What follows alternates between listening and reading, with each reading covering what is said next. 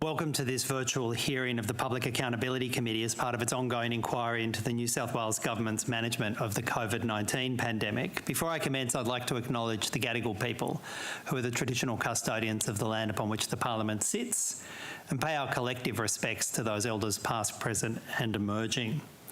Today's hearing is being conducted virtually, which enables the work of the committee to continue during the COVID-19 pandemic without compromising the health and safety of witnesses, members and staff.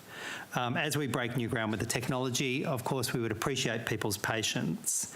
If any member or witness loses their internet connection or are disconnected during the hearing, you're asked to simply rejoin the hearing using the link that was provided to you by the Secretariat. Today's hearing will continue the committee's oversight of the New South Wales Government's handling of the COVID-19 pandemic. We meet today to focus on new challenges presented since the emergence of the Omicron strain and consider what the public health response should or could be going forward. Since the last sitting of this inquiry, many things have changed, including rates of vaccinations, boosters, the impact of Omicron, as well as major public policy shifts. As a chair, I believe that getting fresh perspectives on this is more essential than ever as we plan for the recovery moving forward. Today, we will hear evidence from the medical community, nurses, doctors, allied health professionals, from independent experts, as well as from those on the front line in the aged and community care sector. And finally, we'll hear from the Minister for Health, the Chief Health Officer and senior health officials. Before I commence, I might just make some brief comments about the process for today.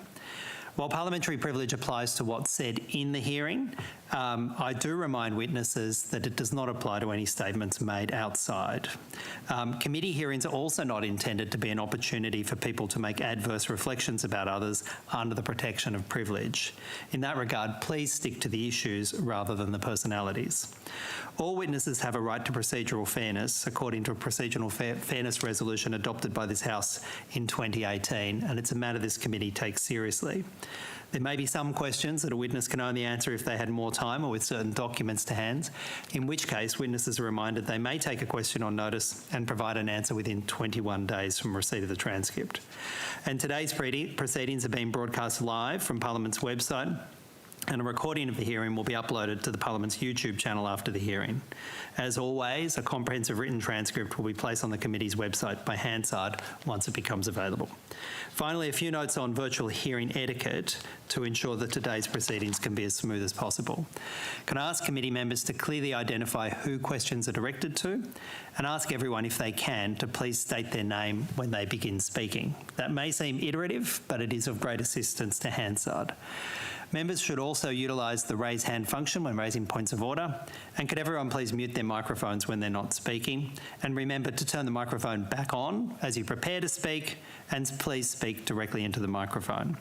Finally, to assist Hansard, may I remind members and witnesses to avoid making comments when your head is turned or to speak over each other if at all possible. I now welcome our witnesses.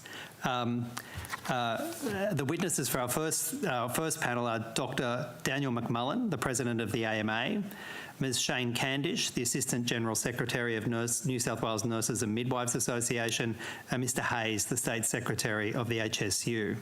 In that order, starting with you, Dr. McMullen, could I ask you to please state your name, title, and then take either an oath or an affirmation. Thank you. Dr. Danielle McMullen, President of the Australian Medical Association, New South Wales. I'll take the affirmation that I solemnly, sincerely and truly declare and affirm that the evidence now about to be given by me shall be the truth, the whole truth and nothing but the truth. Thanks, Dr. McMullen. Ms. Candish. Thank you. Shay Candish, Assistant Secretary of the New South Wales Nurses and Midwives Association, and I'll also be taking the affirmation. I solemnly, sincerely and truly declare and affirm that the evidence given now about to be given by me shall be the truth, the whole truth and nothing but the truth. Thanks, Ms. Candish. Mr. Hayes. Jared Hayes, New South Wales Secretary of the Health Services Union. I swear that the evidence now about to be given by me shall be the truth, the whole truth and nothing but the truth, so help me God. Thanks to all three of you. I now invite you, perhaps if we adopt the same order, if you wish to give a brief opening statement. Dr. McMullen. Thank you. Thank you for the opportunity to appear before this committee on New South Wales Government's handling of the COVID-19 pandemic. As I commence, I'd like to acknowledge the Gadigal Wangal people of the Eora Nation, whose land I join you from today. Pay respects to elders past, present, and all Aboriginal and Torres Strait Islander people. I want to acknowledge that this inquiry is being conducted at a time when COVID-19 remains an ongoing threat to the health and well-being of Australians. We anticipate further analysis of the New South Wales Government's COVID-19 response may be necessary in future as COVID evolves and presents unique challenges to our health system.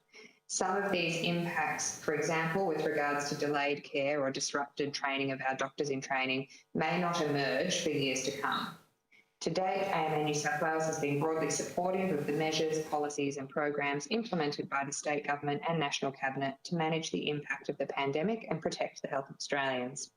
We commend the State and Commonwealth Governments for their commitment to the COVID vaccine program, which has been a key pillar of the COVID response and immensely important in terms of reducing serious illness and death. The medical leadership in New South Wales has been critical to the success of the state's ability to manage COVID-19, and we acknowledge the efforts of our health leaders, including our Chief Health Officer, Dr. Kerry Chant, who's provided reliable medical expertise and health advice to the government and the people of New South Wales throughout the pandemic. Since the WHO declared COVID-19 a global pandemic on 11th of March 2020, the New South Wales health system has faced significant hurdles. In a letter to the former Premier on the 19th of March 2020, AMA New South Wales indicated the extent to which New South Wales hospitals can cope with COVID-19 will depend on a rapid and coordinated whole-of-health system response. Then and throughout the pandemic, we called on state and federal governments to keep our doctors safe, keep the public safe, and provide clear and transparent data and messaging to the profession and the public, and to keep the health of the nation as its top priority. Many of the recommendations made in that March 2020 letter reflect what AMA New South Wales has been seeking for many years, that is a high-quality, effective, responsive and connected healthcare system that's adequately resourced and staffed. While the state has effectively addressed many of the AMA's early and acute pandemic concerns, that single overriding objective is yet to be achieved. Looking forward, we need to focus on building well-resourced, coordinated, integrated health systems. We need to be prepared for future waves, and we need to get back to providing the full suite of non-COVID care to patients, as well as education and training of our junior doctors and medical students. We need well-resourced, well-staffed hospitals, and we need to support community specialists, particularly general practice, with appropriate funding and workflow pathways under a single health system in New South Wales. Thank you. Thanks very much, Dr. McMullen. Ms. Candish. Thank you. I'd like to start by thanking the committee for the opportunity to provide evidence today. For the duration of the pandemic, management of hospital and healthcare services across New South Wales have been far from the gold standard the government would have the public believe. Our members have often been on the receiving end of a government announcement that has not been adequately planned for. At the end of 2021, we saw mass fatigue in the health staff workforce due to 2 years of ongoing pandemic response. The Ministry of Health and managers across the health system proactively encouraged many health staff to take leave over the summer holiday period. The government's decision to lift restrictions in mid-December, when the highly transmissible Omicron variant was circulating, resulted in mass community spread and a significant demand on hospital services at a time when the public health sector was at its least capable to respond. This situation was compounded by the thousands of furloughed staff per day, mass understaffing and rapid changes to key policies and processes, such as the healthcare worker risk matrix, rolled out without consultation and at a time when many key staff involved in information provision were absent. Mass confusion ensued, with staff and managers being unclear about isolation requirements. The rapid escalation in hospital cases at this time required rapid expansion in treatment spaces, including temporary marquees to triage and manage large numbers of COVID-positive patients. These workspaces and the healthcare worker risk matrix, as mentioned earlier, created a number of work health safety issues as staff had little to no access to suitable amenities to take breaks, despite working in full PPE outdoors in summer heat. Our members were reporting episodes of heat stroke, dehydration and vomiting, demonstrating the inappropriate makeshift arrangements that were forced to occur within this climate. As hospital numbers rapidly escalated, the local health district scrambled to develop surge or escalation plans to manage admissions with the limited numbers of staff available. Nurses were proposed to take on team leader roles, overseeing a team of other staff, including non-clinical staff, to manage the care of patients. At no time did the government explain to the public that they may not have a nurse at their bedside should they be admitted. As the Omicron wave escalated and overwhelmed the public health system, services were reduced where possible. This included the support that had been previously provided to the fragmented and ill-prepared aged care sector. Providers were required to manage outbreaks in their facilities, despite the knowledge that many providers were simply unable to respond sufficiently if an outbreak occurred within their facility. Earlier in the pandemic, the government publicly committed to an ICU bed capacity of 2,000, despite no actual knowledge of workforce numbers available to operate this bed capacity. They announced the federal private hospital funding guarantee, which was intended to provide a surge workforce, yet nurses in private facilities were being stood down on leave without pay as they were not engaged in the public health system efforts, and surgery limitations left them without work. And whilst the system was supposedly coping, we've seen irrational policy implemented in specialties like maternity services, palliative care and mental health that have resulted in support people missing key moments like births and deaths and vulnerable patient groups being overlooked. Fundamental resources such as PPE have been problematic throughout the pandemic, with limited access, supply issues and quality all having been highlighted at different times. The Ministry of Health and local health districts have been dragged by the association to adopt a policy of best practice that includes fit testing of P2N95 respirators for all healthcare workers working with COVID positive or potentially positive patients, a decision that's likely saved thousands of healthcare workers from preventable exposure and potential death. Yet alarmingly, this position took more than 12 months to reach, and we still have healthcare workers that are yet to be fit tested. I'll conclude by expressing our disappointment at the government's gross undervaluing of highly skilled professional nurses and midwives who continue to carry the burden of the entire health and hospital services right across our state. The little regard paid by government to the sacrifices each healthcare worker has made and continues to make to keep our community safe in this pandemic is astounding. Thank you. Thanks very much, Ms Candish, and it was remiss of me in the opening not to acknowledge the work of all your members, the extraordinary work of all your members, as well as the members of the HSU, other unions such as the APA, and also the work of doctors. So, I mean, collectively on behalf of the community, thank you for the work you and your members have done. Mr Hayes.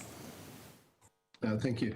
And I'd like also to acknowledge the traditional owners of the land that we're meeting on today and pay my respects to elders past, present and emerging.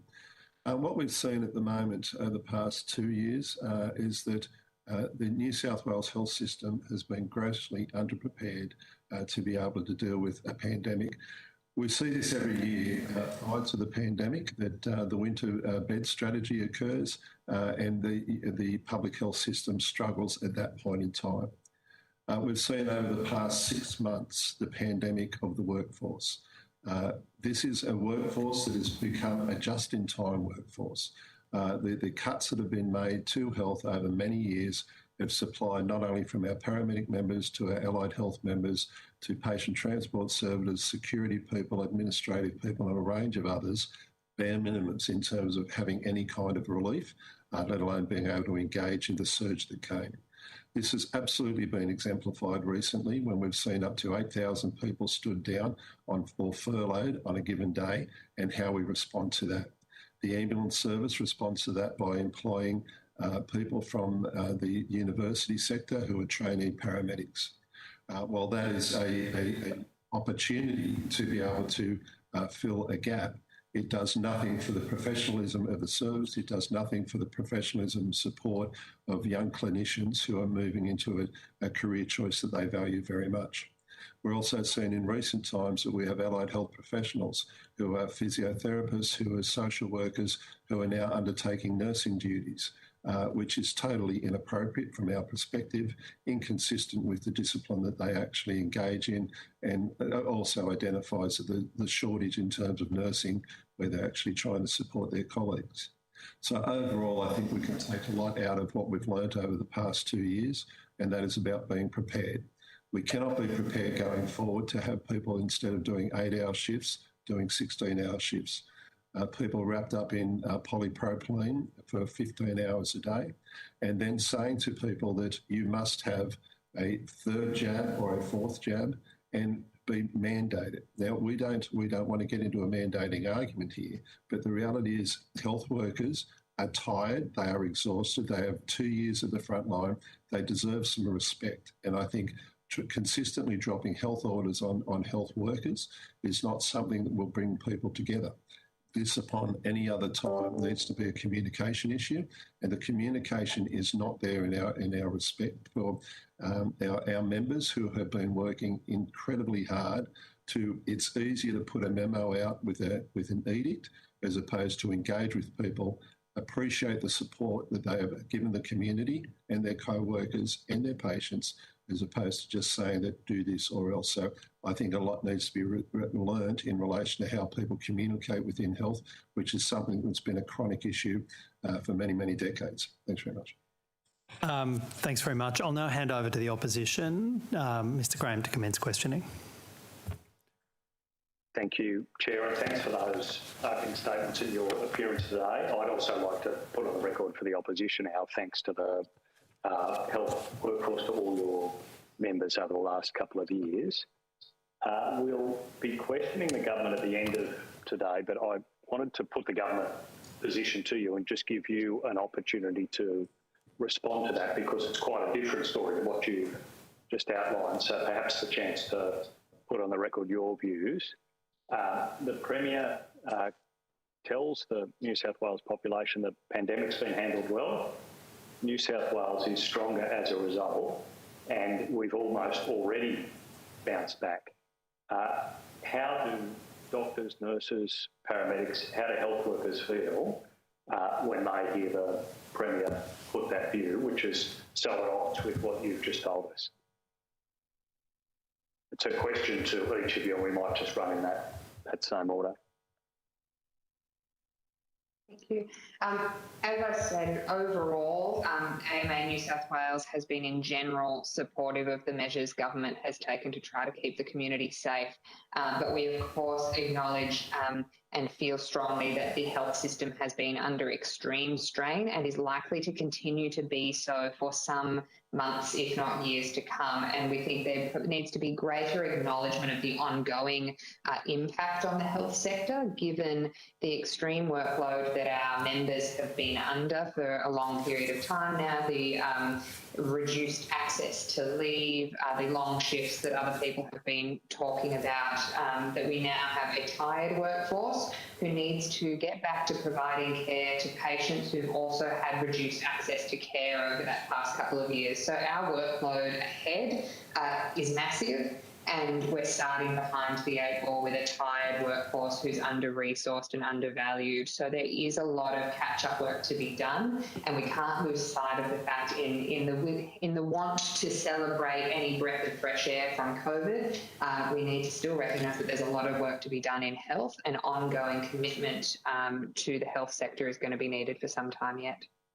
And Ms Candish, nurses are striking for the first time since 2013. Very shortly. How do nurses feel when they hear the Premier put those views? I think that says a lot, if I'm honest. We're in a situation where our health system has been underfunded and undersupported for the last at least 10 years. Nurses have been calling for nurse-to-patient ratios and mandated minimum requirement for staffing, which has been refused. And so we entered this pandemic with a level of strain that was not clearly understood. And the pandemic has simply exposed all of those cracks and turned them into chasms. Our members are taking this industrial action because they blatantly disagree with what the government is saying. The system is not coping. We're seeing nurses approaching retirement age deciding to go early. We're seeing new nurses enter the workforce and say, this is not what I want to do. How can I do this for the rest of my career? If we don't do something to invest in the health system long term, I don't believe we will have even, let alone a robust workforce, an actual workforce to be able to provide the service that we require for the New South Wales community, because nurses simply will not tolerate it anymore. And the reality, of course, is that we're in a situation where globally there is resounding evidence around PTSD linked to healthcare workers that have come through a pandemic. So we need to see the government acknowledge that the system is under strain and do vastly different to come in and really invest in the system, because it requires so much further support and resourcing than where it is currently. Mr Hayes, you've said your members are tired, they're exhausted. How do they feel when the Premier says that this is going extremely well? It becomes a little bit like stand-up comedy at the end of the day. Like we all know what the issue is here. We know how the New South Wales health system, like every other health system, has been tested to the max. We get that. But to be able to say it's coping is just not true. And I think any chief executive will admit that too. Now, that's not a defeatist attitude. That's just the reality of life. If we don't resource health, and as I said, it's a competitive area and there's a lot of funding that needs to go into it and does go into it, but that funding is not meeting the expectations of the community that we're seeing at the moment. And the community is an expanding community, and it's one that has a diverse need right across the clinical aspects. And at this point in time, getting people to do other people's work because there is not enough nurses or others is a major concern for us, and exposes the stress that is actually there at the moment. But I totally agree with my previous speakers that this is not over, and this is now the tip of the pandemic of the workforce. So the frustration, the exhaustion that people working in health generally accept every day because it's a high-pressure job, but they are at the point of not being able to tolerate it anymore. But this will not go away in the next 6 months, when we go into an endemic position possibly. This will go on for the next 2 to 3 years, because I particularly agree with Shay that we have got so many people now saying that I was going to retire in the next 2 to 3 years. I'm doing the next 2 to 3 weeks because I am done with this. So we really need to recognise that pressure on the total health workforce. One of the biggest concerns has been in regional communities. I think from the regional health inquiry, it's clear that some of those systems just aren't there. The services would be more under strain in the face of an Omicron wave, and those communities are feeling concerned as they face, for the first time, some of the restrictions, some of the health threats that people in Sydney have faced. What concerns do you have about the capacity of the regional health system to cope, Dr. McMullen? Thanks. Obviously, it's long been on the record from the AMA that we recognise the significant challenges with rural and regional health even prior to COVID, and of course we've given evidence into the inquiries into rural and regional health in New South Wales. With particular reference to COVID over the past couple of years, there's often the feedback we've had from members in rural and regional New South Wales is that restrictions, public health orders, hospital management plans have been metrocentric and have not at all times been localised to the situation. There's been tension at times between wanting to protect our regional communities, but sometimes, particularly with regard to elective surgery, where there wasn't COVID in a regional area, but there was still demand for things like elective surgery, that perhaps a more localised solution could have been given at that stage. And with a view to the future, we would prefer that any such edicts around changes to hospital provision of care should be localised. Obviously, in regional areas, there is just less scope for surge workforce. So in the event of an outbreak, there is a real risk to regional and rural communities if their health workforce is out of action due to COVID or being a close contact. So it is really important that we protect our healthcare workforce in those areas in particular, as they're really vulnerable to furloughing of staff. And the other feedback over the past couple of years has been around travel restrictions. It's been quite difficult to move healthcare workforce in and out of regional areas from time to time, and has really highlighted how reliant we are in some of our regional areas on interstate or international doctors, and that some of the shortages that were already present before COVID have been exacerbated now, and now more than ever we need investment into recruitment and retention of long-term medical workforce in our regional areas to support the fantastic work that does happen out there on a daily basis. Right. Thank you. Ms Candish, as regional communities are now facing the Omicron wave, if everyone's going to get Omicron, that's going to be big news in some of these regional communities. How are nurses feeling? Look, I would agree with Dr McMullen. I think the challenge that we're facing in some of those regional communities is that the workforce that exists has been under such strain for such a long period of time. There is very little meat on the bones in these facilities. So their capacity to be able to deal with the increased strain of a pandemic is already under threat, but access to the community, I think, continues to be the real issue, particularly that our members really are advocating around. We need to see, I think, really inventive solutions in this space, because there has to be an incentivised program that encourages people to go and work in these regions. And I would agree that the metro-specific solutions are not necessarily appropriate. We need broader engagement with stakeholders, including communities and, tertiary sector, to really understand how we can incentivise people to go and work in regional areas which provide us access in areas that we don't currently have. Because having an attitude of providing a surge workforce where we keep shipping them out from the metro just is unrealistic when the working conditions are so poor. We see examples. I received a letter just recently from a member who was engaged for a 3-month contract in a regional NPS. 11 days into that contract, she resigned and said she will not be returning because she's the only emergency response there. She doesn't have a background in maternity services. She dealt with 2 women who had to deliver within that facility and then be sent out. She's also managing the on-site residential aged care patients and doing that with 1 assistant in nursing, and she's working 16 hours a day. Those circumstances do not attract people to work. So we need to find ways to actually encourage people to come and work in this area, and working conditions will be key. Thank you for that. And finally, Mr Hayes, as COVID hits these regional communities, is the health system going to cope? I don't believe it will, and I don't believe it has been coping for some time. Prior to the pandemic, we look at the locum costs for regional hospitals, which were absolutely excessive. So being able to attract and retain clinicians and health workers in regional New South Wales has been something that's been a struggle for a long, long time. So this is a further burden put on. I can say very clearly that it was only about 4 weeks ago at Goulburn Hospital, one of our paramedic members was called in to deliver a baby at Goulburn Hospital. Now, my response was, well, hang on, there's a lot of nurses, and then, no, there's not. There was not a lot of nurses, and that was a real shock to me to be in that sort of situation.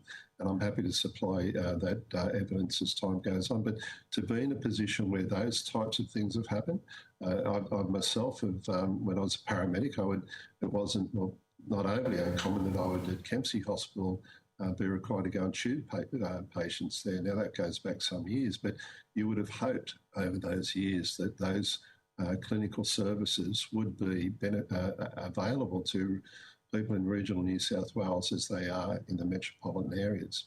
We're seeing paramedics now and patient transport service consistently transferring people from one hospital to another hospital. That takes the service out of the particular town, so that puts an additional pressure on it. And then we've seen the absolute crisis that is aged care now. Many of those patients and many of those residents are being transferred to hospital. That's putting a further pressure on the health system, and that situation is not abnormal. That's been an issue that's never been dealt with for many years. But now we're also seeing when the hospitals are trying to return those residents to their aged care facility, it's difficult for them to get back into the aged care facility because of the potential of infection. So these are all additional pressures on communities that are under-resourced right across the board, whether it's clinical or actually physical resources themselves. Thank you. I think our time is about to expire, so perhaps it might... Well, we might move over. We'll move over to a question in from Kate Fairman. Ms. Fairman? Thank you, Chair, and hi everybody. Thanks for coming along. And yes, on behalf of the Greens, I also want to thank all of your members for the HSU and Nurses and Midwives Association, and thank you also your members, Dr. McMullen. I wanted to just You've talked about how exhausted nurses are, doctors are, all of the frontline healthcare workers as a result of the last 2 years, but previously as well. My first question goes to Ms. Candish. What is required now? What are nurses calling for, nurses and midwives, to entice, you used the word incentivise before, but ensure as many of those nurses and midwives who are considering leaving, to ensure as many of them stay as possible? What can the government do? Look, we're calling on the government to improve working conditions, and the fundamental aspect of that is to support nurse-to-patient ratios. It's been an ongoing subject of negotiation for the last 8 years. We haven't made any progress on it. We have currently got a workforce tool in our enterprise agreement, our award, that is very easily able to be diddled, I suppose. It requires an averaging of patients over a 24-hour period and then over a week, and so it means that it's very difficult to have any transparency around the number of patients that are currently in a workplace and the number of staff that have to be provided to them. So the challenge that we really see is that there is no control for an individual nurse or midwife to see if they have the right number of staff on. And what we've seen is the absolute extreme of staffing really through this pandemic, where nurses and midwives were turning up, sometimes 5 or 6 nurses short, and still expected to provide the same level of care. And that provides a real sense of guilt for those members, because they come to work to provide a really good quality, high level of care to every patient. So our members really strongly are advocating for nurse-to-patient ratios. Anything less than that really is just the continued deterioration of working conditions. Secondly, we really want to see genuine investment in pay. We've called for a COVID allowance that recognises the additional challenges that our members have been working within, but really we've had constant undermining of pay since we've had the government legislated pay cap of 2.5%, and obviously over the previous years we've had pay freezes. So that really doesn't recognise or value the work that our members do, particularly at a time where I think the community sentiment has really demonstrated how valued our members are in the community. So we would like to see the government really recognise this and invest in ways to support our members in more appropriate kind of remunerative ways and meaningful ways. Thank you. Mr. Hayes, do you have a contribution here too? Yes, I do. It's we've been able to look at, I guess, over the last 2 years, but also the last 20 years, about where the community is going to and where the funding of public health is. And as I said, it takes up 1/3 of the state budget. I understand that, but we cannot have a position where we're not delivering quality services, or those services are dependent upon the personal, input of each individual healthcare worker and their psychological input to hold the system together. We look at the Productivity Commission report year after year after year, and from an ambulance point of view, we just see we in New South Wales we come last at every level. We must be actually taking a position to invest appropriately. I'm mindful in 2014-15 budget, the federal budget, there was $50 billion taken out of health over 10 years. And those competing pressures are there, but we cannot be in a position that we have health workers holding the health system together through goodwill as opposed to adequate funding. And one way of dealing with that is to actually have a look at many of the awards at the moment, which are so out of date. And many of these awards were created in probably that 1970s, 1980s. I don't think there's any incinerators anymore, but there is an incinerator allowance. So we need awards that are fit for practice in 2020 to 2030, not awards that are 2080, 2090, 1980, 1990. Thank you. I actually just wanted to keep going on that a little bit. I sit on the Regional, Rural and Remote Health Services Inquiry, and that's just completed its final hearings. And one of the things that we heard quite a bit of was particularly the challenges around communities that are close to borders with other states, such as the Northern Rivers, such as down in near Victoria, the issue that nurses and paramedics, their wages and conditions are actually better often and the ACT as well, often in bordering states. I wondered if you could outline some of those examples clearly for the committee that New South Wales, compared to other states, neighbouring states, is underpaying their healthcare workers, and that means we're losing healthcare workers to other states at a time we can least afford to do so. Ms. Candish? Yeah, look, I would say it's sort of a combination of factors. So the feedback we get from members is the key driving factor that sends them to go and work interstate is around secured working conditions. So Queensland and Victoria both have nurse to patient ratios. So it's a vastly different experience for our members when they work in those hospitals over the border. They have real clarity about how many patients they will be caring for, and the expectation is similar day on day. It's not like that here in New South Wales, which many people don't seem to understand. And so over the years, we have absolutely seen changes in pay afforded to nurses and midwives across the different states. So Queensland has overtaken New South Wales in terms of pay rate, and Victoria is encroaching on New South Wales, and that's a little varied dependent upon the particular level of nursing that you are, because we have incremental increases between 1 and 8 years here in New South Wales, and so there's some slightly different variations and relativities. But if you take a broad brushstroke approach, then we basically have Queensland in front and Victoria encroaching in almost all of those categories. So traditionally, New South Wales really has set the standard around pay, and I think we've been able to compensate because we haven't had ratios. So pay has been, one of the factors that people have considered. But the fact now that we're falling behind in both pay and working conditions really does create this competitive environment when people have got alternative employment opportunities. And so what we see here in New South Wales is challenges particularly to workforce in those hospitals that sit right on the border. And places particularly like Albury-Wodonga, I think, are a really good example because they have 2 hospitals in one health system that sits across the border. And the way that they've actually managed that is by adopting predominantly Victorian processes and entitlements in an effort to try and even and give people the best scenario of both worlds.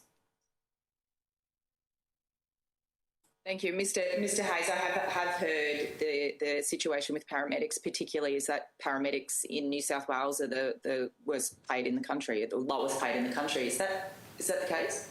Look, that's virtually absolutely correct. It's not only the worst pay, the lowest per capita resourced, the highest injury rate from a workers' compensation point of view. So they tick all the low benchmarks right the way through. And bearing in mind, this is a group of people who have, over the last couple of years, become professionally registered, and yet there's no professional scale for them. And at this point in time, we're just... And the other important thing at the end of all of this as well is our response times are getting worse and are at the back end of the other states as well. So, and this all comes out of data from the Productivity Commission report. Thank you. I wanted to just go to the issue of adequate PPE, and Dr. McMullen, I might ask you this one to begin with. Do you think that anything could have been done, for example, better PPE equipment? Potentially, I've had some people lobby me, for example, about powered ventilation masks, like better PPE. Do you think that if we did have better fit-tested PPE provided early on in this pandemic, it would have prevented the furloughing that we saw of so many hospital staff? And also, potentially, would that cost or investment, if you like, in your view, would that have been worth it, because it may have prevented the extraordinary cost to the health care system of those furloughed health staff? And just quickly on a previous question, our junior doctors in New South Wales are also amongst the lowest paid in the country and with the least provision for study supplements and other sort of incentives to work in New South Wales. With regards to PPE, I'll open by saying that I think we need to be cautious of judging yesterday's decisions based on today's knowledge. Having said that, it was fairly clear from early in the pandemic that there was some airborne spread of COVID-19 and that protecting our healthcare workforce in particular was vitally important to keep our services open. In the longer term, it has been vaccination that has really helped protect our workforce. But there was, in the early days of the pandemic, a lot of confusion about what PPE was required, how to access that PPE in the context of worldwide shortages, and who should be prioritised. I think people did try to make the best decision possible about taking a finite resource of N95 masks in particular and the powered respirators and providing them to the people most at risk. And it was our public health measures like social distancing, reduced movement around the community that helped quash community transmission and kept our healthcare workers largely safer than many other parts of the world. We have ongoing challenges. For example, I'm a GP in my day job and only just got fit testing this week, which really shows that 2 years into the pandemic, we're still and of course, the only 2 masks that fit are unavailable across Australia at the moment in the private sector, in the private space. So still remain unable to buy a mask that is fit tested approved. So there are still challenges, particularly in the private market, private specialists and GPs to access appropriate PPE, and understand that also in the hospitals there have times been confusing messages around what PPE is appropriate and should be worn. I think that clarity has now come to light. We've now got pretty appropriate guidelines around the use of PPE, the importance also of ventilation and other measures, so social distancing and keeping levels of COVID-19 controlled in the community. So to answer your question of what could have been done earlier, it's difficult to judge now given the real shortage of supply that was given back then and the contention about really how airborne or not COVID-19 was. But I think going forward we need to be prepared in case of a strain that is more virulent, so more severe and transmissible. Now that we know how airborne it is, we need to make sure that the government has supplies and access to adequate PPE and appropriate PPE in preparation for the next wave. Thank you. We do know, of course, in terms of Omicron, how airborne it is, but you've just said to this committee, which is extraordinary actually, that you yourself have just had been fit tested and you still aren't able to access the fit tested mask that is right for you. Is that common across other, you said the private kind of sector in particular? I would think there would be thousands therefore of GPs and other healthcare workers in that situation still. Yeah, I would expect that is likely. That access to the testing has initially appropriately was put for people who had to be in the front line that couldn't work by telehealth. Obviously, general practice can't run on telehealth forever, and so there are a significant number of GPs and other private medical specialists who've been putting themselves face-to-face on the front line, potentially in inadequate PPE. Particularly in the context of high community transmission with the Delta and Omicron outbreaks, where there is a significant risk that patients coming into the practice may be positive and not necessarily know it with all the best screening measures in place. Thank you. That's very alarming evidence. I wanted to just ask, I think I've got time for one more question. You do, Kate. Chair. Yeah. Thank you. So we go into COVID. We've got a pandemic that hits the country. I wanted to just get a sense from all of you, I suppose, but particularly nurses and midwives and the HSU, what did the government do at that time in terms of discussions with you to ensure that everything possible was being done by them to support frontline healthcare workers and make sure that they stayed in the job, that we retained them. You're talking pandemic pay or COVID allowance now.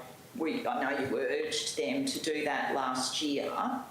What's the conversation generally been like with the government? Because it just seems that this has just been, it's dragged on for so long, and I can't believe that we still don't have any higher wages for nurses and midwives. We don't have better conditions. We don't have COVID allowance this far in.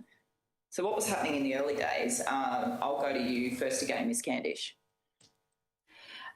So I suppose it depends on how you define the discussion. So specifically, we haven't met with the Premier, and even as recently as last week, the Premier's declined every request to meet with us. We have met with Minister Hazzard, and there have been many discussions, particularly in relation to some of the challenges experienced by the specialty staff. So, for example, ICU, emergency departments, etc.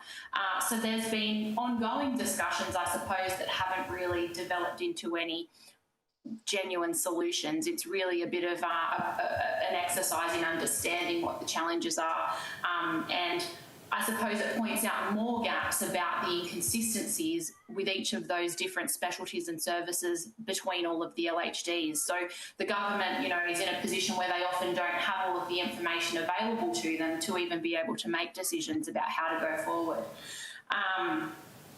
In terms of the health bureaucrats, I think we've had a really open dialogue, particularly at times when there have been, where we're moving into a peak or, large waves. And I think there's been a genuine attempt to do everything possible. But the reality is by that point, it's incredibly reactive. And so they're ultimately trying to implement or retrofit something that's already in train. And that's incredibly difficult given the size of the workforce that we're talking about and the level of service that they're attempting to provide. So I think that's where we've really experienced mass confusion from our members.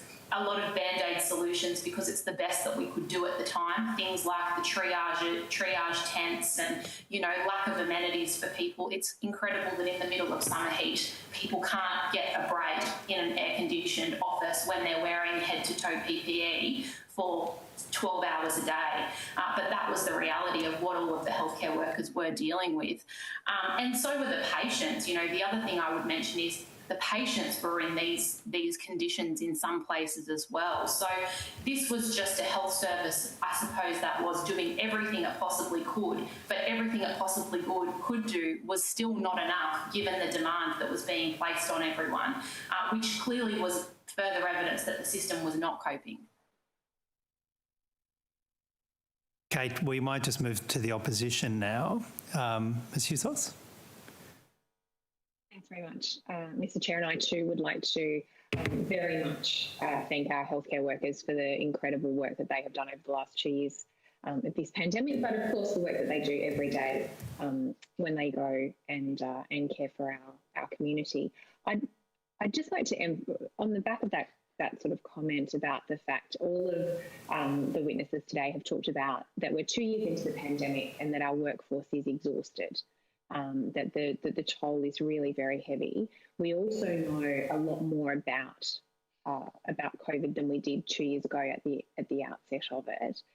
We had direct advice at the start of this new wave of Omicron, which showed that the need for layered prevention strategies, specifically around masking and around social distancing in preventing the spread, and yet the government, the New South Wales government, made a deliberate decision on the 15th of December to lift those requirements. Can I start with, we'll go through the same order again, but can I ask each of the witnesses to provide a reflection on what that decision made and how that made the effects of this latest wave much worse on our health system?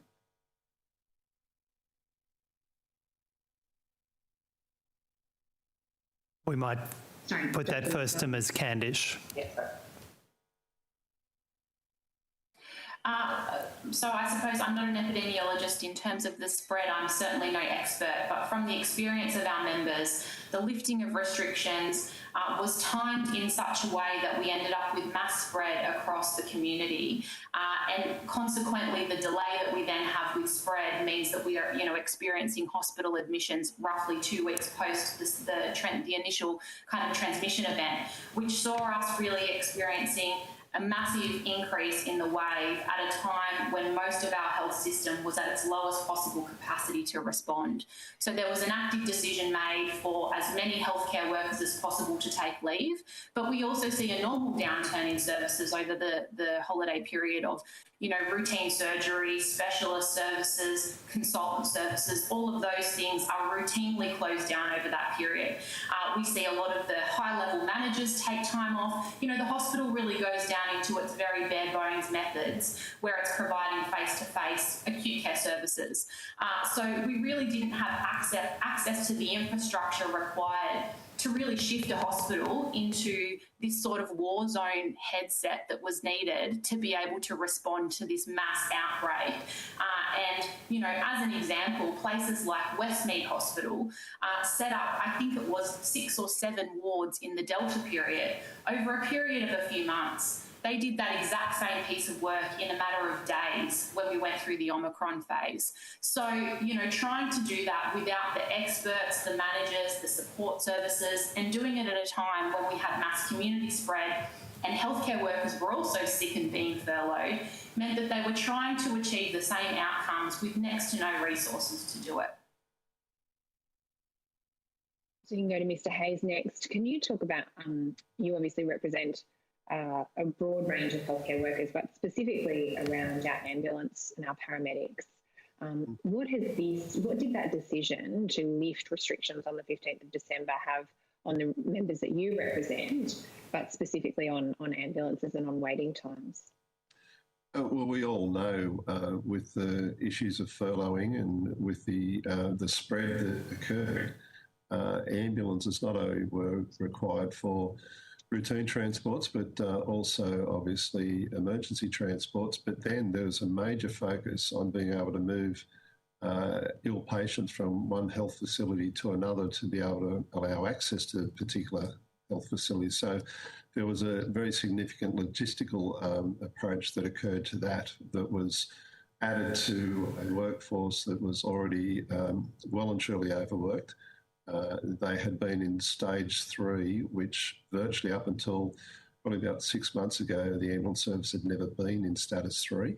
And that was happening on a reasonably regular basis, which effectively meant they could not necessarily guarantee an ambulance would be able to turn up. So significant pressure from those areas. But one of the things I'd like to highlight is from the patient transport services with HealthShare. Through the utilisation of masks with their workforce, and they deal with a lot of the overseas travellers and people in hotel quarantine and so forth, they had one person contract COVID. So the significance of the PPE and particularly mask wearing was absolutely beneficial there. And I think, generally speaking, that within the community, and I agree, I'm no clinician in this area, but it would seem to be common sense that, by all means, we want to open up the economy, but in a safe way, and masks don't seem to be that invasive from my perspective at all. Thanks very much, Mr. Hayes. Dr. McMillan, it sounds as though it wasn't a surprise that it's a usual thing for the health system to sort of go into a sort of a slower period over the Christmas break, and yet this was the time that restrictions were being, or as many have said, we let it rip at a time when our health system could not cope. How did that affect the doctors that you represent? Yeah, we, as the AMA, disagreed with that decision to ease restrictions on the 15th of December, and we have been clear in our public communications in the lead up to that date that the government should be cautious of relaxing restrictions too swiftly. As others have said, there is a planned, a common reduction in usual levels of hospital activity over the Christmas break. And in fact, we had encouraged our members to use that slowdown to rest, restore, and be prepared for a likely surge in the new year and be ready to face the challenges that the health sector faced. Unfortunately, restrictions were eased, cases did increase dramatically, and as others have said, that's at a time when we didn't have an easily accessible surge capacity, and communications were also strained. So the usual people that work incredibly hard behind the scenes in the Department of Health and other sectors to create communications for doctors, the public, other healthcare workers about changes that are taking place and about case numbers and planning, a lot of them were also on leave. So it was quite confusing as to what should be taking place. Why, for example, in mid to late December, the hospitals you were still required to wear a mask and they were under red alert, but in the community you weren't. And patients were there. There was an increased level of strain in the healthcare environments, and in fact we were seeing more abuse and poor behaviour towards healthcare workers at that time when patients were frustrated about the restrictions in the healthcare sector. It was obviously difficult for patients to get access to testing, which then makes it difficult to provide care, again, in both the hospital but also the community sector, where we were trying to limit the spread in our clinics. Patients not being able to access timely testing really impacts on their ability to get care. Thousands and thousands of phone calls to general practices, in particular over the holidays, who were also short-staffed and had no guidance about how to treat these patients in the community. What was the escalation framework when we knew that the hospitals were also flooded and our doctors on the ground in emergency departments and on the wards in the hospital were also just overwhelmed with the sheer volume. We've all heard that Omicron is a milder variant. That doesn't mean that people aren't unwell. People still feel quite unwell with the Omicron variant of COVID-19 in a number of cases. They may not all need hospitalisation, but in an environment where everyone was terrified, scared, under-resourced, a lot of these patients were reaching out for help to know what to do, turning up to our emergency departments, and a significant number of them did need admission, not so many needing ICU, but our hospitals were reaching capacity as well, all in that environment of an understaffed space. The one helpful part was because elective surgery wasn't running at that time, because it often doesn't run at full capacity over the Christmas period, delayed when government had to bring in elective surgery shutdowns. But again, moving forward, we can't continue to use elective surgery as our surge capacity in the hospitals, and we need to be prepared for the next wave and be able to do things in a more orderly fashion than we did the last time, and really listening to that health advice that simple public health measures do work to curb the spread, slow the spread, and certainly exactly that decision to lift restrictions on the 15th of December was not a wise decision. Just on that point, Dr. McMullen, and thank you very much for those reflections. We do need to prepare for the next wave, and Mr. Hayes, you raised in your opening statement the question of what are we going to do for winter going forward. That it is likely that there will be another wave, there will be another variant, but particularly we know that winter is a really difficult time, and we've certainly seen that happen in the Northern Hemisphere as well. What's the advice that you would give to the government? And I'm mindful that they haven't necessarily acted on the advice previously. We've heard that really clearly today. What's the advice that you would say going forward that we need to be doing to actually prepare for this? And I'll start with you, Mr. Hayes, and then go to the other witnesses. Look, I think at the moment it's about building confidence. One thing is actually what we're going to be facing on the ground, but it's also how people are mentally prepared for that. And what I've seen now in the past, particularly the past 6 months within our health workforce, has gone from chronic fatigue, which everyone's got, but it's this level of frustration and anxiety, which is really not going to help matters. We need people all working together at the moment, and it's very hard to do that when we go from a position of A, and then we go to B, and then we're back to A, and then we go to C. So that confusion has to stop. We need to have an agreed process that we can all work towards. We're mindful that there is a level of fluidity to it. But my major concern now is that there may well be another variant, but we know on any given winter flu strategy prior to the pandemic put significant pressure on hospitals, and we've seen bed block and ramping and everything that comes with that, and the flow-on effects of those sorts of things. As I understand it, the borders opening, there's different variants of the normal flu starting to come into the country. So we're going to have to be prepared for that. We're going to have to be prepared for Omicron and how that develops and goes forward. But we're also then we're opening the economy. So we have to be prepared for the normal admissions and presentations to a hospital. One thing you've not seen for nearly 2 years is violence at the level it was prior to the pandemic, which was absolutely outrageous. That will start to come back. Thankfully, it's not necessarily thankfully, but given the limited access to people to a hospital from a violent situation, that the violence has decreased. As we open up, those presentations will occur. So we're going to be dealing with at least a 3-phase approach, and health workers really need a clear, agreed plan that we can work together with, as opposed to being told one thing, it changes the next level, and then ultimately the confusion, the frustration builds, and then we have a negative impact right the way through the health workforce. Thanks very much, Mr. Hayes. My time's running out, so I might just then specifically ask Ms. Candish about this future preparations, especially, I mean, we've heard the government talk about stockpiling ventilators, but it's all very well to have ventilators, but it's not much use if you don't have the nurses to operate them. Are we preparing? Do we have enough nurses for our winter, for what is likely to happen during the winter? I would say no. I think we need to see really significant investment into the long-term infrastructure of the workforce, because the workforce is going to be key to being able to provide any of these services. And, you know, it's no surprise, this is a highly skilled workforce across all of the membership that we represent here today, each of us. And so they won't be available tomorrow. We need to invest today so that we can train them so that they are there for when we do need them, and that has to start now.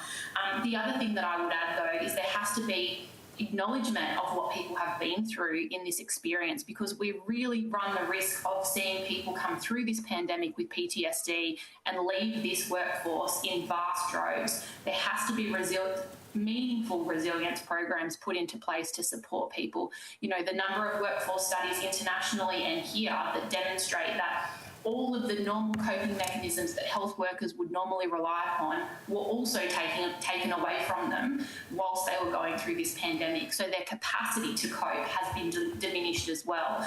So we need the government to acknowledge that.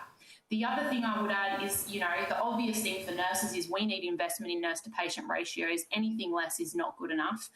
But we also need investment in primary health care, because people have been delaying chronic health conditions for 2 years now, and when they come into the hospital system, that chronic condition is often an acute condition. So we're going to see sicker patients, and if we don't have capacity to be able to respond and deal with those illnesses, that includes admissions and includes the staff that are required to be able to support that admission, then people are going to really have poor outcomes, which is not what we're used to here in New South Wales. We have an expectation about the standard of service, and we shouldn't drop that. You know, that is fundamental to the rights of an Australian here. So I think that's something that's key that we need the government to understand.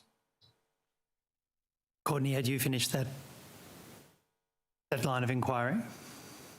I was just going to ask Dr. McMullen if she just wanted to provide some brief comments about what would be the preparations that we need to be making for winter.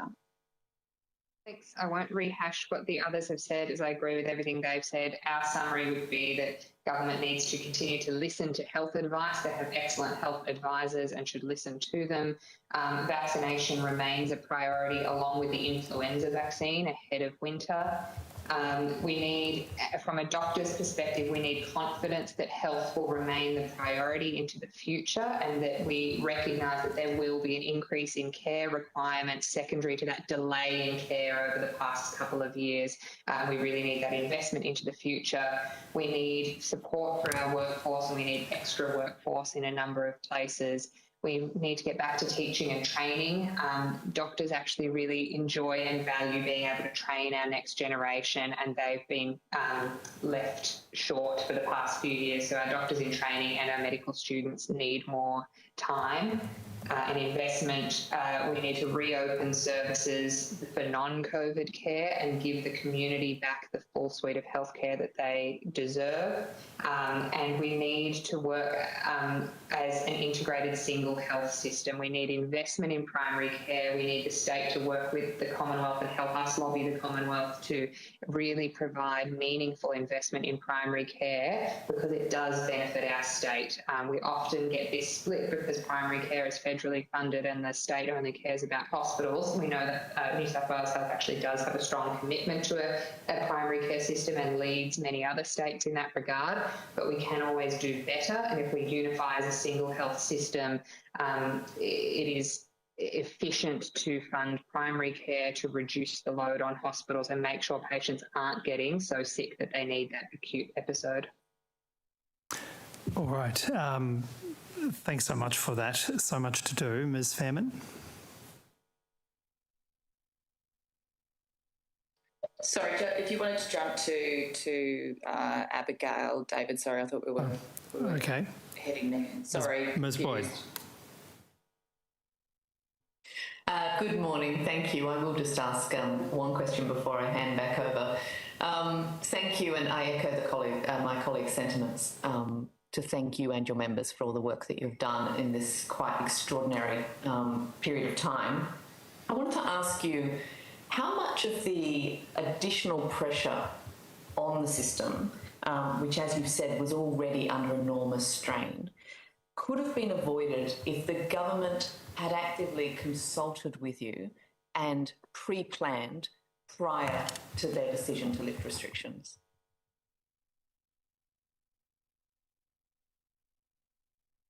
Happy to jump in first. I think it's always difficult to crystal ball, but in terms of this Omicron wave, particularly the timing of decisions to reopen and increase movements in the community could have had an impact on the impact on healthcare services over a critical hospital period. We recognise that we were probably never going to stop Omicron. It is so transmissible even to people who have been vaccinated, but really a meaningful attempt to slow the spread throughout the holiday period may have softened the impact on healthcare services. Ms. Candish? I would agree with Dr. McMillan. It's a little difficult to forecast, but I would suspect that given the stresses that everyone was under, taking a far more collaborative approach would have really leveraged the strengths that every stakeholder could have offered. There were definitely things that were foreseeable and predictable that could have been prevented had we have had the opportunities to be able to consult meaningfully on some of the decisions. How that played out, I suppose we will never know, but I suppose the observation that I would make is that despite everyone throwing everything they had at this pandemic, it was still nowhere near enough. And so it pains me to see that there was skills and expertise and supports that could have been leveraged more appropriately, and yet were not. Ms. Candish, sometimes you hear about the exhaustion of nurses and how difficult it is. Can you explain to the committee what it's like for your members to spend 16 hours in full PPE, in full protective equipment, and then do that day after day after day? What's a day like that for a nurse? If you've ever worked outside in doing some gardening for a couple of hours and feel that intense amount of heat out in the sun, I would say it's like that day after day. Our members are going to work, completely drenched, in sweat, having to change multiple sets of clothes per day because of the amount of sweat that they're producing. It's really challenging to stay hydrated, even though you're sweating so much, because of the donning and doffing that's required. We're hearing stories coming through of members having to wear incontinence underwear because they're unable to get to the bathroom. You know, in a country like Australia, it kind of beggars belief that this is what's required. But the challenge, I think, is that our members have been up for everything that's been asked of them, and really it's their goodwill that has gotten through so much of this pandemic, and we just haven't shown the recognition that they deserve, because what we've asked of them has been that much more than anyone else within this community, and we certainly haven't paid recognition to what we've asked of them. As I understand your evidence, there's been this, and we're extremely grateful for it, this enormous bank of goodwill that your members have brought to this, that sense of service. But that bank of goodwill has been drawn down so heavily over the last 2 years, we're at risk of an exodus of your members through exhaustion and just simply being unable to keep that up. Is that a sort of fair summary of where we're at?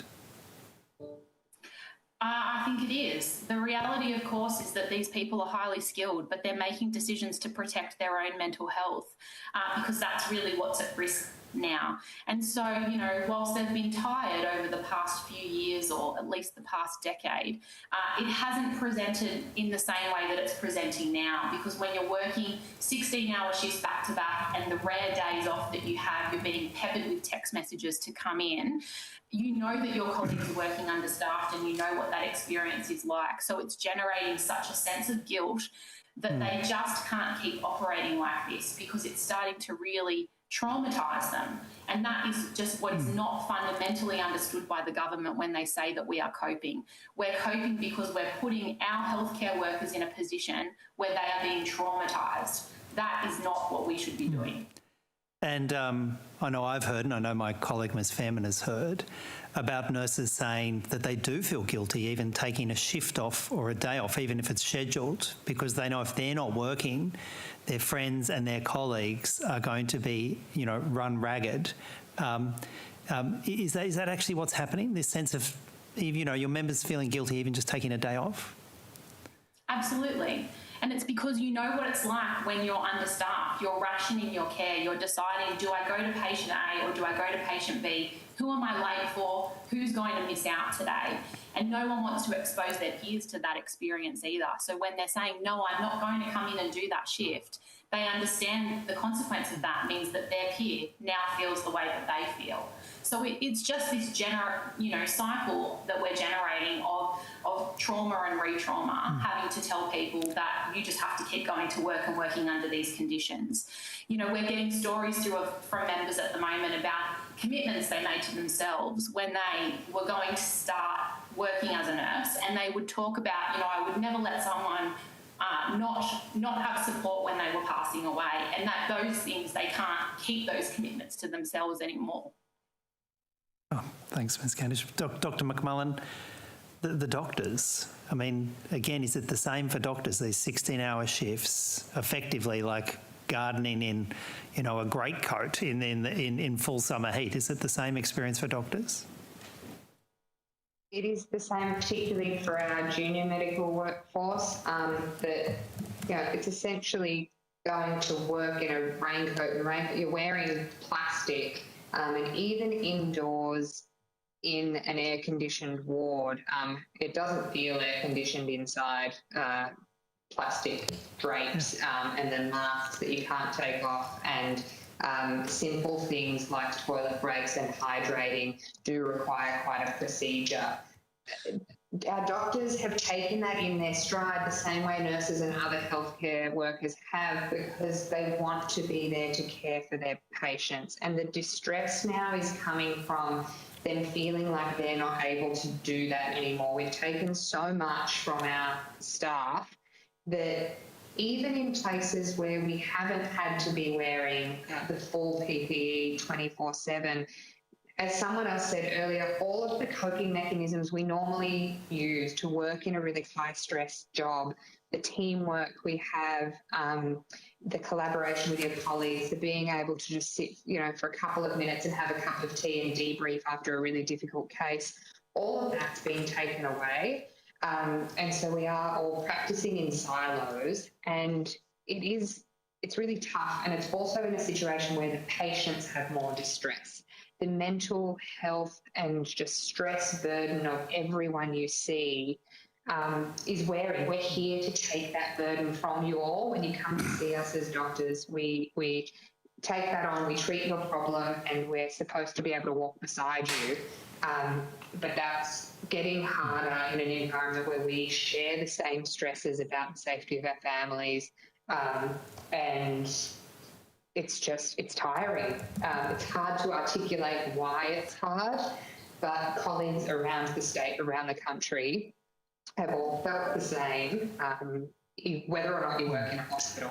Well, Dr. McMullen, 2 years of that, 2 relentless years of that, it's the same for doctors and nurses, isn't it? That absolute exhaustion of those internal reserves and the goodwill. And that's the situation we're at now, as I understand it. Is that right? Yeah, I think it's that mix of, as you said, physical and emotional exhaustion. COVID, the first few months, there was kind of this teamwork, fun, the whole community sort of got together that this was a different thing and we were all just going to be in it together. But 2 years later, everyone's tired of that. They want it to be over, but it doesn't get to be over in our job. It doesn't get to be over in a lot of people's jobs. I recognise that. But it's in your face a lot of the time. That same issue of covering for a colleague, particularly our doctors in training. One solution we've asked for that is that doctors in training be able to claim overtime when they're covering for a colleague who's off sick, either with COVID or something else, and they're covering a short-staffed team, that be an approved reason for claiming overtime, just to be able to recognise that everyone's pulling in and trying to cover for each other, but we need to find a longer-term investment in our workforce to ease that burden a bit. But Ms. Candish, this concept of an investment in the workforce, an investment in the nursing staff, I know your members are going out on industrial action on Monday unless matters are resolved. There are about a number of options put forward about what a meaningful investment in the nursing staff would look like. One is my colleague Kate Fairman's proposal for a nurse keeper payment. Well, whether it's nurse keeper or something else, what is needed in terms of that meaningful economic recognition for nurses to keep nurses at work and attract new members? In terms of financial remuneration, it needs to be a pay rise that recognises the value that these members contribute to our society. And at the moment, when we freeze their pay in the middle of a pandemic, and in 2020, the year of the nurse and midwife, we're sending them the complete opposite message. The trust, I suppose, that the government values their work when they get up every day and say thank you has already been undermined. But we have to invest in improving the working conditions. Exactly as I've just pointed out earlier, working conditions have deteriorated to a point that it doesn't even sound like we're talking about a hospital in Australia. So we have to do more. We have to provide enough nurses and midwives to be able to do the job that they come to work and want to do. And the only way that we can have that is by a mandated minimum staffing, which is ratios. We need the government to move on this. I understand that there is some absolute reluctance, and of course their wages policy prevents them from agreeing to anything that is seen as an investment in the hospital system. But there is no way that we can continue to provide the same level of service without a significant investment in the workforce. So it has to be about providing nurses and midwives, enough of them, to be able to do the job, and then providing support services that can help them to re-establish the resilience that we have always had.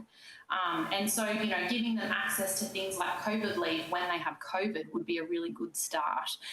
Just basic fundamental principles that really recognise how challenging their working conditions have been, like pay and like staffing, would be such a long way to provide some hope into this sector, because right now there is no hope. That's why our members are taking action. They don't believe that in 1 year, 2 years, it will be any different unless they take action. And so the government has to demonstrate that there is hope and that it can be different and that they will invest in this system. Ms. Fairman? Over to you, Ms. Fairman. Thank you, Chair. Just on that, I've just noticed a tweet by the Minister, Hazard, that he's excited that there are 2,800 fantastic new nurses that are joining New South Wales Health. But it's more than, which may, obviously will put more nurses into the system, but I would assume that we're losing a lot of experienced nurses. We're losing nurses with decades of experience.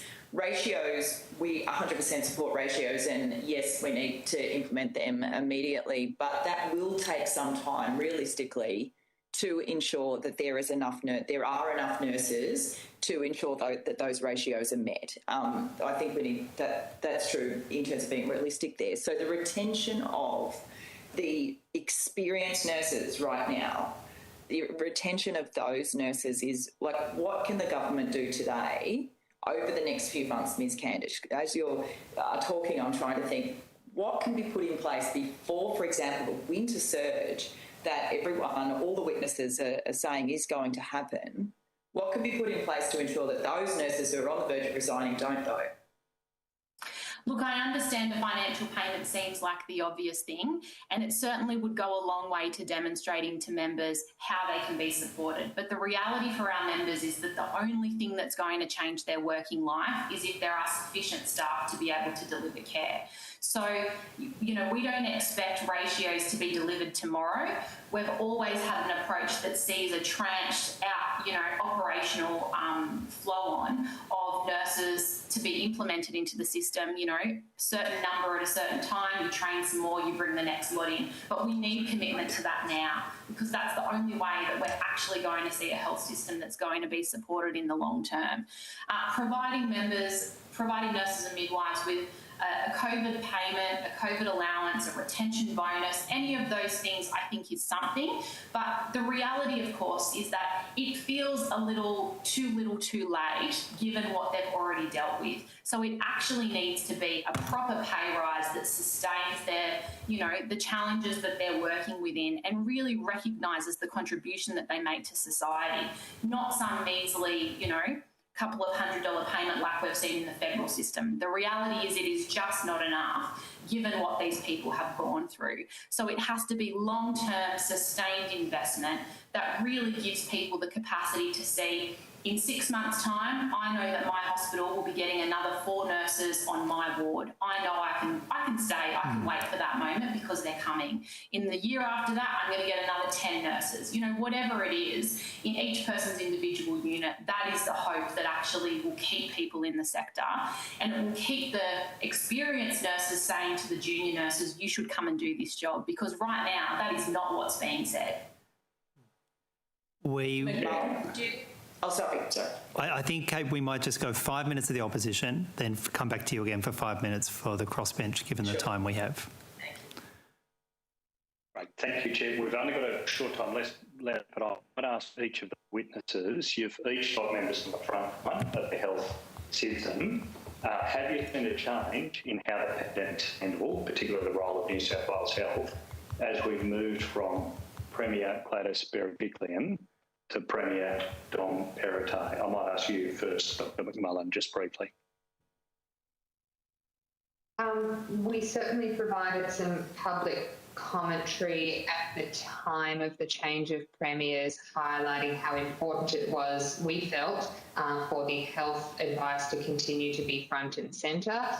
We know that our Chief Health Officer, Dr Kerry Chant, has provided that really strong and stable health advice both to government but also to the general public. And there was a sense in the community, at least, that her voice and the voice of the health advisors to government may have been not as front and centre in the immediate change of premiers.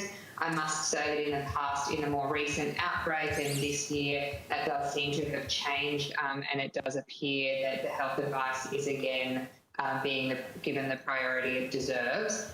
So we do feel that our calls were listened to and that we're comfortable with the current situation. Thank you, Ms Candish. We know that 15 December, decision masks off, then masks on. There was written health advice that was ignored. But have you seen a change? Have your members seen a change as we've changed premiers? I would say yes. We've definitely seen health advice being given primacy through the beginning of the pandemic, and then changing with premiers saw health advice take a backward step. I agree with the previous speaker that it does appear that health advice is now being prioritised again, which we're very grateful for. Mr Hayes. I think that's right. It's we've obviously got to move through this pandemic, and there's a lot of people in the community who are suffering dramatically at the moment. We've got to be able to walk and chew gum effectively. I think it was very wise to put the masks back on. It wasn't a big cost to do, but I think that way we can move forward. And I think there seems to be some stability from a health perspective, as well as the economy moving again. Thank you. Just one final question. Mr Hayes, we talked earlier about the effects in regional areas of the pandemic. Is it true that there's been some regional restructures done by New South Wales Health during this period that's actually resulted in cuts to jobs? That is correct. We are in dispute in at least 4 places, Tweed Heads and New Tweed Heads Hospital. We can't get any idea of what the staffing levels are going to be there.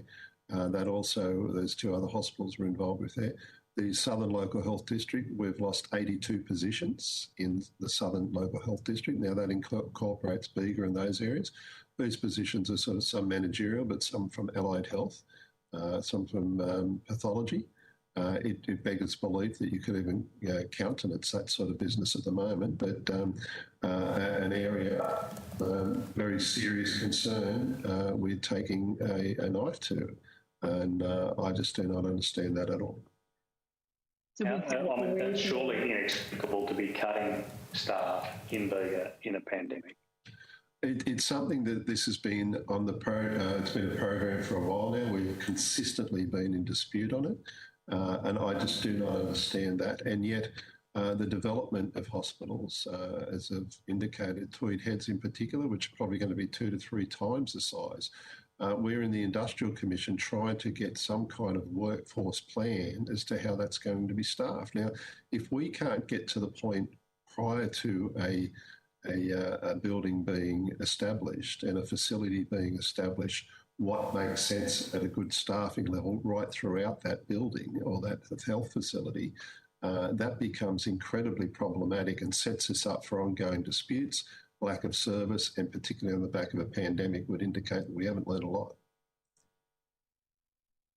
So just to be clear, Mr Hayes, we've actually had cuts to pathology in Bega during the global pandemic. We're actually in the Industrial Commission now. The Ministry of Health have tried to change the pathology award and in effectively decreasing pay in pathology. Now, that has now been removed, but now they want to do a restructure of pathology, which we would expect is going to, instead of decreasing individual pay, it's going to decrease the structure and it'll be the workforce. So, again, pathology of all areas beggars belief that you could entertain that at this point in time in a pandemic. These people who are the ones, like all the other health professionals and health workers, have got us to the point we're at today, and the pandemic's not anywhere near over, and we're in the commission justifying why we will cut your wages and decrease the number of people working in pathology. Well, as a frequent flyer for PCR tests, I've got to say thank you very much to all of the overworked pathologists across the state, and it's disgraceful anyone would cut their conditions. Ms Fairman. Thank you, Chair. Dr McMullen, I just wanted to ask you about what the World Health Organization has been reporting on recently, which is a new Omicron subvariant, BA.2. Have you been following some of the news on that? Just before my next question, just to check. I don't have a detailed knowledge of that. I've seen a couple of news reports, but it's not my area of expertise. Okay. I can tell you what they have been saying, that and Danish scientists have found that this new subvariant is potentially 1.5 times more transmissible than the original Omicron variant. So it's likely that this and other variants, of course, will potentially come our way by winter. So what would your message be to the government right now to help ensure that our health system can cope with this predicted surge in winter? Yeah, what we don't know about future variants is how transmissible or how severe they'll be. But regardless, we need to be prepared to be able to manage a surge in case numbers, but also continue to provide non-COVID care. We're starting to see the effects of that disparity in care provision, and doctors want to be able to provide their usual care to patients.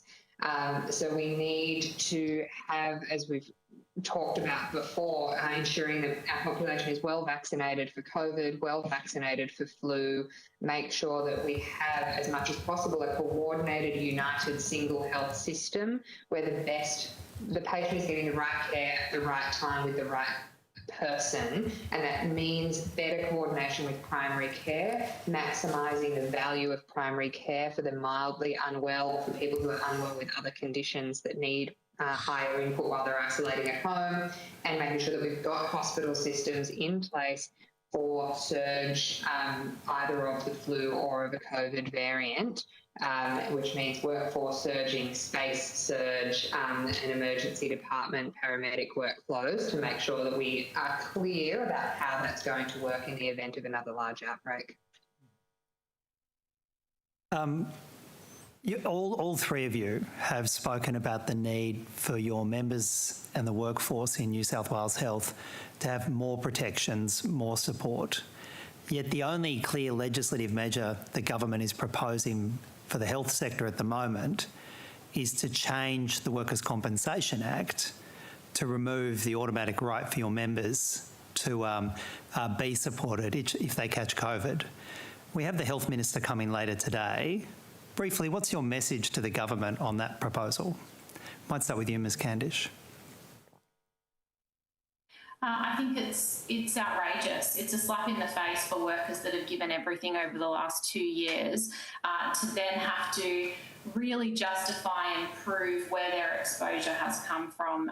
And we know that it can be already a challenging bureaucratic process, just given the mass misinformation and confusion that we were already talking about earlier today, when people are going through this process of applying for workers' compensation when they've had a COVID positive test. So the prospect of having to put more of that onus back onto a workforce that are already acknowledged to be suffering just makes no sense. Mr. Hayes. Oh, look, I'd fully endorse what's just been said. I cannot believe that this would be the case. As I understand it, there's probably been about 2,500 claims made. That was the last figure I'd heard, which hardly is excessive. And I just think to health workers who have put us here, that this would be given any kind of credence at all is just quite amazing. And particularly when we've seen a lot of good work that Daniel Mookie's done in exposing the eye care issues. And Dr. McMullen. Thanks.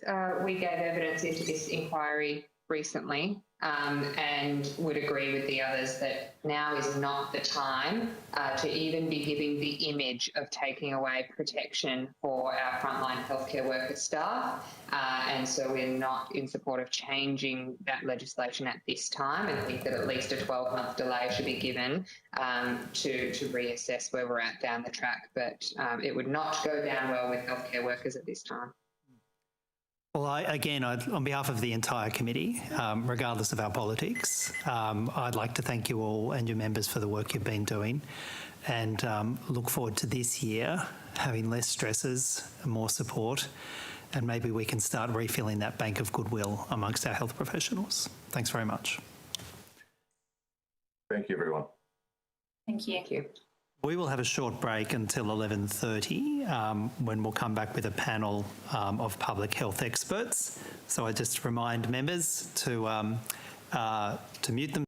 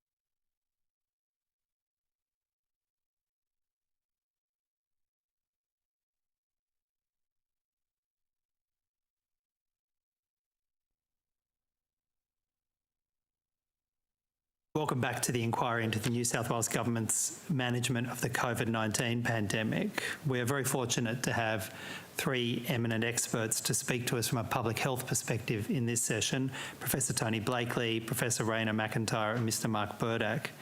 If I could ask each of you, starting with you, Professor McIntyre, to provide your name, your title, and then take either an oath or an affirmation. Thank you. I'm Professor Chandani Raina McIntyre. I swear that the evidence now about to be given by me shall be the truth, the whole truth, and nothing but the truth, so help me God. Thanks, Professor. Mr Burdak? Mr Burdak, I think you're still on mute. If you give your name, your position, and then either the oath or the affirmation.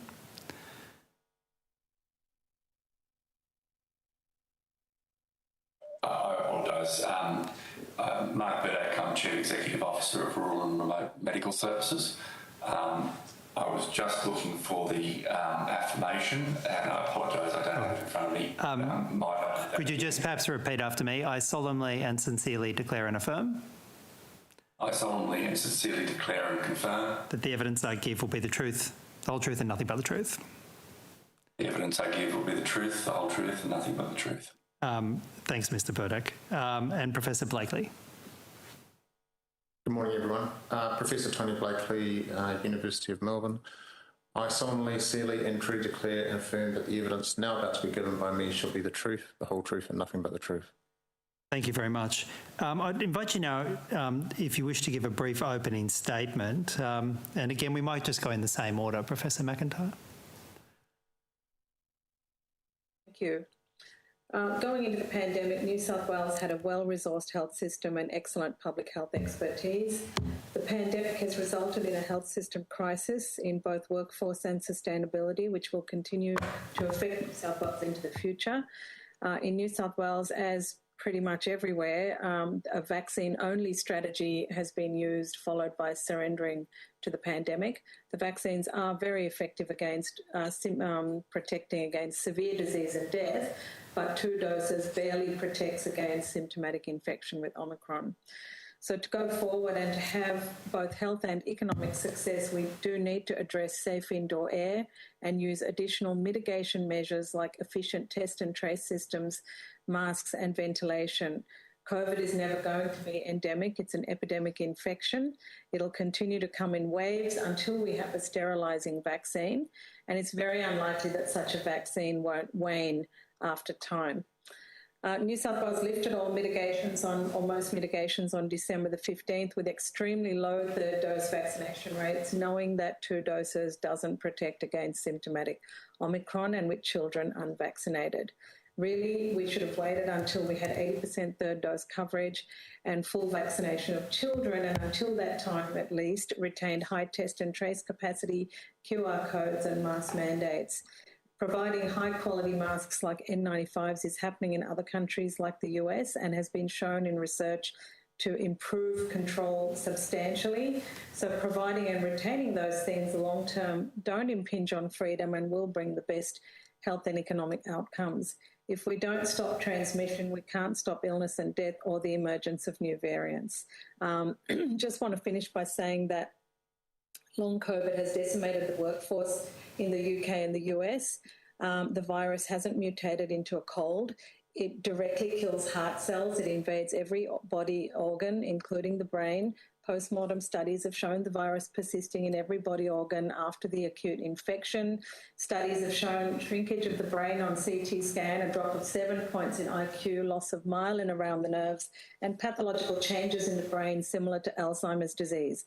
We may well be facing an epidemic of chronic COVID-related cardiac, respiratory and neurological illness, and this matters most for our children.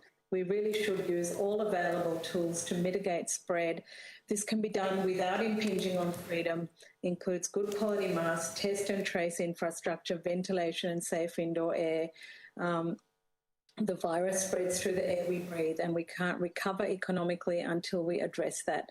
For small businesses, big businesses, for everybody, we must address safe indoor air. I had other points to make around the Workers' Compensation Amendment Bill, urging not to overturn decades of work health and safety gains. comments about the performance of Safe Work New South Wales, about the health system and health workers, about the Delta epidemic, about rural New South Wales and Aboriginal communities, particularly the impacts in towns like Wilcannia, about deaths at home, which I think need an inquiry, a formal inquiry into why even young people in their 20s and 30s have been dying at home from COVID, the collapse of the test and trace system, and the complete lack of planning for the impacts of massive case numbers on workplace absenteeism, impact on supply chains and critical infrastructure, and then the long-term impacts on workforce. Thank you. Well, there's a lot to unpack there, Professor McIntyre, and we'll do what we can to cover it in questions. Mr. Burdock. I might, and thank you to the committee, I'd like to acknowledge that I'm talking to you from Orange in Wiradjuri country and pay respects to Wiradjuri elders past, present and emerging of this country and to any other Aboriginal people present or listening. RUMS is a charity we established in 2001 and we work with vulnerable communities like Collarenbri, Warren and Gilgandra to provide medical, primary healthcare services. Prior to the 1st of March 2001, we also operated community general practices in Burke, Warren and Walgett. However, we were regretfully forced to close those practices in the towns during COVID. My focus will be on rural and remote communities, as you'd expect, but I think there are lessons that can be learned for the management of COVID from how we deliver health services in New South Wales more generally. In terms of the management of COVID, I'd like to make a couple of opening observations. There is no doubt the scale and severity of COVID took the health system by surprise, given the last global pandemic was in 1918. It was in some senses understandable that the early response was a little disorganised, but the ongoing problems with the response is more concerning. We had a national plan for managing pandemics, which was shown to be, like many documents of this sort, an expensive paperweight rather than an actual plan. We had led the world in our response to HIV and to SARS and MERS, yet the same integrated and coordinated health approach seemed to have been replaced by a hospitalist approach in dealing with COVID. Rural and remote people do not understand why, after the expenditure of so much money to prepare for the inevitability of a pandemic, that we appeared so unprepared for actually dealing with it. There's no doubt that everyone was motivated by the best intentions. I don't believe anyone got up in the morning and thought, how can I make things harder for rural and remote people during COVID? But unlike other national crises, COVID did not bring us together as a nation in a common effort, and this was felt heavily on the ground in rural and remote communities. While ministers were rightly guiding the community about the risks of COVID and the need for urgency, there was a sense of business as usual in the early response of the health system. In March 2021, for example, contracts for visiting medical officers services in 7 rural and remote towns were taken away from local rural general practices and awarded to a Sydney-based commercial medical provider, undermining the sustainability of general practice in these towns during COVID and leading to the loss of permanent rural GPs. Rural and remote people were listening to ministers correctly saying that we were in the middle of a global health crisis, yet at the same time the health system was engaging activities that they were aware would disrupt global provision of healthcare in our communities. There's no doubt that rural and remote people have suffered disproportionately during COVID due to dysfunction in our rural and remote health system, which has been addressed in the other inquiry into rural health. Failure to anticipate or plan for how this pandemic would impact on rural and remote communities made a bad situation worse and reflects the problems in the way our health system supports rural and remote communities in our preparedness for dealing with natural disasters and other emergencies. What the COVID crisis and its management tells us more than ever is that New South Wales is increasingly running a hospital system and not a health system. The focus of our response from the beginning was on diseases and cures, not on people and patients. There was a sense that all we needed to do was find a cure and the job was done. Little thought appears to have been given early on to the human dimensions of healthcare, such as how we're going to get these vaccines into people's arms and how we're going to deal with the inevitable hesitancy around rapidly developed treatment. Primary healthcare, that is GPs and nurses on the ground working in rural and remote communities, were not consulted, and there was little to no coordination until the system realised that healthcare is about people, and GPs were the only ones that had the relationships in the communities to address this critical aspect of the response. A disease-focused response resulted in numerous gaps. The failure to positively engage with people around new vaccines and the sometimes contradictory statements made by government created a void which was readily filled by individuals with conspiratorial ideation. The damage to public health, the emergence of this renewed anti-vax movement will be felt for decades, let aside the damage to mental health for individuals for whom our approach to COVID validated misconceptions about the world in which they live. We closed our borders but did not reflect on the impact this would have on the national health workforce market or on recruitment of doctors from overseas, which left rural and remote communities vulnerable. Following the opening of borders to doctors, we have continued our failure by refusing to give priority to those doctors that have applied to work in rural and remote communities where they're needed. Rather than engaging with primary health care in rural and remote towns about how to secure reliable health services, our hospital system went to marketing competition with primary health to secure workforce. Local costs have escalated as hospitals sought to address gaps in their workforce by offering more money, which has made more practices in rural and remote towns unsustainable. RAMS was forced to close one practice and is presently reviewing other practices due to, in part, the panic to secure workforce in major cities.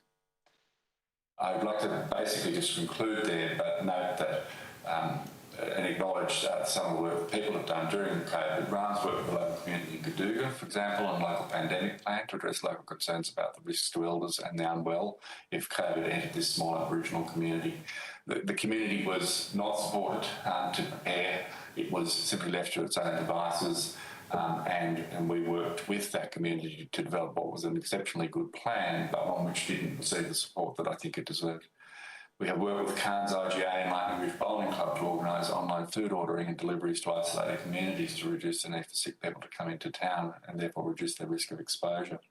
We prepared a local guide for local government on COVID to provide advice on what local governments could do to make sure their community was healthy, particularly those isolated, and ensuring they were being checked on and had adequate supplies. We worked with Manildra Flour, who supplied 2,000 litres of hand sanitizer for free for distribution to GPs, schools, community groups and others in rural and remote areas when we ran out. The outcome of this inquiry, I hope, is a reorientation of our approach to health, to re-establish an approach which is health-based rather than simply disease and hospital-based. Thank you. Thanks so much, Mr. Burdock, and for the work of you and those communities you work with, particularly in rural and remote Australia. And finally, Professor Blakely. Good morning.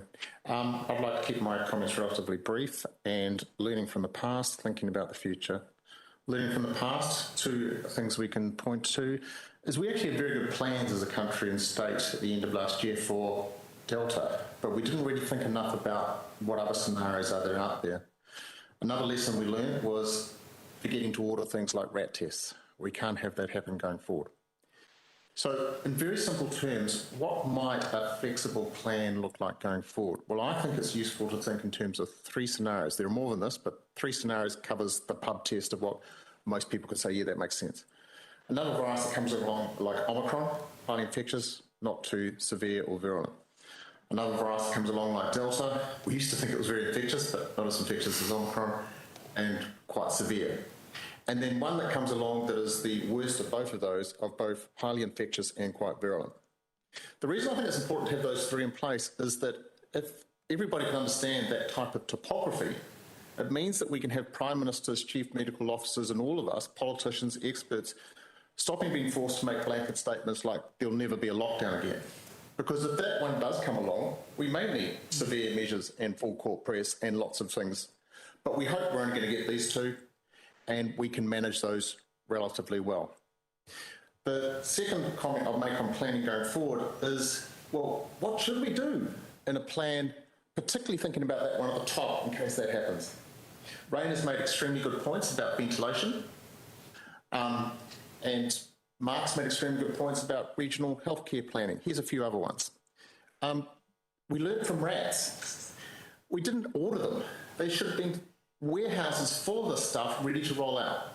Now, I'm assuming that we've got that in place. Surely we've learnt that. But here's another one. And this echoes Rainer, but mainly just thinking about that worst case scenario, is we should have warehouses full of KN95 and N95 masks so that if a really bad one does come along, and I hope it doesn't, but if it does, we can roll out to the population these masks and try and keep society ticking along and protect those people who are vulnerable. So I think that type of thinking going forward is a useful framework to carry into the future. The last comment I'll make is, and there are people with more expertise than me on this, but we are going to get to a point soon where we're going to be making decisions between next generation vaccines that are targeted at, say, something that looks like Omicron, or something that hopefully is covering more options. And there'll be an interesting decision point coming up whether Australia or New South Wales decides to back a more Omicron-specific vaccine or something that's more multivalent, and there'll be decisions coming up. So that's where I'll keep my comments at this point. Hopefully that's a useful framework.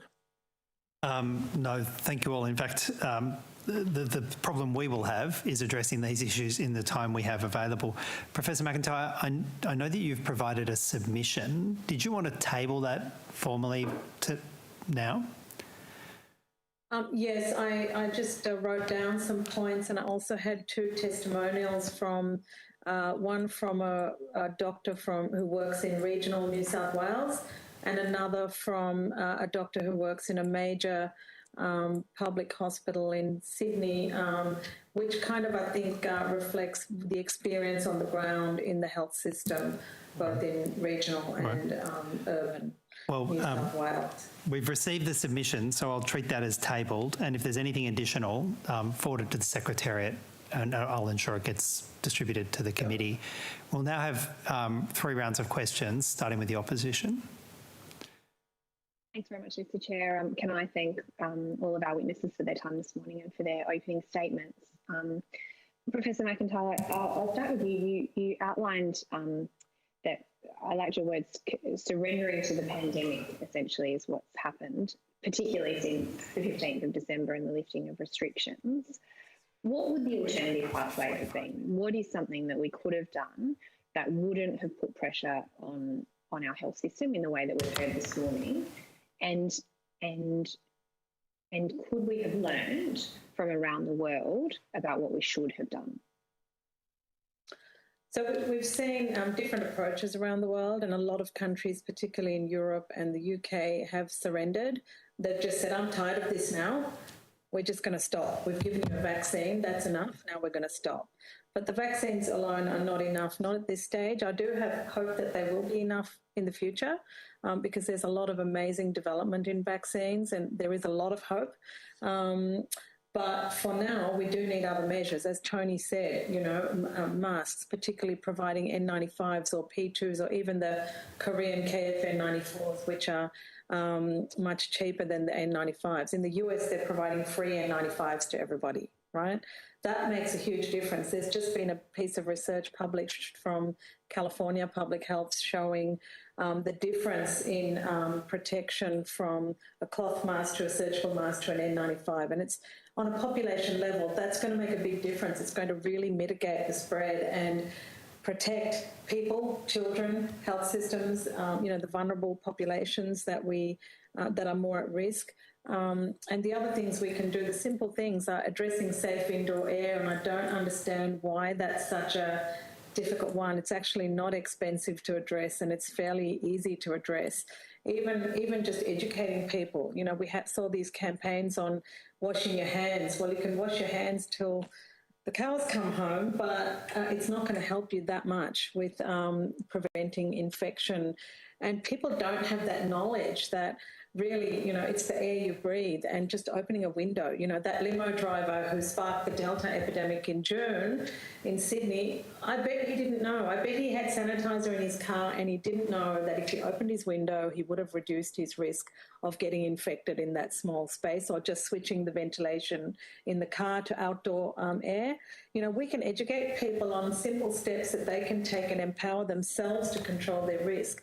But if they don't know, they can't empower themselves. So I think just education campaigns on safe indoor air, a really concerted effort, will make a big difference, because people want to be safe. That's why we saw, hospitality bookings collapse for New Year's Eve, the most profitable time of the year. Everyone cancelled because people want to be safe.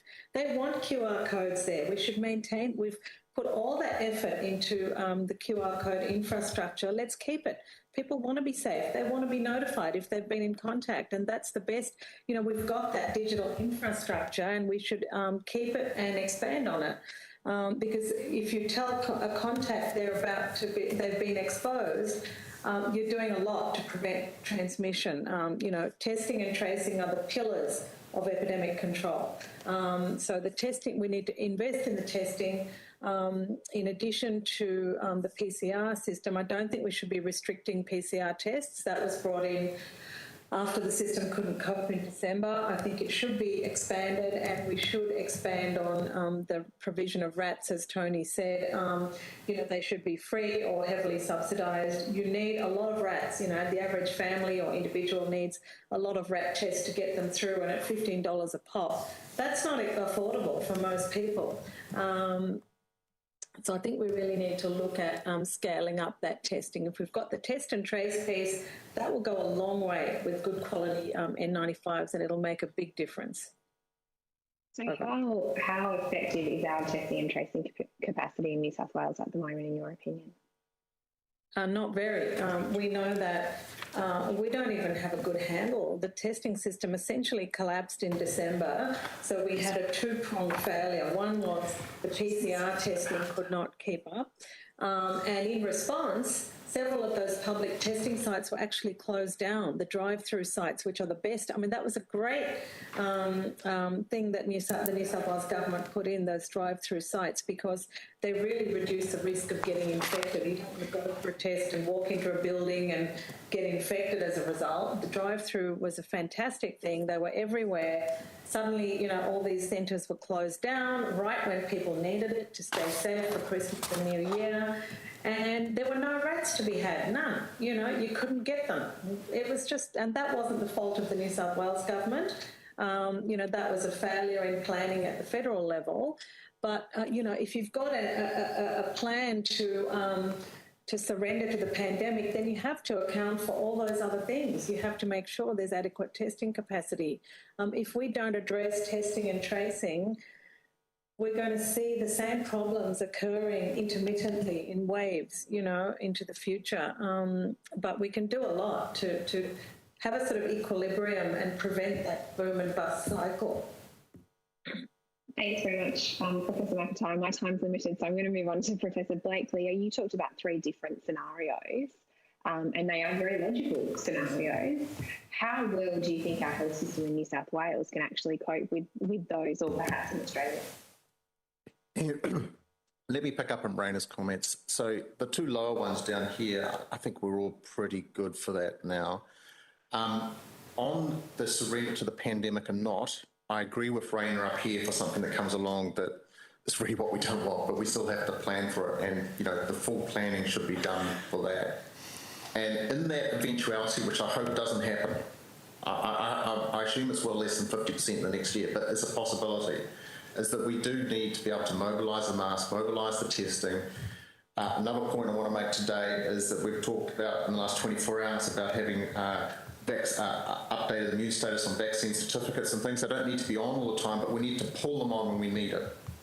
So, for example, this is where I might just deviate a little bit from Raina, is that we don't perhaps need to have vaccine passports in place the whole time. When there's no virus around, we can still go out to the pub even if we haven't been vaccinated.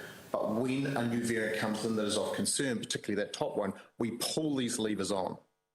And that also includes having density limits and that sort of thing, people like me working at home, all the rest of it. So your question was specifically about how well prepared are we to manage going forward. I think on that top one, we've not yet got it in place. On these ones down here, particularly if it was another Omicron type one, I think we'll manage that reasonably successfully. I was going to say bumbling through, that's not quite fair. By muddling our way through, I think we'll do that quite well. But this is the one that worries me, but I can't guarantee it's going to happen, but we need to plan for that eventuality. But 2 years into the pandemic, we don't really want to be bumbling our way through. Like, surely we've had enough time now to prepare, to ensure that we actually can approach this in a more planned way. So, as far as planning for this one, which is where I focus my efforts, yes, we should have done better.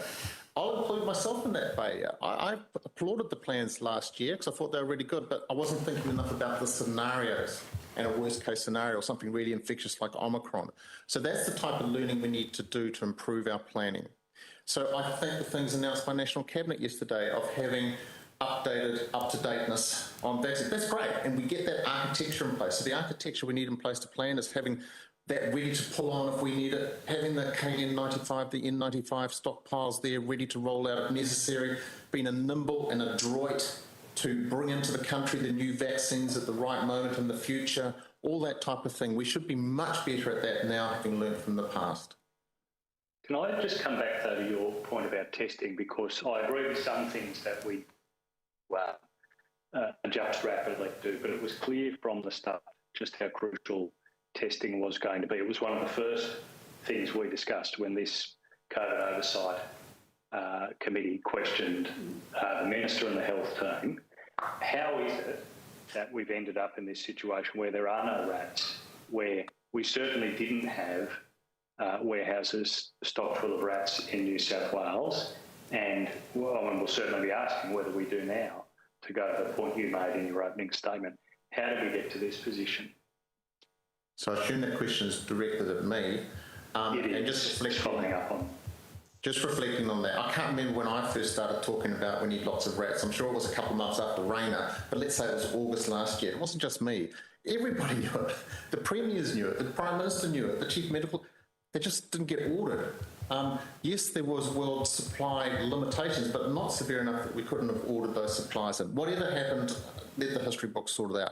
Going forward, and this is why I keep coming back to masks, I assume that we will now have good stockpiles of rat tests to use when we need it. We don't need them all the time, but when there is a bad variant around and we want to keep the schools open, rat testing the kids every twice a week, go for it. The one other example I can think of like that is, and Rainer's exactly right, that paper released just 4 days ago is quite phenomenal. It shows an 83% reduction in your chance of transmission by wearing a KN or N95 mask, whereas it's still good, but only 40% for cloth. So if the variant comes along that has big vaccine escape, we won't have time to wait around for a new vaccine, but we can get masks out to people in 1 week and have at least the fit and healthy, who if they get infected, it's not going to be too bad, moving around society, as well as protecting people in workplaces and all the rest of it. So please, please, please, let's get some warehouses completely full of these masks that we can roll out if we need to the population.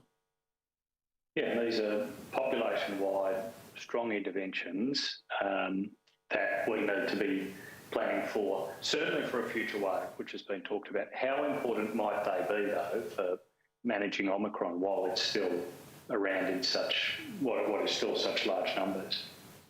Again, assuming that a question is directed at me, I bifurcated that point.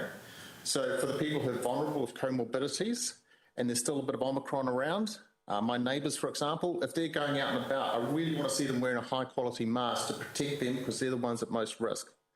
For people like me, I've already had my infection, so I've still got a small chance of getting it, but it's much less. I'm still reasonably young, in my mid-50s.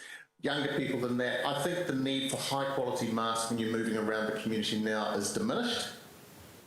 Because actually probably half of us have been infected by now on the East Coast, and there will be remaining infection. And I know that whilst we don't individually want to be infected, having a lot of us having been infected with Omicron will diversify our immunity going forward. So to answer your question there, John, I think personally that those high-quality masks right at the moment, they're for the people who are vulnerable in the community. And then, of course, in aged care, healthcare settings, everybody should be wearing them in those high-risk settings. Thank you. Mr. Burdak, can I just ask you, we've heard pretty compelling evidence.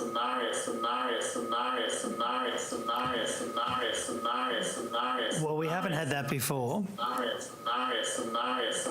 So, all right. I'm not quite sure what that was, but there seem multiple scenarios someone wants to talk about. So we'll go back to the opposition. Mr. Burdak, I will just try to ask you a question. We'll see how we go. We've heard pretty compelling evidence this morning about the workforce pressures that have been placed across the state as a result of the lifting of restrictions on the 15th of December by the Premier. What's your reflection on the way that that's played out in remote and regional areas? You talked about in your opening statement the difficulty in getting health workers in regional areas, particularly with the city drawing on that so heavily. Mr.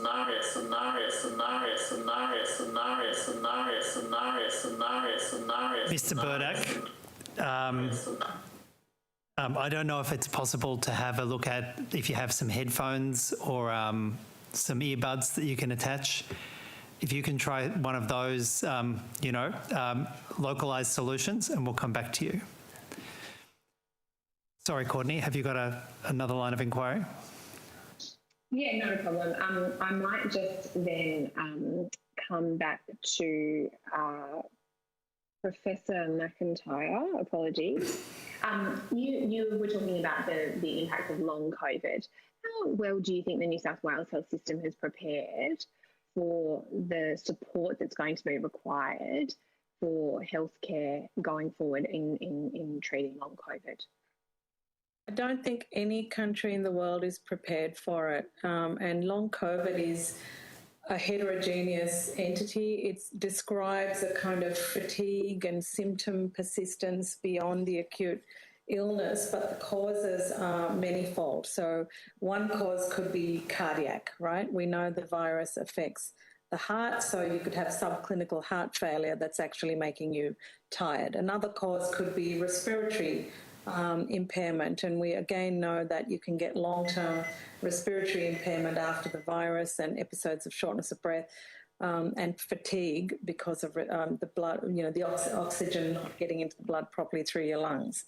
And the third cause could be neurological. So there's, quite a lot of studies now showing the impact of COVID on the brain. And, it's possible we'll have an epidemic of dementia, young onset dementia, or even young onset heart failure. We really don't know. It's still early days, but it's very clear that there are substantial chronic disease implications. My guess is there's going to be a major burden of disease on the health system in the decades to come, including in children. Into adulthood will carry the chronic impacts of this infection, so a percentage of them. We'll now move to the crossbench, but before we do that, and before we open up questioning, Mr. Burdock, let's give it a try. How are things up there on Wiradjuri land? I'm hoping that you're hearing this. Indeed. No, we can hear you. That's coming through nicely. And I might just invite Ms. Hussos to put that question again.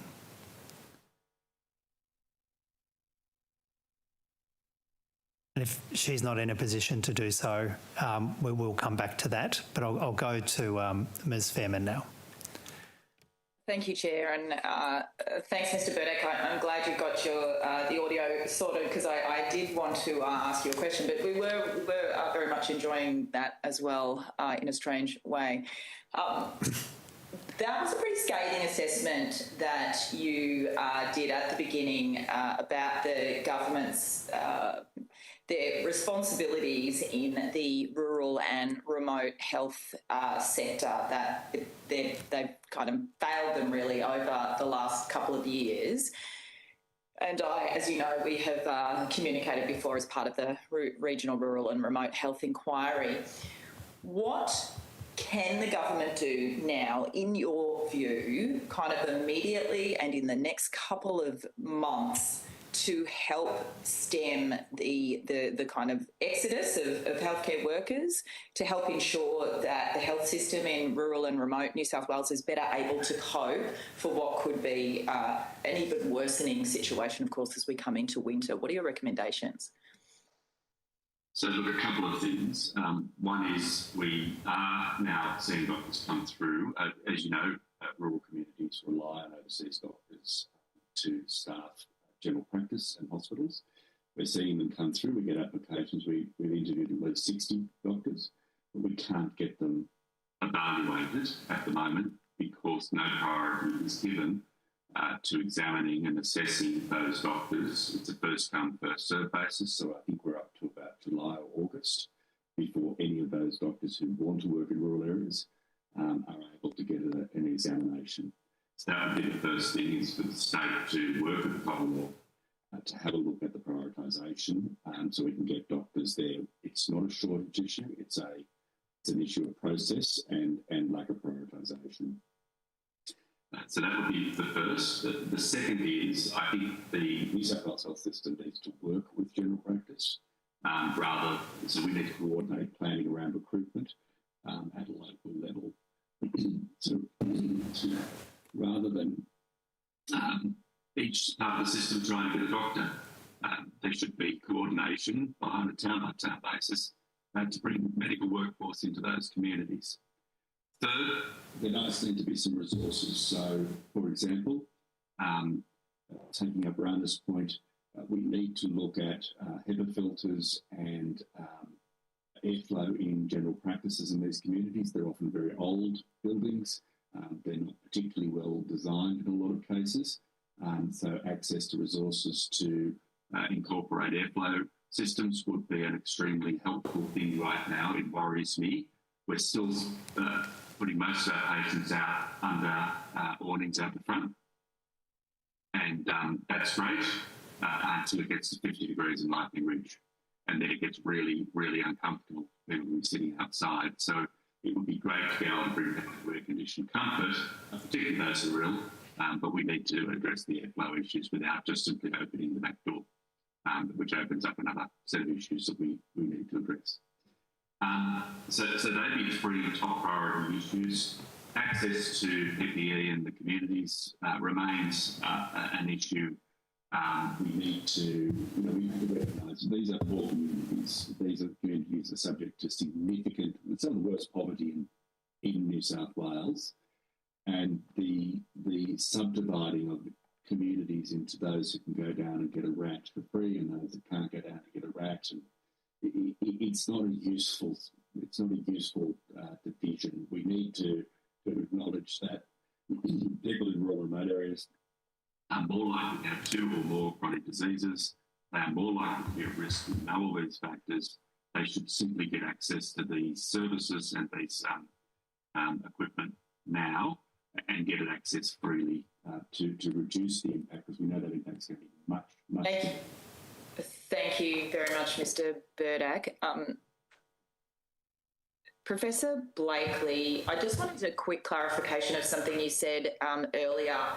Did you say that half of the East Coast population has had COVID? Did I hear that correctly? I just wondered, and if not, what is your view in terms of how much of the population? I mean, I think the official estimate, the official figures are something like 14% if you go by the cases that are recorded officially.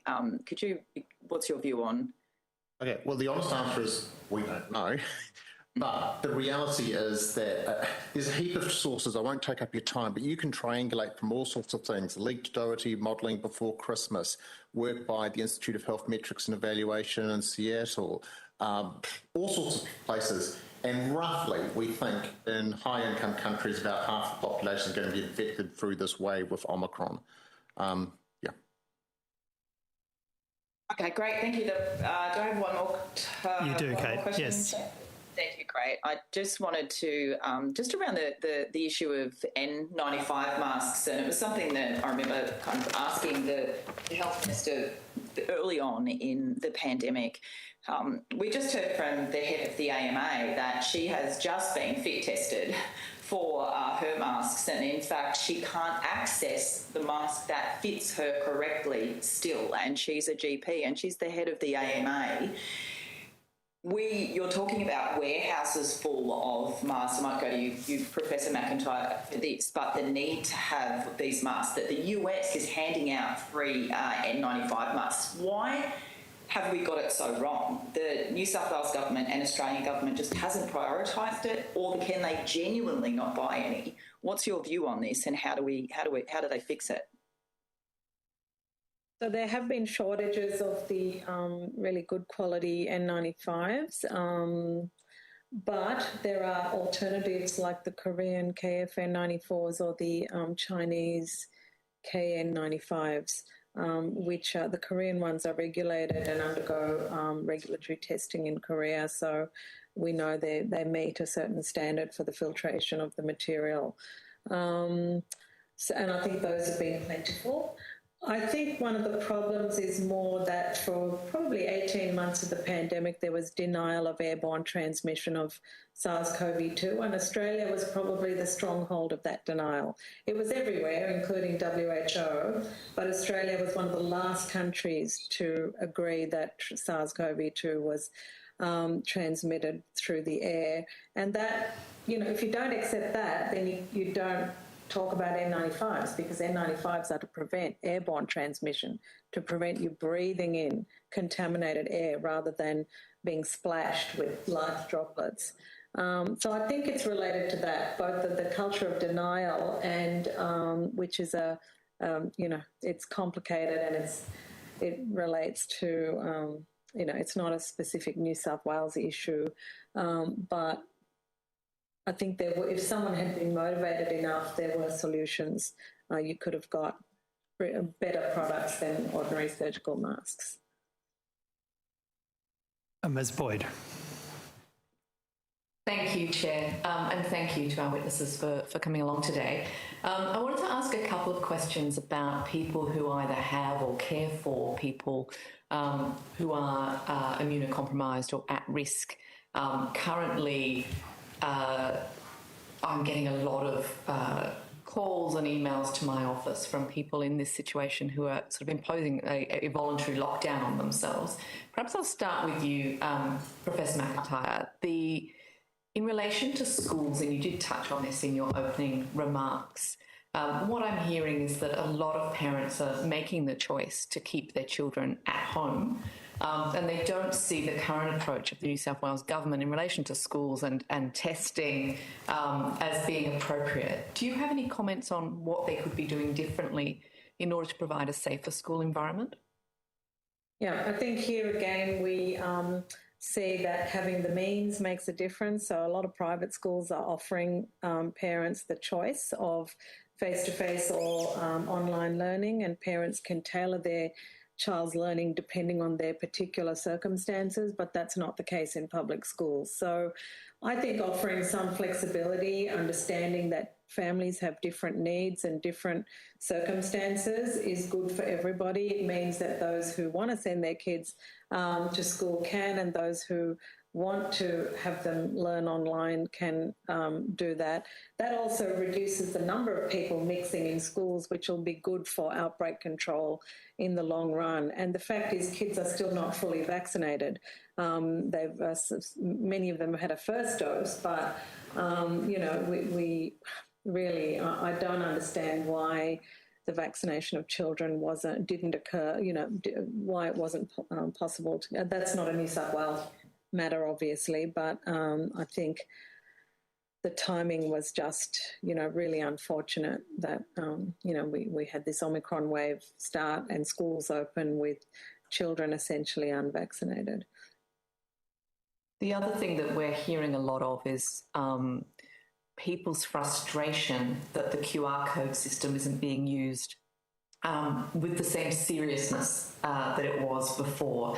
Obviously, for people who are trying to make sure that they don't infect someone who is immunocompromised or at risk, it's very important if they know they've been exposed. And what we're hearing is that with the government's attitude towards living with COVID, the public is perhaps not as serious about using the QR code system. Does that accord with what you're seeing as well? And what do you think the government could do now to sort of reinforce or bolster that system? I think we've put the New South Wales Government has put a lot of resources into the whole digital tracing infrastructure, and it's a real shame just to let it go. I think we could strengthen it and, use it into the future, bearing in mind there may be, more severe variants that come in the future that will take off very, very quickly, just like Omicron did. So I think having that infrastructure in place is a good thing. Contact tracing makes a difference to the number of cases that you have eventually.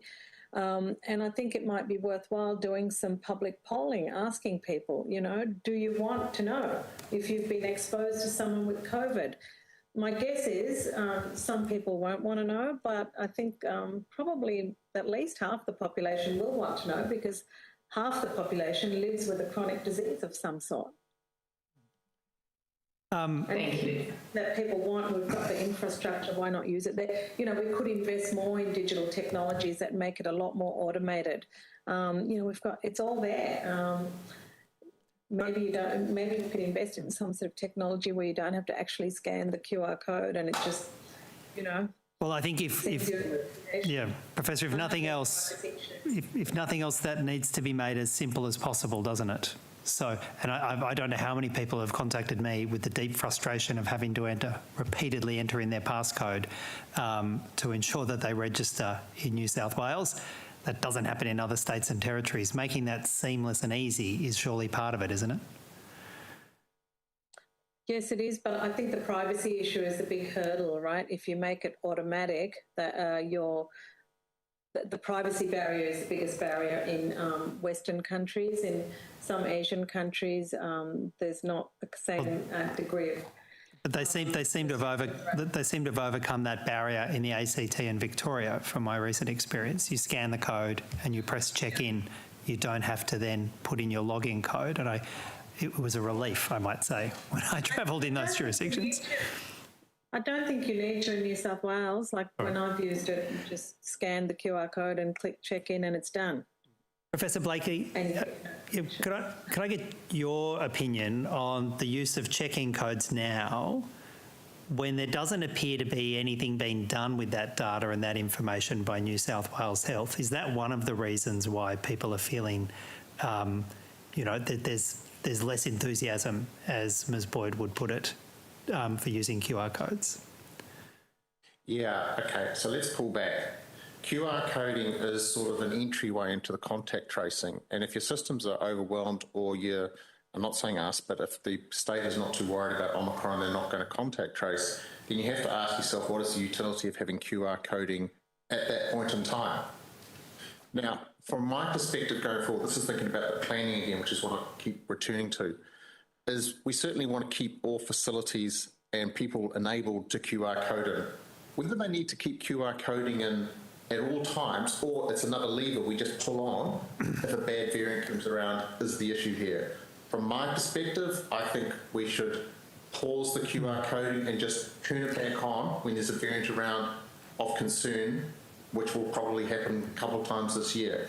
There are other people whose view I respect who say we should leave it on for two reasons. One, Raina's point is that there are still some people who are moving around the community who would like to be notified, but I'm not sure that they've been notified.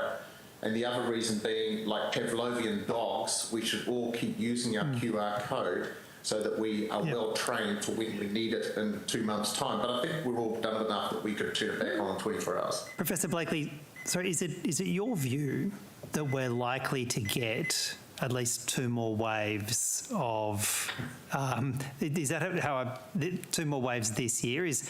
Or is that just one of the kind of likely scenarios that we should be pre-planning for?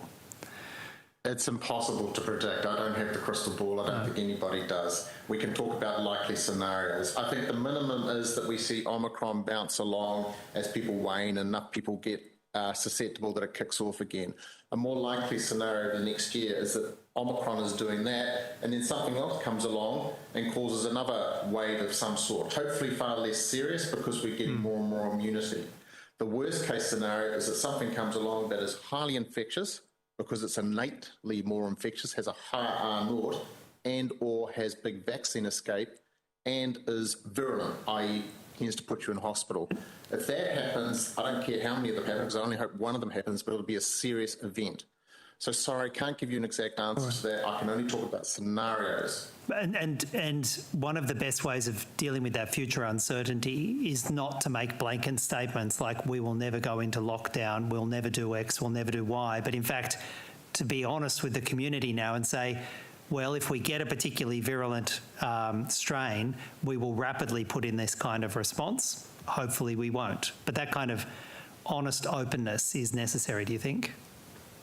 Yes, and that's been my major goal in the last 3 weeks. Each time in the media I talk about these 3 scenarios because I'm trying to give people something that's easy to remember at the pub or at the dinner table at a committee like this, so that the Prime Minister or whoever doesn't get forced into a corner to say yes or no, we'll never have lockdowns. The answer is, if a really bad thing happens, we may need a full court press that has lockdowns.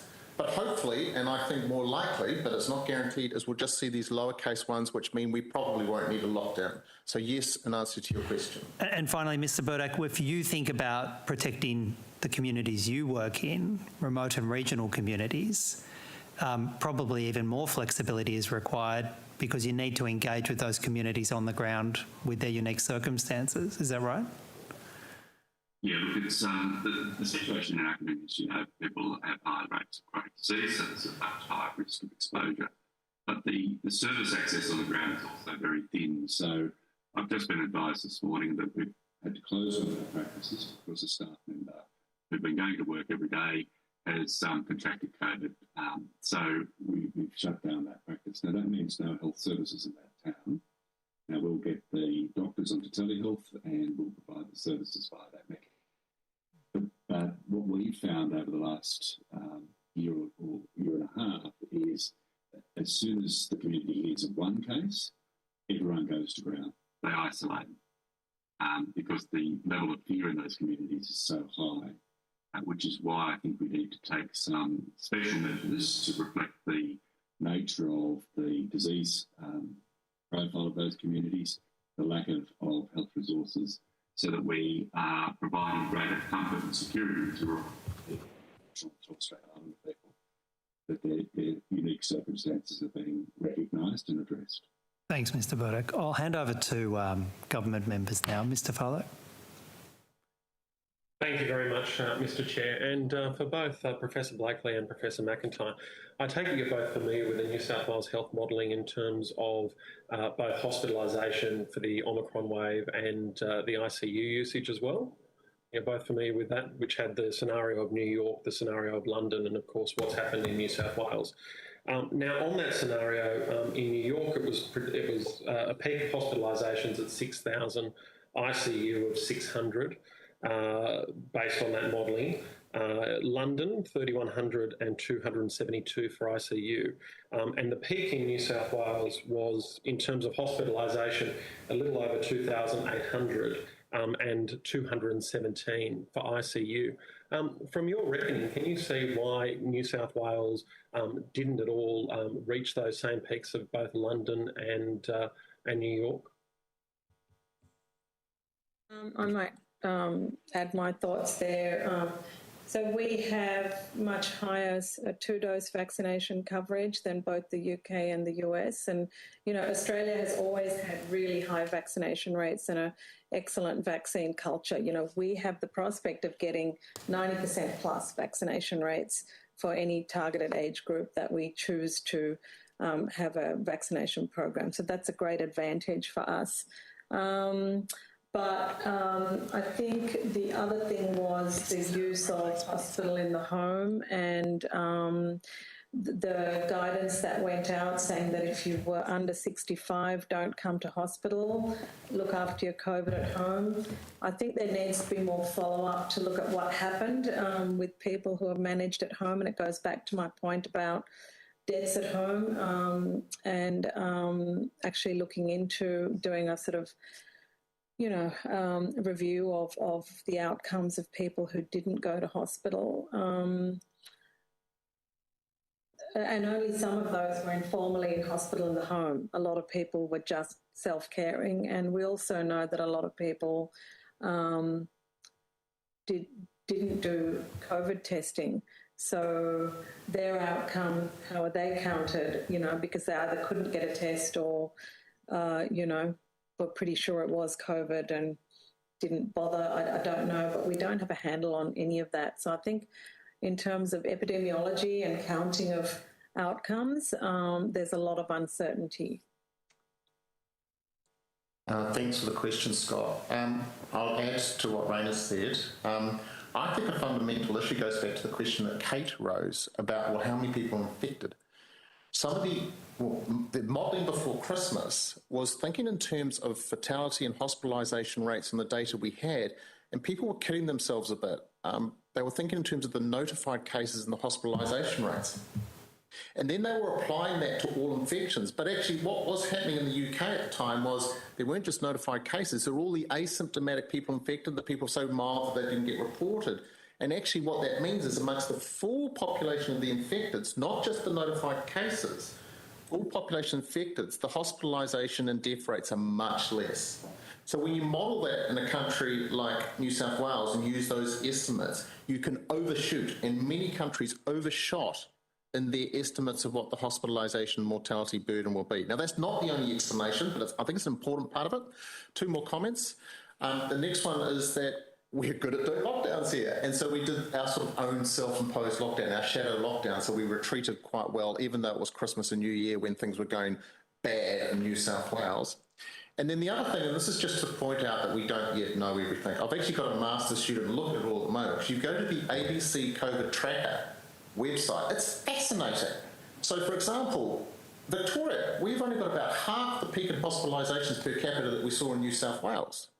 New South Wales actually has got a tabletop mountain at the moment, and it's only just really started coming down recently.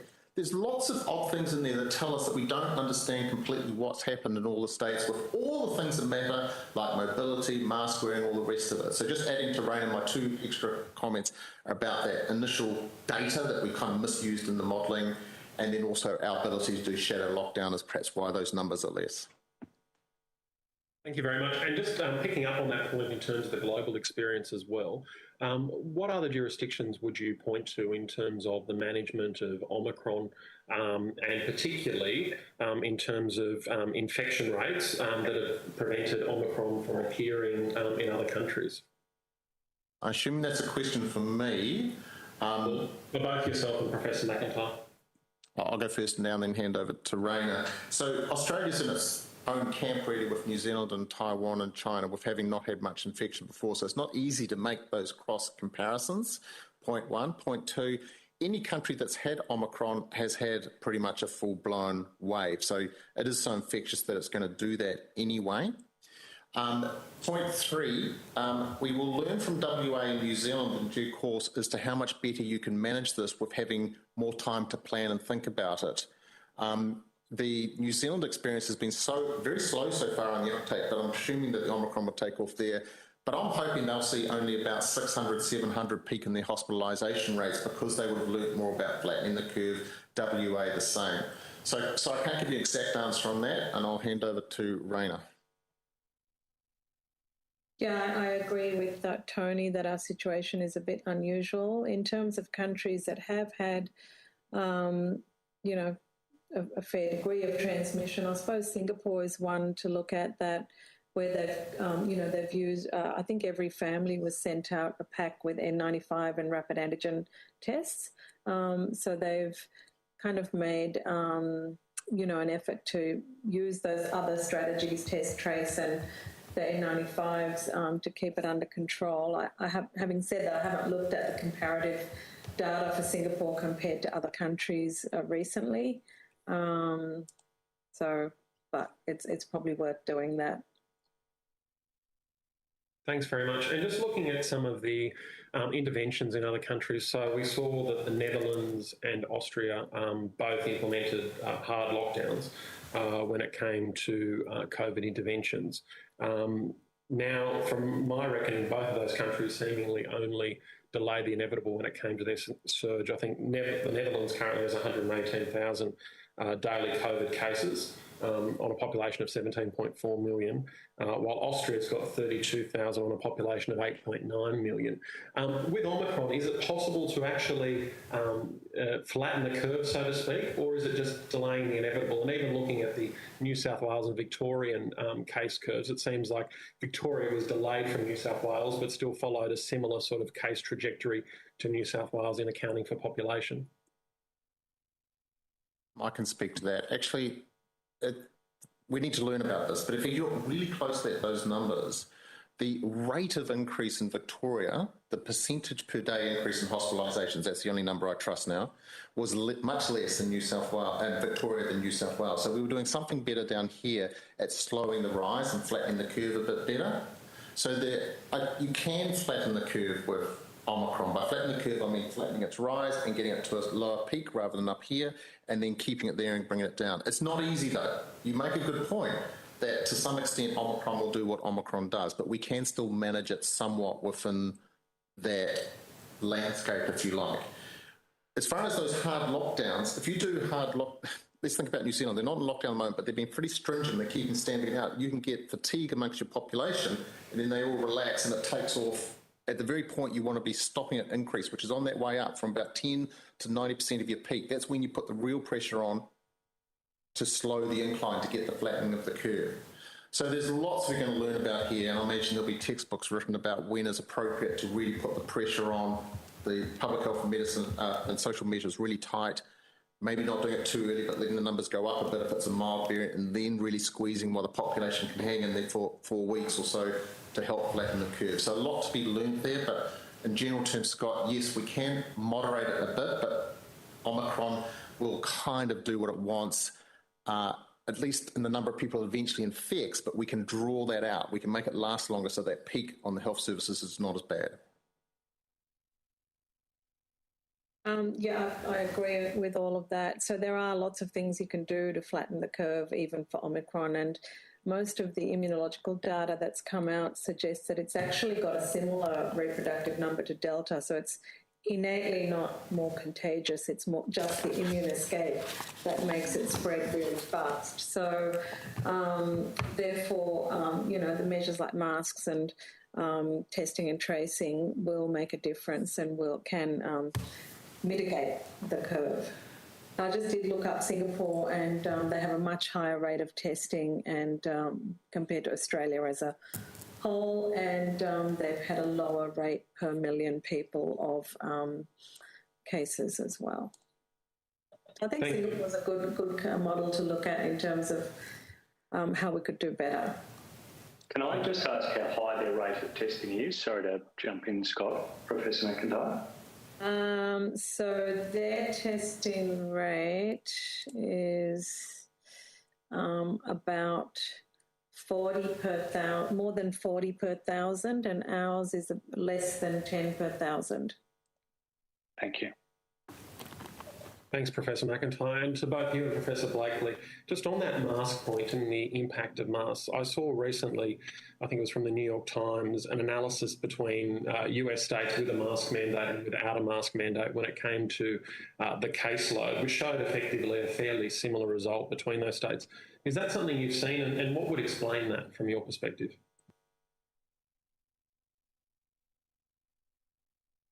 I'm not sure which study you're referring to there, but the data I've seen on mask mandates does show lower cases and hospitalisations in states that have had mandates over the whole course of the pandemic at different times compared to those that haven't. And and this one's just in relation to Omicron. So I think it goes from the first, and of course the US numbers are throwing me a little bit here, but I think it's from the 1st of November 2021 until the 31st of January 2022, and effectively shows the trajectory in both states with mandates and no mandates to be the same in terms of case numbers. Yeah, without looking at the data and looking at all the other confounding factors like vaccination rates and other mitigation measures, it's really hard to comment. But still, I think the California data that came out did include part of the Omicron wave. It was both Delta and Omicron, I think. And that did, maybe Tony, you can remind me, I don't remember exactly, but it was only just published. Let me just have a look. So just while Ray's having a look, Scott, 3 comments from me. One, I haven't seen this paper. Email it to me if you want us to have a closer look, and I'll get back to you offline. 2, as previous studies pre-Omicron certainly showed that higher mask wearing in states did make a difference. Actually, I've got 4 points. 3 is that you may end up with the same number of people infected even if you've got higher mask wearing, but if you flatten that curve out, you're going to protect your health services better. 4, I don't know about this paper because I haven't seen it, but I have seen some earlier studies like this where they were poorly reported because they were looking at things like percentage increase and doing, and a couple of % on this particular metric actually makes a lot of difference for the way this was one study I can recall was reported. It was misreported. I don't know about this study, but I would be very wary about how some of these studies are getting reported given that they are time series ecologic analysis. So I'll stop there. I think we'd both be happy to have a look at it. Yeah, I'm happy to send that across. I guess I'll start with you, Professor McIntyre, just in terms of your reasons why you don't believe that COVID will become endemic. And Professor Blakely then is a right of reply in a sense, whether you share that view or whether you have a different view. And I think that'll be it for time for me. Okay, thanks. So endemic and epidemic are technical terms. They have a technical scientific meaning, but those words have been widely misused during the pandemic, including by experts. An epidemic infection is defined mathematically by the R0, and an endemic infection is one where the rates stay relatively constant over time. They may change, but generally over years or months, but not over days or weeks. But epidemic infections tend to come in waves. They go up very quickly in days or weeks, and then they come down. And that's the pattern that we're seeing with SARS-CoV-2. It certainly meets the definition of an epidemic infection by its R0, the mathematical definition, and it's the pattern we see with things like measles and influenza. Those are also epidemic infections. They come in these waves. So unless we use mitigation measures to maintain a sort of equilibrium and a steady state, which means masks, safe indoor air, etc., we could possibly achieve something that looks like an endemic pattern where it's there all the time but at a relatively constant rate. But otherwise, it's going to cause those surges and the waxing and waning pattern that then, it's like a boom or bust cycle that just goes on and is exhausting. In the long run, I think it's possible to avoid that, but it means addressing all those other things we can do to reduce the transmission. Right of reply. So there've been some moments in this pandemic, and one of the ones that, like most of them, Raina explained to me that I was wrong using the word endemic. So what she's saying is technically correct. And another way to think about this is throughout the pandemic, certainly at the beginning, we used to use the words quarantine and isolation as though they were synonymous. They mean slightly different things. So, it's isolation if you've got the infection, quarantine if you're trying to not get it, that sort of thing. So we're here at an issue where and Raina's also right, a lot of experts, very eminent people are using the word endemic at the moment in a way that Raina would not agree with. Whatever. We have got this thing that's coming through society like this, and Raina's right that if you get the exact public health and social measures, it's impossible to achieve. You can keep it at that level going along. But the reality is, by more of us getting vaccinated, and yes, many of us getting infected, is that over time the ability for the virus to do these massive peaks will get less, and the waves will come through, and we hope, in lower amplitude like this, so that it becomes more manageable, even if it is technically still an epidemic phenomena.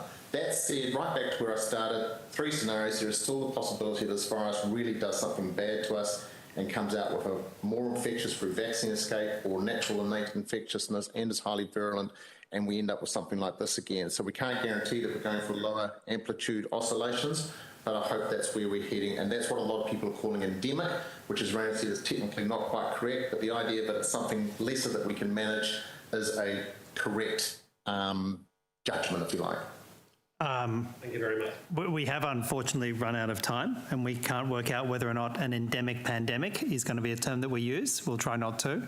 But Professor McIntyre, thank you so much for your evidence today, and we've got your updated document, and we'll table that, and if committee's willing, publish that. Thank you very much.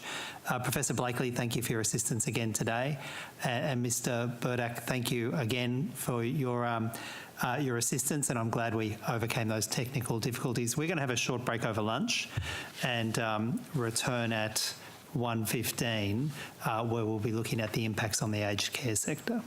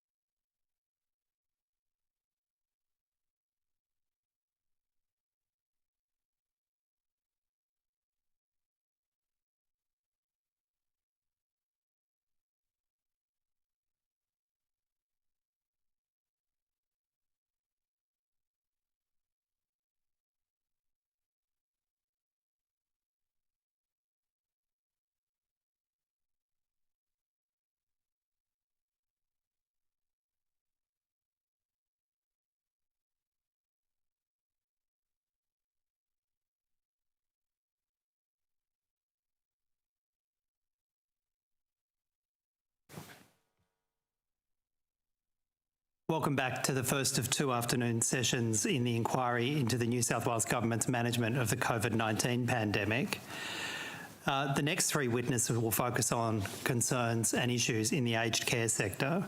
We're fortunate to have Mr Paul Sadler, the Chief Executive Officer of Aged Care and Community Services Australia, Mr Mark Sewell, the Chief Executive Officer of Warrigal Care, and Ms Mary Carpenter, the Director of Governance, Risk and Quality from Uniting New South Wales.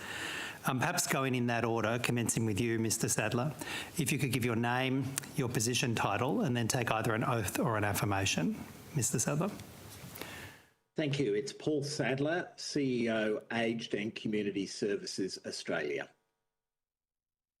And did you want to take an oath or an affirmation? Happy to take an oath. Do you have the form of the oath in front of you there, Mr Sadler? I don't at this point. Do you swear by Almighty God that the evidence you will give will be the truth, the whole truth, and nothing but the truth? If so, please say I do. I do. Thanks, Mr Sadler. Mr Sewell. Yes, my name's Mark Sewell. I'm the CEO of an organisation called Warrigal, and I'm happy to take the oath. I swear that the evidence now about to be given by me shall be the truth, the whole truth, and nothing but the truth, so help me God. Thanks very much, Mr Sewell. And Ms Carpenter. Mary Carpenter, I'm the Director for Governance, Risk and Quality for Uniting New South Wales and ACT, and I would like to take the affirmation. I solemnly, sincerely and truly declare and affirm that the evidence now about to be given by me shall be the truth, the whole truth, and nothing but the truth. Thank you. Thanks to the three of you for coming. We know how extraordinarily busy things are at the moment and how many stresses there are in front of you. There's an opportunity now, if you'd like it, to give a brief opening statement, and we may go in the same order, if that's okay, as in which you were sworn in. So, Mr Sadler. Thank you very much. And it's a privilege to appear before the committee and to give you evidence of the impact of COVID on the aged care sector, and in particular our relationship with the New South Wales Government and the various departments. I'd like to start by talking about the engagement between New South Wales Health and the aged care sector. The aged care sector has appreciated the level of engagement offered during the pandemic. Senior people from the Ministry of Health have met regularly with peak bodies, Aged and Community Services Australia and Leading Age Services Australia, and all of the local health districts have engaged with aged care providers in their region. It's true to say, though, that the quality of this engagement has varied through the pandemic. At first, health staff at departmental and local health district level approached aged care with a bit of an air of superiority. Infection protection control visits by public health unit staff were too frequently conducted with little appreciation of the context of residential aged care as older people's home. Gradually, with the pandemic, that tone did change, and both Ministry of Health and PHU engagements have improved. Some LHDs have developed very strong engagement mechanisms with their local aged care providers, and the Illawarra Shoalhaven, where Mark Sewell's organisation operates, is a good example. Second thing I want to comment on in my opening remarks is decision making. And I'll comment on this at two levels.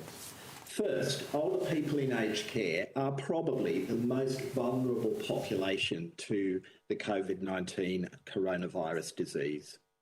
New South Wales Government decisions on pandemic protections to apply to the general community have, in our view, sometimes lacked a focus on their impact for the aged care sector.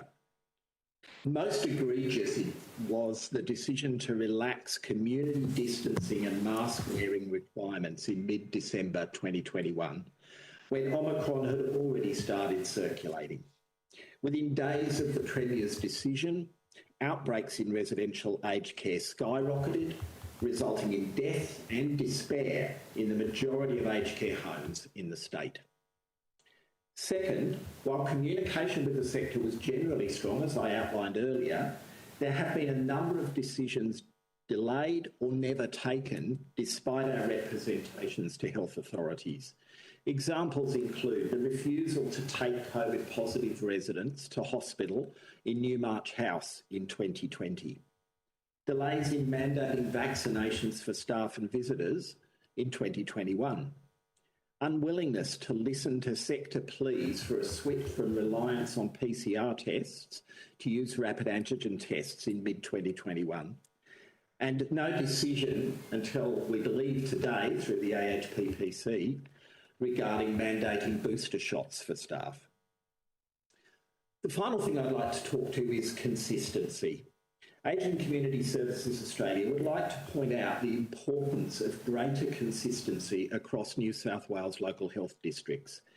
Providers are too frequently frustrated by different advice or instructions issued by PHUs, both across local health districts, but sometimes within them as well. A particular concern here is differing requirements for lockdowns when an outbreak occurs. Some PHUs or individual staff within them are very understanding of the context of aged care homes, but others apply strict lockdowns, including confining residents to their rooms and stopping any visitation at all, with no appreciation of the impact this has on older people and their families. Applying hospital-like approaches to people's own homes is frankly ridiculous. AXA is looking forward to New South Wales Health applying new national guidelines that were agreed by National Cabinet last night, and we are looking forward to greater consistency in this regard across all local health districts. Thank you. Thanks very much, Mr Sadler. Mr Sewell. Thank you, Chair. Thank you, Committee. So, as I've said, my name is Mark. What I might do is give a context for my role and the things that I've been doing, and then also unpack a bit of the ground level examples, and that might form some valuable context or issues for the committee to discuss. So I am the CEO of a not-for-profit organisation called Warragul. We are based in the Illawarra regional area, but operate 26 different aged care homes, retirement villages and home care services across 14 suburbs and towns across various regions, the Illawarra, the Southern Highlands, up through the Southern Tablelands of New South Wales and across the ACT. Now, because our services span 4 local health districts, I have participated in the COVID planning and response meetings across 4 local health districts and are aware of the differences between them that Paul just alluded to. I have to declare I'm also an AXA director in the same organisation that Paul is the CEO of, and I'm an AXA regional chair.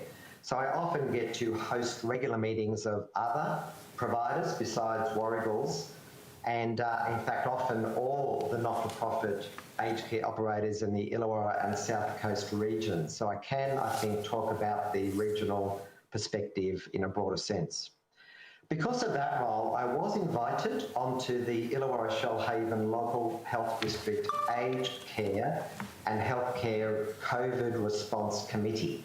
And we did meet weekly to prepare for the pending emergency, and then spend a lot of time managing the rapid outbreaks through last year and, of course, this year.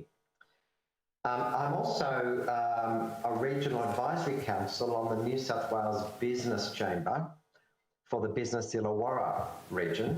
And so I also hear and discuss the business, the general business policy environment and strategies to assist general businesses reopen or stay closed or stay COVID safe. So I understand a bit of the tension between business reopening and health, disability and aged care services staying safe, and the impact that these two conflicting policy contexts were managed by the New South Wales Government. My organisation's recent COVID experience included 2 years since the pandemic began, without one case in any of our services. But since the 29th of December, just before New Year's Eve, we have experienced an explosion of COVID cases across our network, with more than 500 staff and residents becoming infected. So this very intense response relationship between the Commonwealth Department of Health, the New South Wales Department of Health and the local health districts were all activated in a very extreme crisis environment over the last 6 weeks or so. We're now gladly through the worst of the experience with just 20 people remaining COVID positive, but an experience in January 2020 that we never want to go through again, and none of our communities across these regional areas want to go through again. But there are many learnings and reflections that we had that I hope will be useful today. So thank you.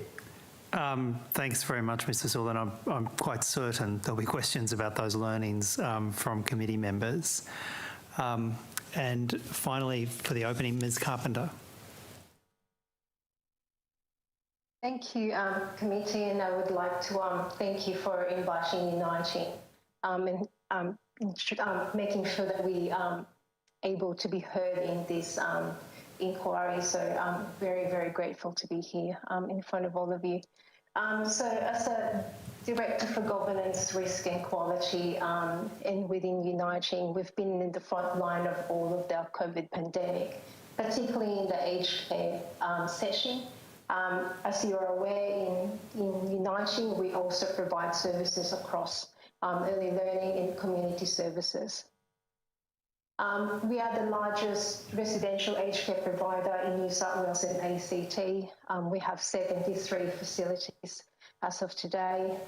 We look after almost 7,500 residents in those services, with about 9,500 clients receiving home and community care and about 3,000 clients in independent living units.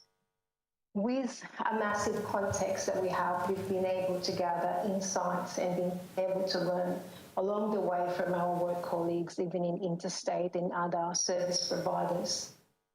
There's certainly no doubt that Omicron variant was unexpected, which is why we are very pleased to be here and to really call upon the New South Wales Government to start planning for the potential impact of the next variant of COVID, knowing that we're also going to enter towards influenza season over the next few months. Over the first 18 months of the outbreak, we didn't have any exposures or cases in our homes, and we are very grateful for that, and especially for our staff and managers who work diligently to protect themselves as well as our clients. We only had about a handful, about 8 cases under the Delta surge. But under Omicron, we alone within Uniting, over a span of 4 weeks between mid-December to mid-January, we had 63 out of our 73 homes had an outbreak. Currently, we still have about 15 of those services still managing active outbreak. As you can imagine, the work remains as diligent as possible. It doesn't stop. And we remain on high alert because a number of those services do finish their outbreak, but will come back on again over the next few days.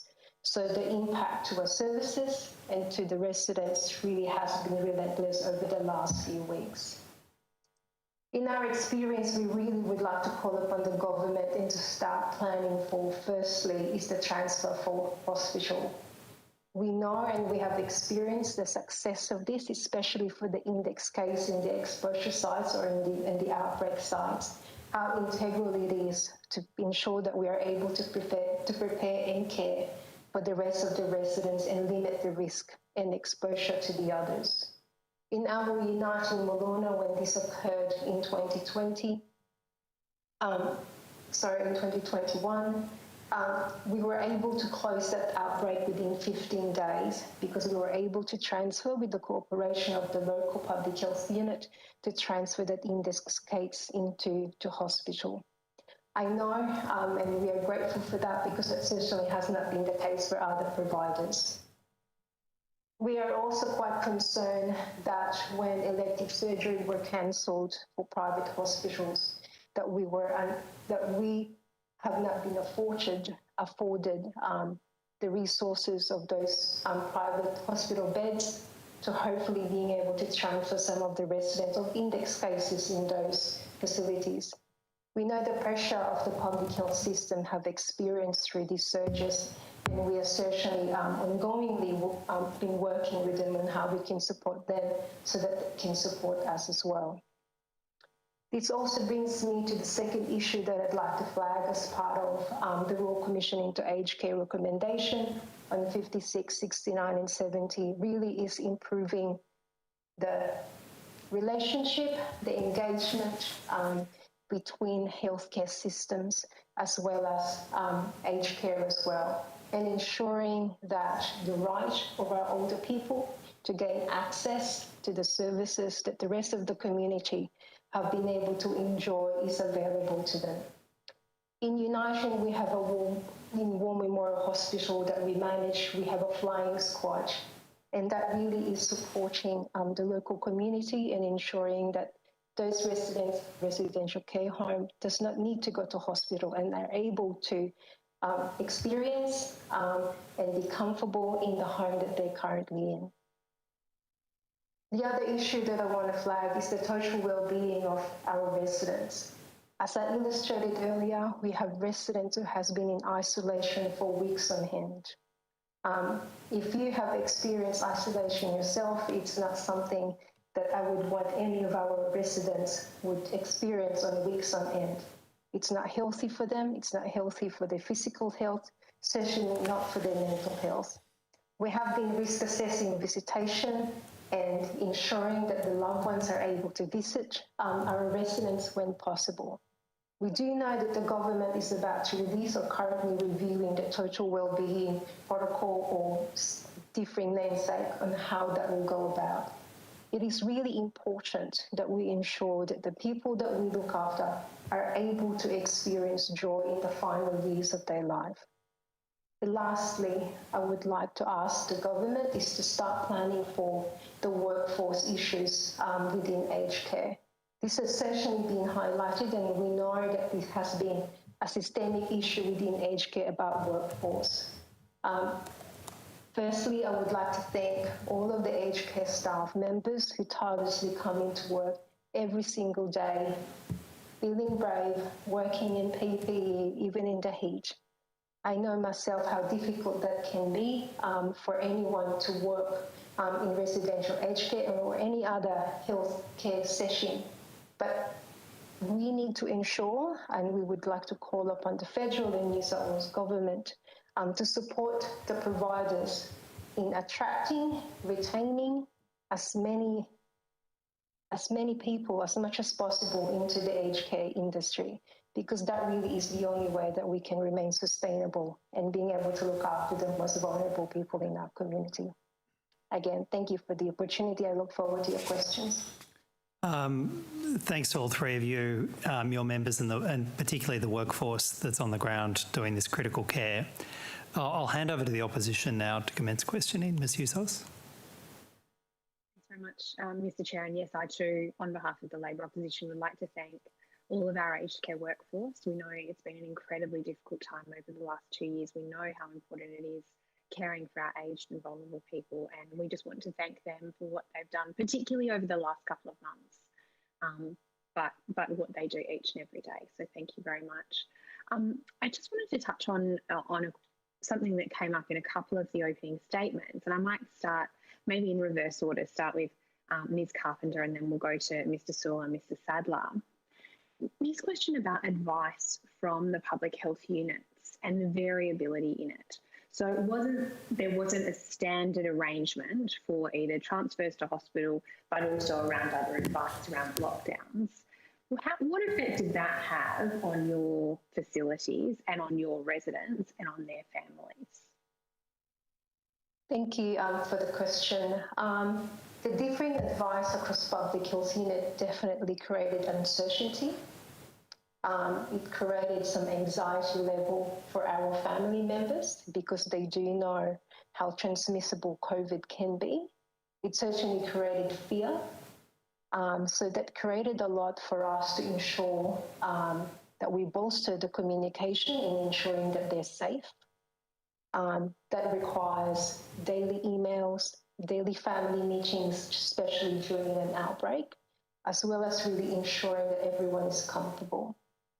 It also created a lot of advocacy from our end and ensuring the public health units are well aware on where we are coming from. Having an index case in the facility can also create anxiety for our staff members, because we do have staff members who have refused to turn up for work because there is a positive case there. Now, as you can imagine, we have some staff members who has to be furloughed because they may be a close contact already as part of the protocol, and this can only exacerbate if there is an index case within the facility. So a lot of management on the local ground, a lot of collaboration and conversation with the public health units. And I would also like to thank some of the public health units that we do deal with, and I share their challenges as well on the other end. But that certainly has been our experience. Thanks very much, Ms. Carpenter. Mr. Saw, how much of this differing advice, I mean, you said you're operating across 4 different local health districts. How much of this differing advice actually then contributed to the spread of COVID in your facilities? Thank you for the question. It's hard to attribute it directly, but the important advice we get from the Aged Care Quality and Safety Commission about managing an outbreak is to be decisive. Take control, take command, assess risk and be decisive. And it was quite complicated to read the different tone and profile of the different public health units in the different local health districts about whether transfers would be accepted quickly. There's a very big difference between some of the local health districts' stated views about residents in Commonwealth-funded aged care, whether they are the full citizens of that local health district and have access to their hospital network for medical treatment, or whether they are in a nursing supported health facility funded by the Commonwealth and should only be granted access and transfer to a public hospital if nurses collaborate and a hospital doctor permits the access. And that's differently managed by different local health districts. I can think of a couple of occasions where on one day I was meeting with one local health district and the CEO was making it very clear that as soon as someone needed transfer on our assessment by a registered nurse, they would make the way for a prompt assessment to be undertaken and a transfer to hospital beds. They even set aside wards, empty hospital beds set aside specifically for COVID outbreaks in aged care. The next day, I was on the same meeting with a different local health district where each aged care home was asked to report to the meeting what they were doing to prevent hospital transfers. And if homes had not made requests for any hospital transfers, they were to be celebrated with good data trend graphs showing a decline and a very significant reduction on calls to ambulances asking for transfers to hospitals. So that's an example of the very different state that different local health districts can have. Now, when you have a COVID case or two and the home gets declared in outbreak, where those COVID cases will be managed and how they'll be managed and whether they'll receive medical assistance, because aged care services don't have medical resources, only nursing resources. They rely upon community medical assistance via GPs, whether they'll be managed in situ or managed as an outreach service of the local health district's medical support or transferred to a medicalised environment like a hospital is critical to understand how quickly and fast the infection spreads. And that wasn't clear. It's quite different. Thanks very much, Mr. Saul. Mr. Sadler, you raised the case of Newmarch House in your opening statement, and that was clearly an example where residents and particularly their families weren't communicated very well with, but where residents and their families who wanted to go to hospital weren't actually able to get there. So what was your experience in terms of the variable advice from public health units about transferring to hospital especially, and how has that impacted your response? So just to go back to Newmarch House, I'll make two comments on that. The first is it is really important to acknowledge the communication issues in that very early case of an outbreak. It was basically the second big outbreak in Australia in an aged care setting. And clearly, not only Anglicare, who are the owners of Newmarch House, but all of us learnt a lot about the importance of communication with families. And nowadays, when there are outbreaks, we work very closely with the Seniors' Rights Service in New South Wales in terms of holding sessions that family members can participate in, so that each of the home's management can communicate with family members who, as we've been saying, are often locked out at that point. Second thing to say about Newmarch House is following the tragedy really that occurred there, where the disease spread rapidly through the aged care home and many people perished, Aging Community Services Australia publicly advocated and put in a submission to the then still active Aged Care Royal Commission, saying that index cases, as Mary and Mark were talking about, really should be transferred to hospital, because that will give us the greatest protection against an uncontrolled spread in aged care. To some extent, between Newmarch House and the beginning of the Omicron wave, that was occurring, not entirely consistently across all LHDs, but certainly more often, for example, through the Delta outbreaks that happened in 2021.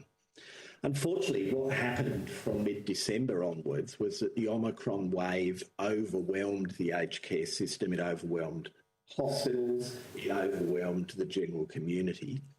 And therefore, the sorts of examples Mark gave began to be a common experience. Some LHDs would still be trying their best to provide help to aged care services. Others were really saying to older people who lived in aged care, you're not part of New South Wales. You don't deserve to get in. We've got other people who are our priorities. So can I go? You touched on there, Mr. Sadler, the impact of the Omicron wave on workforce in particular. How effective has the surge workforce been, or have you had any feedback from the surge workforce at either a state or at a federal level? So yes, the Commonwealth Government is obviously responsible for the funding and regulation of aged care services, and one of the issues for you as a committee looking at the impact for aged care will be working out, well, what were the components that state authorities, including the health services, were responsible for, and what were actually the federal responsibilities. And clearly the federal government has a significant responsibility here, and they were working with the sector to put in place a surge workforce capacity to assist where aged care homes were losing staff due to COVID. Again, that was proving reasonably helpful when the Delta wave was going on. But what happened once Omicron started was we lost anywhere from 25 to 50% of our staff within a 2 or 3 week period. To give you a bit of a sense of what that meant, latest statistics we had, which are now about 10 days old, was that we're around 140,000 shifts going unfilled on a weekly basis in residential care homes across the country. The surge workforce is providing 1,250 hours of shifts of care in a week. So it's providing 1%, basically, of the lost shifts once Omicron started. So that is why the aged care industry and the unions have been calling, for example, for the Australian Defence Force to help out, for can we stand up some volunteer programs, can we work with families more efficiently to get help through partners in care programs, Can we assign other staff who have got a responsibility in aged care, for example, doing assessments? Can they be rediverted to the front line? So all of those steps we've been trying to work on, but the reality has been that the Omicron wave, as I said, has really overwhelmed our capacity in aged care, and the consequences for older people has been dire. And I might just comment as an aside to the residential care experience that this same problem of staff availability has hit home care services across New South Wales. In particular, regions like the Hunter and the Central Coast were particularly severely affected with loss of staff for home care services. And we have had reports from our members of, again, up to 30% of their staff being unavailable, and therefore cancellations of essential services to older people in their homes. Thanks very much, Mr. Sadler. So just to be clear, you haven't had any assistance, or you're not aware of any assistance from the New South Wales Government in terms of essential? The New South Wales Government, along with the federal government, has provided some assistance in some instances. So there absolutely have been a stand-up of public health personnel from New South Wales. There was a recent announcement by Greg Hunt, the Federal Minister for Health and Aged Care, about a capacity to access private hospital staff. That, again, is done in conjunction with the state government. So there absolutely has been assistance provided where it was possible to do so from the state. But of course, the state health system was experiencing the same loss of staff at the same time through the Omicron wave as we were. And so the capacity for the state system to provide a backup workforce into aged care was negligible. Yes, absolutely. Thanks very much, Mr. Sadler. Mr. Saul, did you want to provide some brief remarks about just the surge workforce and how, I note Mr. Sadler's comments about the scale of the problem, 140,000 shifts per week, and that the federal surge workforce is providing such a small part of that. Did you want to provide any additional comments to that? Only a couple of examples, if I may. We certainly had a very good relationship with one of our LHDs who committed to a joint surge workforce arrangement all the way through 2021. So all aged care providers were developing surge capacity in an emergency. We shared those numbers, and the hospital network did the same, and was, and I think identified at one point about 25 nurses and clinical nurse specialists who would be able to respond in an emergency. They put the word out to all the region's 4,000 staff, and got a small number of people who were able to put their hand up and be available for a surge. Now, obviously, that number, in fact, not only for all the operators, but the health department disappeared as the vaccination hubs were established, and they also found themselves hard pressed. We lost quite a few staff. I lost at least 50 important enrolled and registered nurses to the vaccination centres being established in the hospital and the community. We did recently need emergency surge workforce assistance to prevent an aged care home being closed and 60 people being automatically transferred to the local hospitals, and the other 80 people being supervised by carers who weren't nurses or doctors. I rang the CEO, she rang every private hospital and public hospital in the area to ask for assistance for our one home. After 3 days, there was one registered nurse located from one of the hospitals who volunteered to work overtime at one of my homes for 4 days, 12-hour shifts over a Friday, Saturday, Sunday and Monday. At the same time, we lodged to the New South Wales Ministry a surge workforce assistance application form. It was quite an onerous, complicated process, but it went to SHIOC, the State Health Emergency Operations Committee. Those forms took me a couple of days to fill in, but they were lodged. They then were approved to go across to the Healthcare Australia agency that I think New South Wales Health had engaged for just this kind of situation.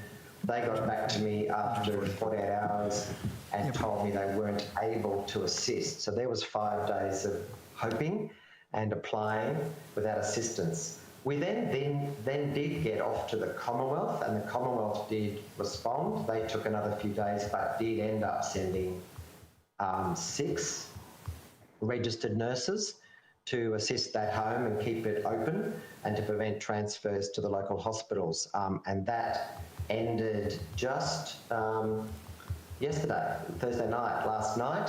I lodged an application to the ADF for assistance for that home on Tuesday, and we got a call last night saying they would provide 5 ADF personnel from next Monday. They couldn't start earlier because they needed to be inducted into aged care over the weekend. I was happy to do that induction if they could come before the weekend. That home does have a reducing number of outbreaks and staff are returning, but that ADF assistance next week will be gladly received, and we'll put those people to good use. But the home has really been held together by that late Commonwealth surge assistance, that one person from a local hospital, and lots of volunteers from my head office and relatives who got trained, as Paul said, using a partner in care online training module and then turning up to assist. So that's our experience through a very difficult situation using or trying all the surge opportunities at 4 different levels.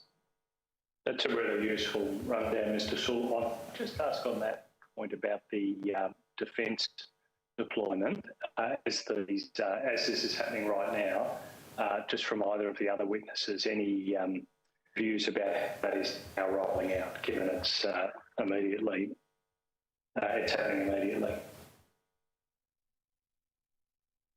Have you had any ADF assistance yet, Mary?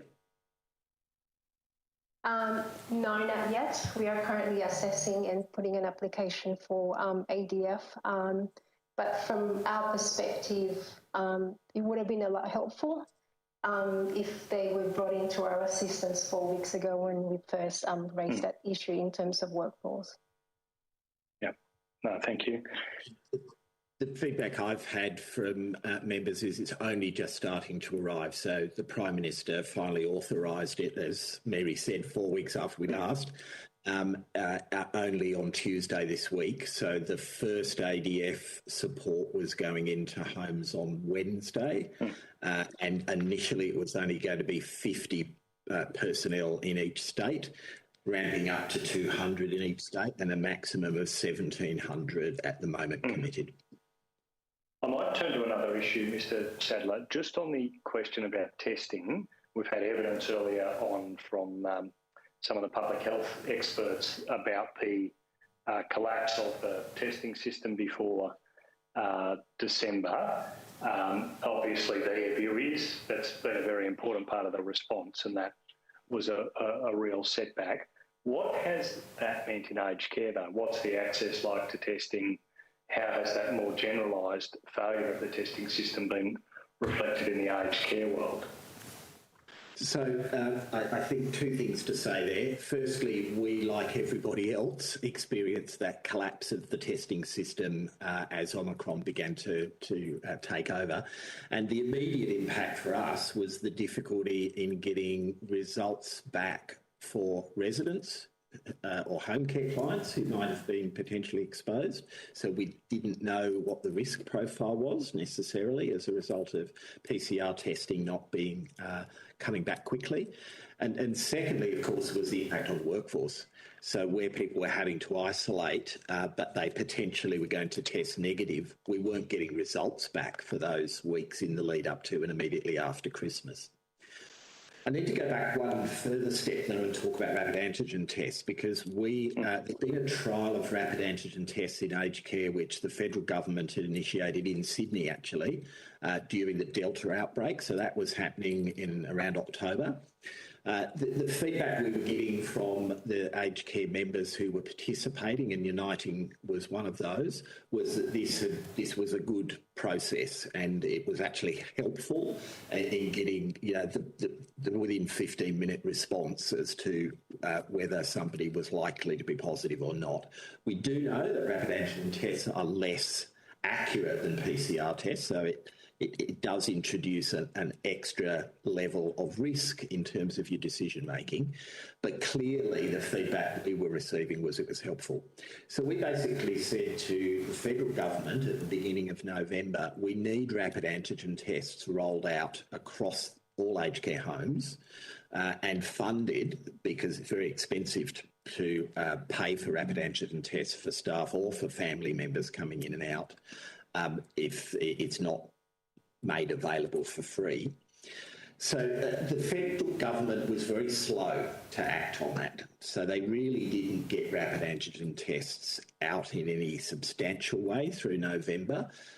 Once Omicron hit in December, we were then stuck with no access to PCRs or effective access, and very little supply of rapid antigen tests from the federal government. Again, we did go to New South Wales Health and the local health districts, and in some cases they were able to help with access, either priority access for PCR tests or rapid antigen test availability. But this was an area where it was clearly the federal government's responsibility to make sure that rapid antigen tests were available. They really weren't, which impeded our ability to get staff back to work through January. Only in the last week has the supply of rapid antigen tests from the federal government to aged care begun to work properly. So we actually do now have all of our members who are reporting to me that they have received supplies in the last week from the federal government, and we're hopeful that that supply will continue in coming weeks. All right. Great, thanks. I might return to that. I might hand to my colleagues.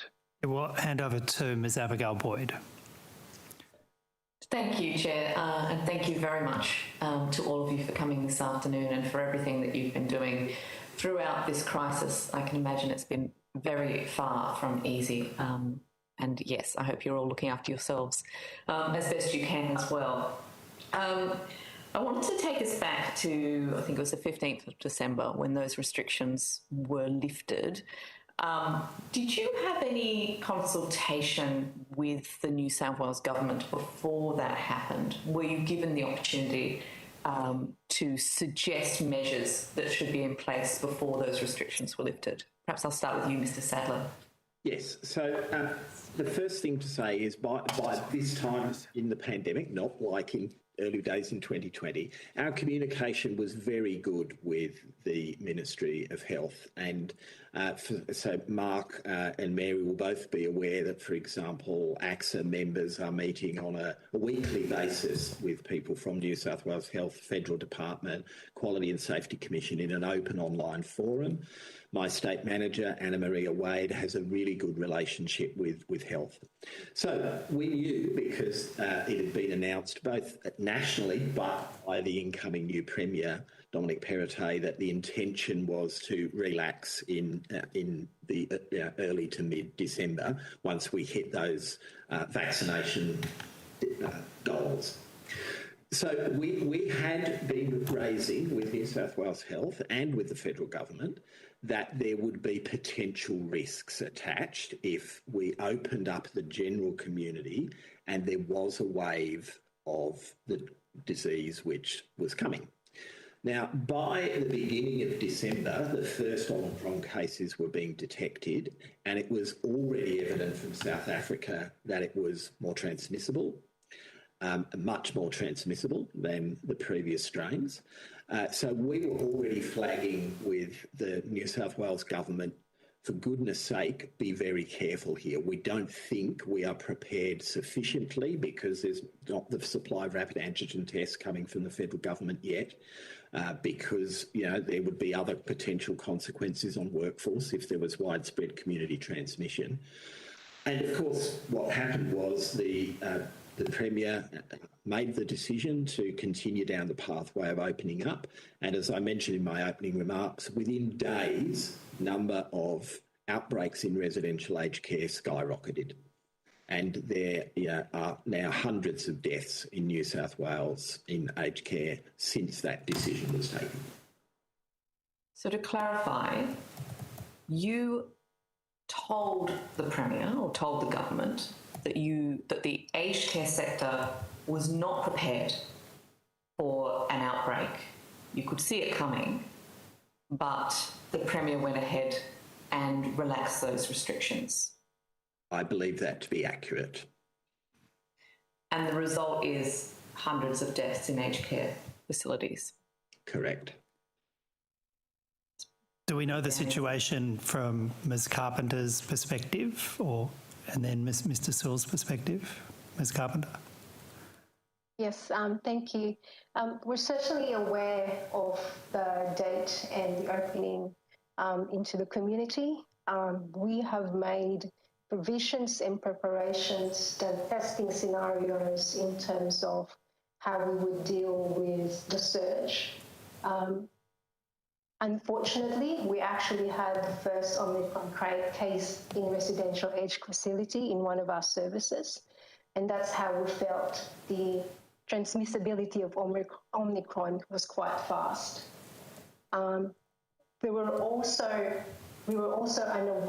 have also been preparing for the furloughing of staff members, because that was one of the key issues which we were quite concerned about, and we have raised numerous of times to New South Wales Ministry as well. So as you can imagine, there are different contexts around the decision that certainly impacted our ability to manage COVID outbreak as effectively as what we would have liked. We spent over $100,000 a month on preventative measures across our network that's not funded by the government through N95, face shields. We've purchased our own mask, our own PPE to support our workforce, as well as some of our residents and their loved ones as well. And that also includes the rapid antigen test when we couldn't get them from the government.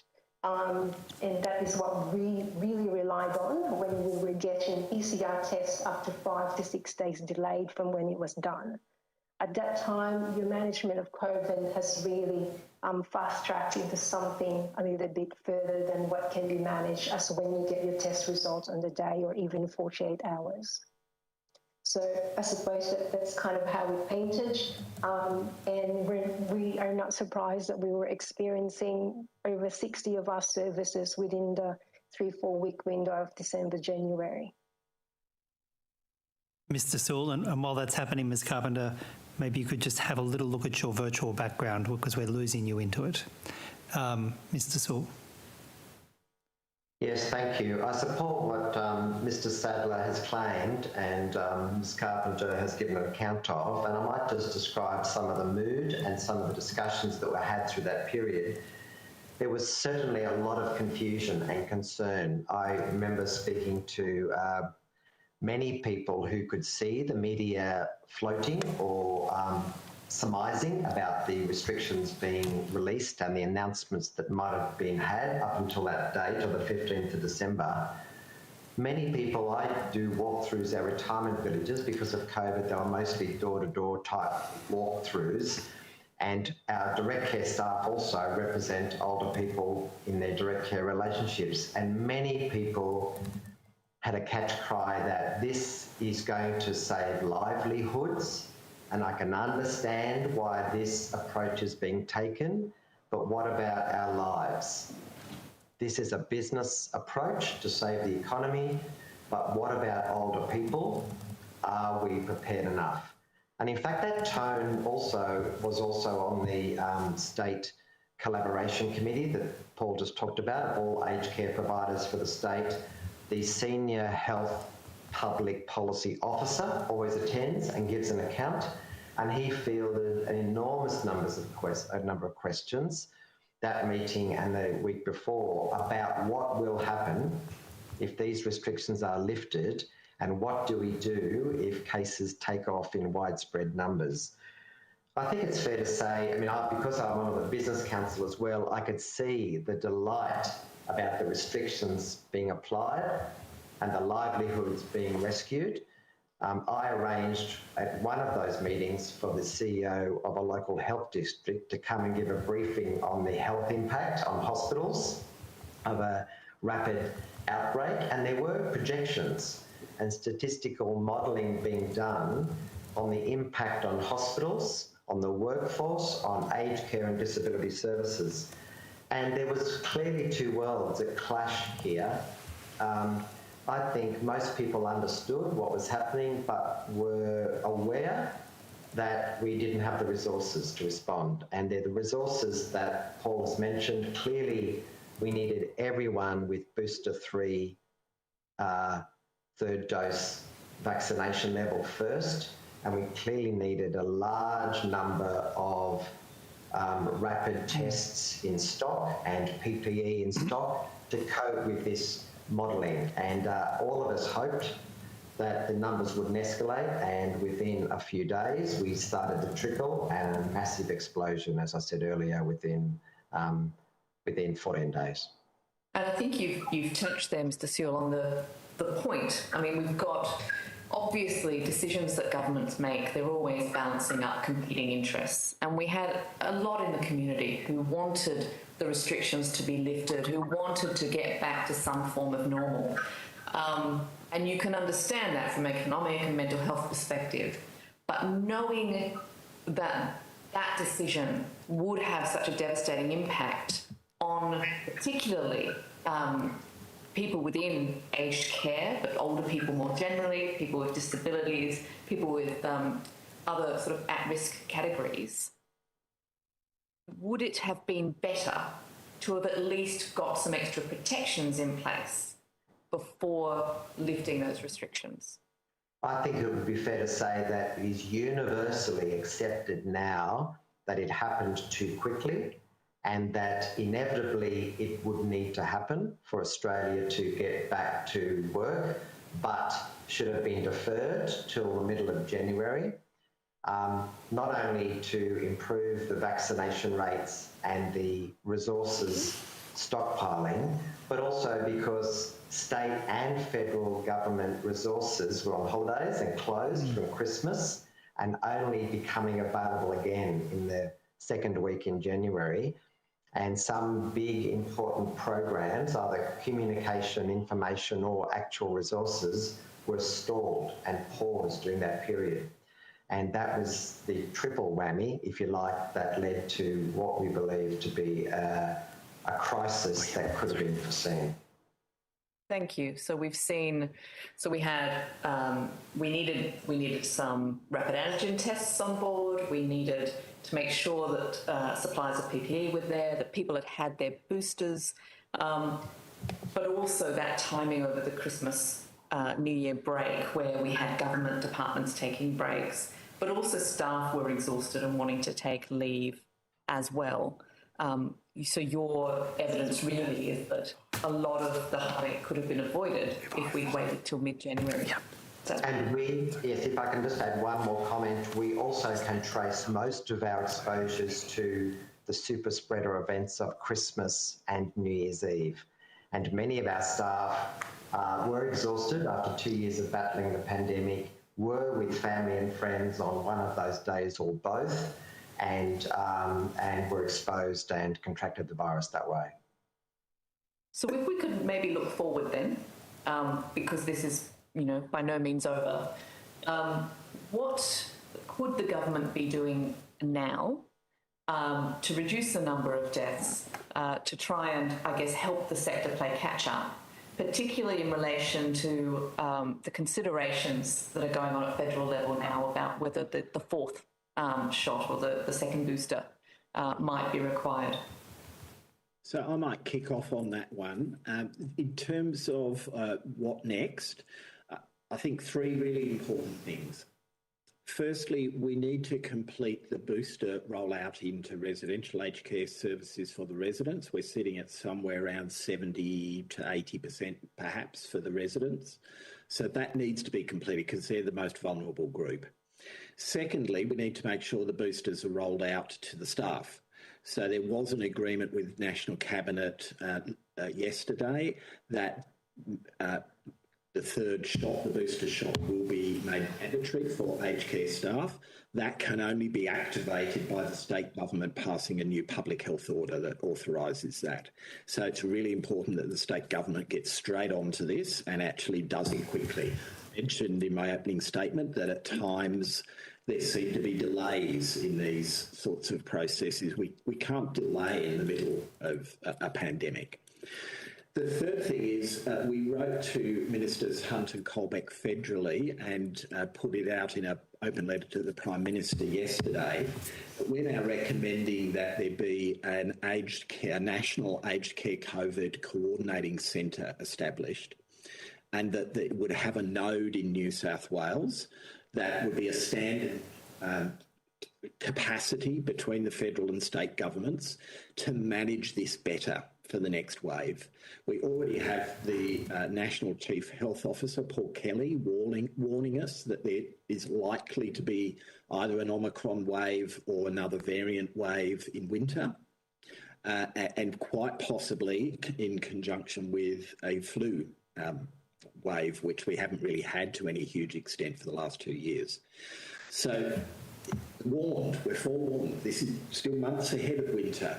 Let's get on, let's get a proper emergency management structure for all of this, coordinated between federal and state governments, and that will absolutely help us be prepared for the next wave. Thank you. Ms Carpenter, did you want to chime in on that? Thank you, and I do agree with what Mr. Sadler had alluded to. The one thing I would like to stress as well is supporting us in terms of workforce. We know with whatever variant will come, what preparation we could do from testing, from PPE, from coordination, but without actually staff on the ground, we will not be able to care for the residents. So I think that's certainly one of the priorities that we should do, and have a coordination between the federal and state and how that would work. Ms Boyd, do you mind if I just ask one question on the workforce at this point? Ms Carpenter, we've heard that the surge workforce that was provided was about, not quite 1% of the staff time that was lost. Is that a model that can succeed going forward if those resources were doubled or tripled? Or do we need to rethink how that assistance is provided if we find ourselves in a similar situation with so much of the workforce down? In the work that we are doing, we are currently redefining and doing our own modelling in terms of our workforce strategy. During the Delta and Omicron, we develop our own flying squad that we can send to sites with outbreak, and when that failed, we also had to get our head office staff members to provide care in the front line as well. I think there's going to be different layers in terms of what workforce strategy will be required to support the aged care sector. I don't think it's just going to be a one support from ADF or just one singular stream of injection. I think there's going to be different layers. So which is why I'm suggesting start planning in terms of what that would look like, because as it currently stands, wouldn't be sustainable. I mean, there's been a lot of attention and heat and light about the ADF deployment, but if you're talking 1,700 staff across the entire country, when the kind of need has been so much greater than that, has that been more of a distraction than a solution, do you think? I might ask Mr. Sadler that first. Happy to take that one. I think we were calling for it too, so I don't think it was a distraction in the sense that things were so desperate, any help we could get was going to be valuable.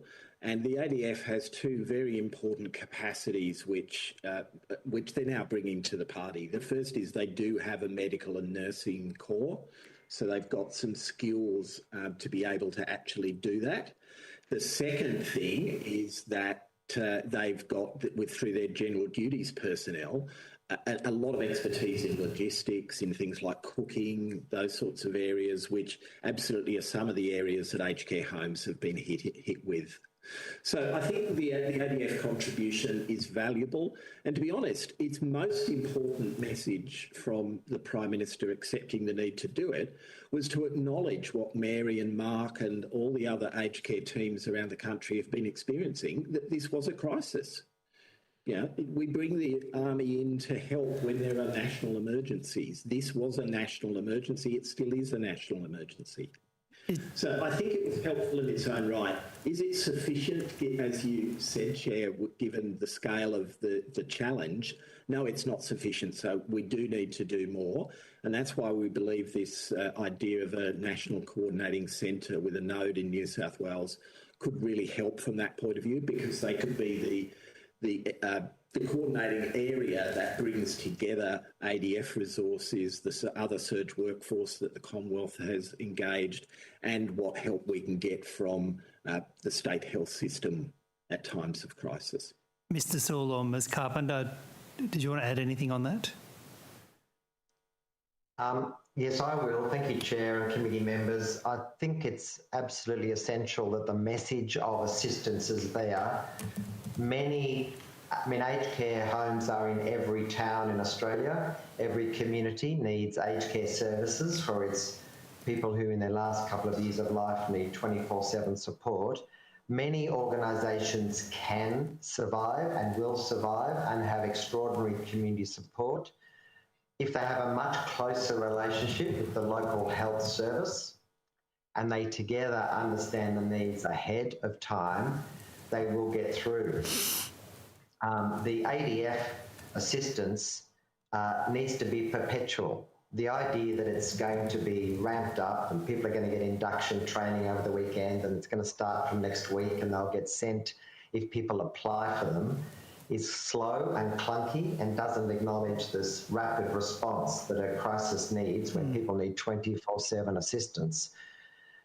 If people don't have someone to care for them for 24 hours, they will pass away. They're in aged care because they need that assistance. But there's lots of practical things, not just medical and nursing assistance needed. I would highly recommend that they be ready to respond, just like they would be ready to respond to any small community with a disaster. The ADF knows how to respond and get there quickly and assist. This is a lesson, I guess, for vulnerable people living in 24/7 care without the kind of state government health infrastructure that hospitals are used to. The ADF or similar national response bodies are needed on a perpetual basis. This was very like a wildfire, and that same kind of urgent readiness should be in place. Is that right? Exactly right. And if I can just add to the comments earlier about what recommendations to be made, the Commonwealth Coordination Centre with the New South Wales Hub is an excellent initiative and hope that it becomes accepted. The last thing we would want is for the state to think that the Commonwealth will make all the decisions and aged care homes won't need local intervention.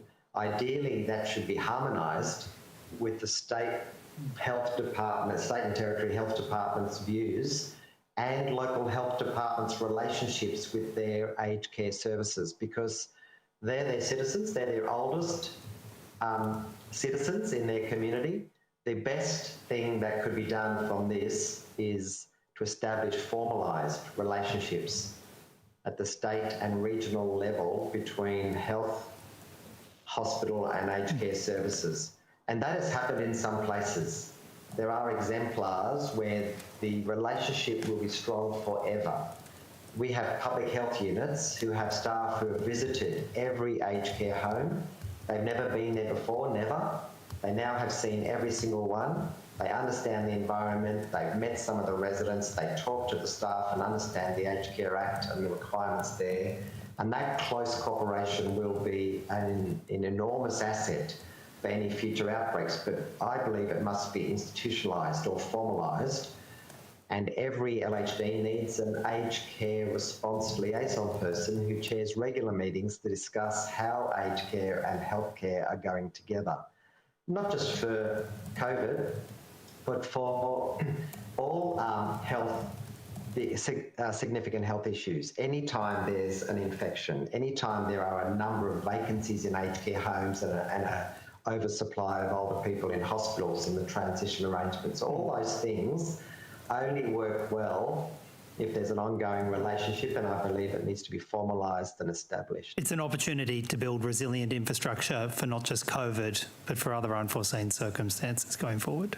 Exactly, and I think a blind spot has been exposed here, and some public servants, bureaucrats and local health district professionals have learned something new that will put them in good stead for future responses. We're cycling through to the opposition now. Thank you, Chair. Mr. Sadler, I'm concerned of those points you were making about the testing system in care, which you really took us through that journey. So there was a significant period after the testing system where it fell over, where in the aged care system, as in the general community, it was just impossible to get a RAT test, no matter how hard you looked. But you said you were just at the point about saying that was improving just recently as some of that started to come back on stream. It's really been the last week or so that we've heard that both from the Department of Health federally and from our members that the deliveries of rapid antigen tests from the National Medical Stockpile are now flowing. There were two big issues, I think. First, as I mentioned, was the federal department didn't do the pre-planning and get rapid antigen test stocks and then out to aged care homes ahead of the Omicron wave, even though we'd been advising them from early November to do so. But secondly, of course, as we all know from going to Coles and Woolies, the supply chain broke down over Christmas. Because all of the truckies were catching the disease as much as everyone else was. And that impacted both the deliveries from the National Medical Stockpile of rapid antigen tests to aged care homes, and it also interrupted the supplies of personal protective equipment, which were essential for aged care staff to be using during high rates of transmission of the disease.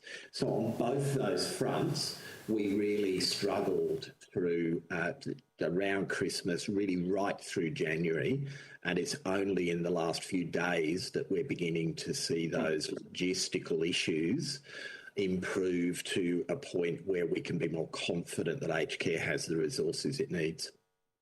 And look, I agree, it would have been ideal had the Commonwealth been able to manage this, but I don't necessarily accept there's no state role. This was one of the very first issues this committee raised with the health system, and testing was always going to be crucial. Those questions about the alternatives to PCR testing came up very early on. Wouldn't it have been better if the state had been able to step up, or perhaps more importantly, wouldn't it be good if New South Wales was able to step up now, given the challenges and given how central testing is to those? Yes to both. So this has always been a joint responsibility responding to something like a pandemic. It's not just a Commonwealth responsibility or just a state responsibility. It has to be dealt with jointly. And I agree with you that clearly the collapse of the largely state-based, though with some private providers having the same struggle, but the PCR, when PCR testing system basically collapsed, it absolutely made things worse for aged care. And Ms Carpenter, I might ask you and then Mr Sewell, those RAT tests out of the national stockpile, are you seeing those in your facilities at the moment? Yes, we are. We are slowly receiving them, and we are hoping that they will continue to be sent to us over the next few weeks as well. And I do know that there's certainly extra effort coming from the Commonwealth to ensure that stock are seamlessly delivered to the services, and we're seeing a lot of that in the last week. Yeah, Mr Sewell, is that similar for you? Yes, it is. We are delighted when a pallet arrives and we work out what it is and open it and discover whether it is in fact shields or gowns or masks, what type they are, whether they fit, and whether there's tests, lots of them, and what type they are. So ideally we want individual served tests that staff can take home. We go to 1,000 a day because every single staff member does one before they go to work, anywhere near an older person, of course. And sometimes they're not like that. They're batching models that have to be broken up and dispensed into tubes and then handed out. So we spend hundreds of hours sorting it out. But regardless of that, it's the first time we've had free rapid tests. Initially, they were affordable at a wholesale cost. They became very expensive, even at wholesale, and we were borrowing and stealing them anywhere we could. It's actually a delight to finally have some free ones. It's interesting to also note that the public health units at each of the local health districts do have different views about rapid tests versus PCRs, and sometimes suggest that everyone in an aged care home who lives there or works there or visits there should be PCR tested via an external pathology visiting company at a certain threshold of days to check that the virus is not there. Other PHUs are very comfortable with rapid testing of just the neighbourhoods or the houses or the communities where people are exhibiting symptoms, and every other piece of advice in between. So I guess that's not unusual. Thanks for that advice. I just want to come back to the question about the future challenges. We've had some strong evidence this morning about heading into winter. You've also talked today about the possibility of a different wave or an Omicron strengthening and rolling through again. We know that you've made the point really strongly about that 15 December decision, which was made and then reversed, not too late for aged care, that we know ignored the written health advice at the time. In your view, what's the most important factor, the most important piece of health advice that needs to be adhered to as we face those challenges that can't be ignored, that has an impact on aged care? What do we really need to watch out for over this period as we face those challenges? I think the first thing we learnt from the Omicron wave, and Mary alluded to this earlier, is that it was so transmissible in the broader community that as soon as it began to spread rapidly, its entry into aged care was inevitable. And it's been interesting, just in the last 24 hours, we've seen WA have its first real incursion of Omicron into an aged care home over there, in spite of all the border barriers. It's taken off once it's got in. You know, it went from one resident and one staff member to 10 residents in 24 hours. So this is a very transmissible disease, and therefore protection needs to happen at two levels. We need to get proper funding from the Commonwealth and resources and help to be able to protect against it getting in the first place. The Commonwealth stopped the funding of preventative measures in the 30th of June last year. The consequence of that is now obvious. The second thing is that any decision by state authorities around mask wearing, requirements for boosters and so on, they need to take into account vulnerable populations like aged care, disability care and the like. Because if you don't take those into account, you can end up with the most vulnerable populations having tragic outcomes. Ms. Carpenter or Mr. Sewell? From a state point of view, what's the most important thing you want to see? We're keeping a very close eye on over this period. I fully support what Mr. Sadler ended with there, which was every time a policy decision is made that changes behaviour, the impact, the likely clinical impact on older people or vulnerable populations is fully informed and shared, because getting access to the clinical advice and clinical research, either overseas or locally, is very critical. And I think New South Wales Health has some excellent research that should be shared regularly with vulnerable populations. Those facts, that modelling, that preparation of impact should be clearly articulated before policy decisions are made, and different pressure perspectives are considered. Right. Thank you. Yeah, okay. Further to that, I deeply agree with Mr. Saul and Mr. Sadler. The other one that would be ideal is ensuring that the consistency in application of those policy will be greatly appreciated across LHD and public health units. Further to that is that ensuring that the support and the services is afforded and available to aged care when they are required.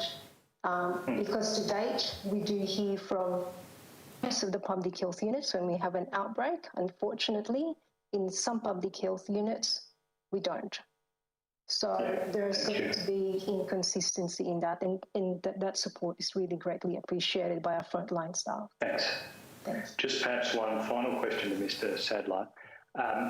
When we've put issues particularly to the Minister about the aged care sector, he's really often washed his hands of state involvement in that.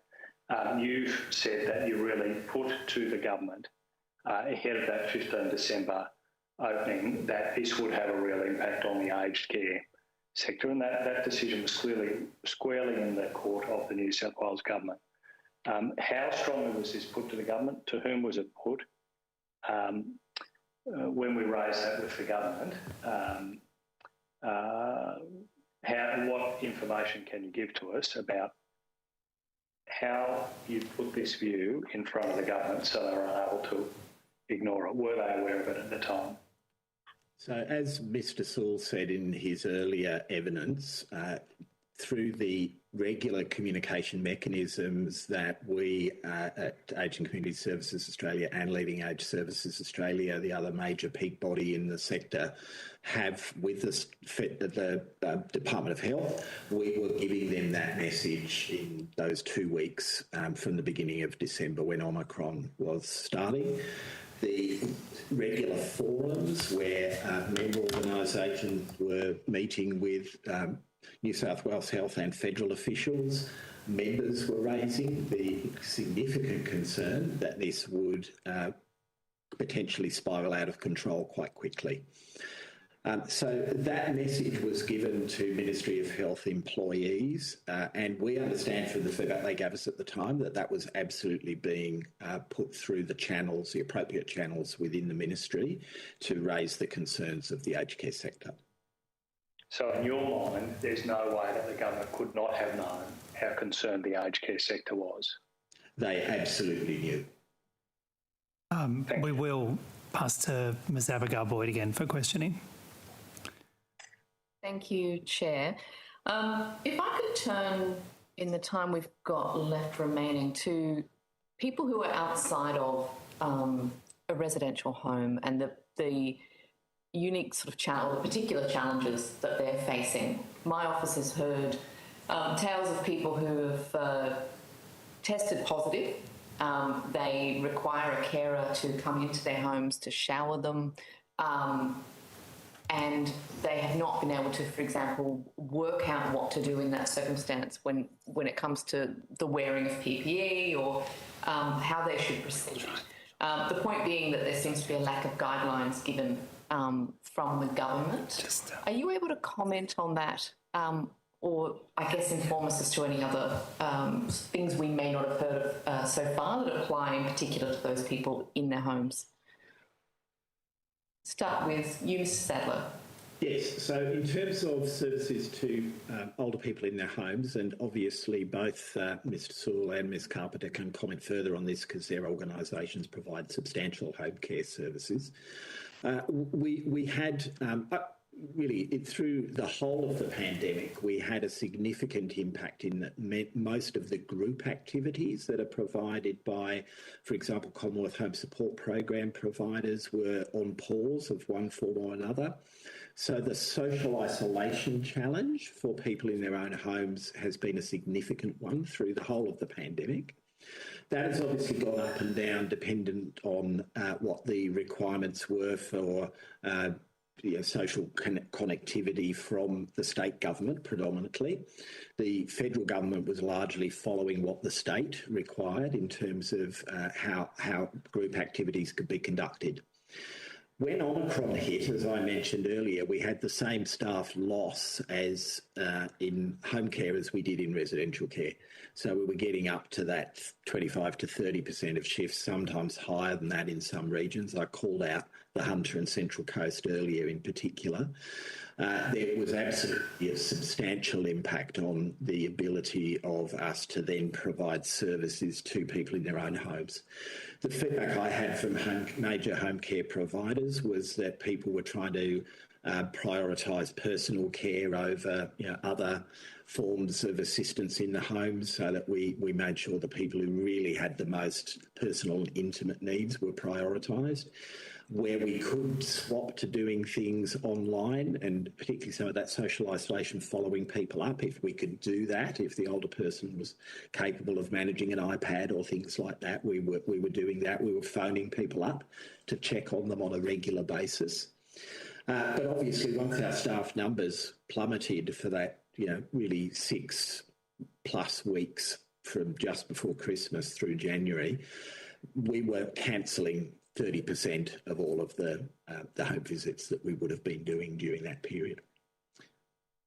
So does that mean that people were going without essential things such as showers and meals? In some cases, showers absolutely might have been not done as regularly as they would routinely have been done. We obviously, in the Meals on Wheels services, were doing this for their delivery. We're prioritising delivery of basic things like meals wherever they could, and so were the other home care staff. Thank you. Ms Carpenter, did you want to comment on this issue?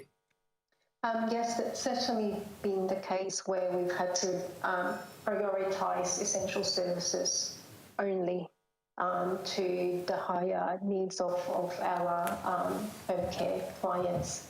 And in different contexts, we have also asked some family members as well of theirs if they do have the ability to provide care if they are within the same household, just because of the furloughed staff and the extensiveness of it. It's certainly been a lot more challenging in regional areas, especially when Western New South Wales have had a big surge over the last 3 months. So the remote areas have certainly been impacted. Thank you. Thank you, Mr. Sewell. Yes, I'm so glad you've raised this issue, because it's a very important issue which is not covered well by the media or understood by government or the public. Many people who need and rely upon regular drop-in support have cancelled it. They've either had it cancelled by us because of lack of staff, or cancelled themselves through fear and concern of having someone come in the home who might be visiting other people. And that whole idea about visitors and household safety and the numbers and all that is very frightening for someone living at home on their own. There are many more people living at home on their own than in residential aged care in Australia.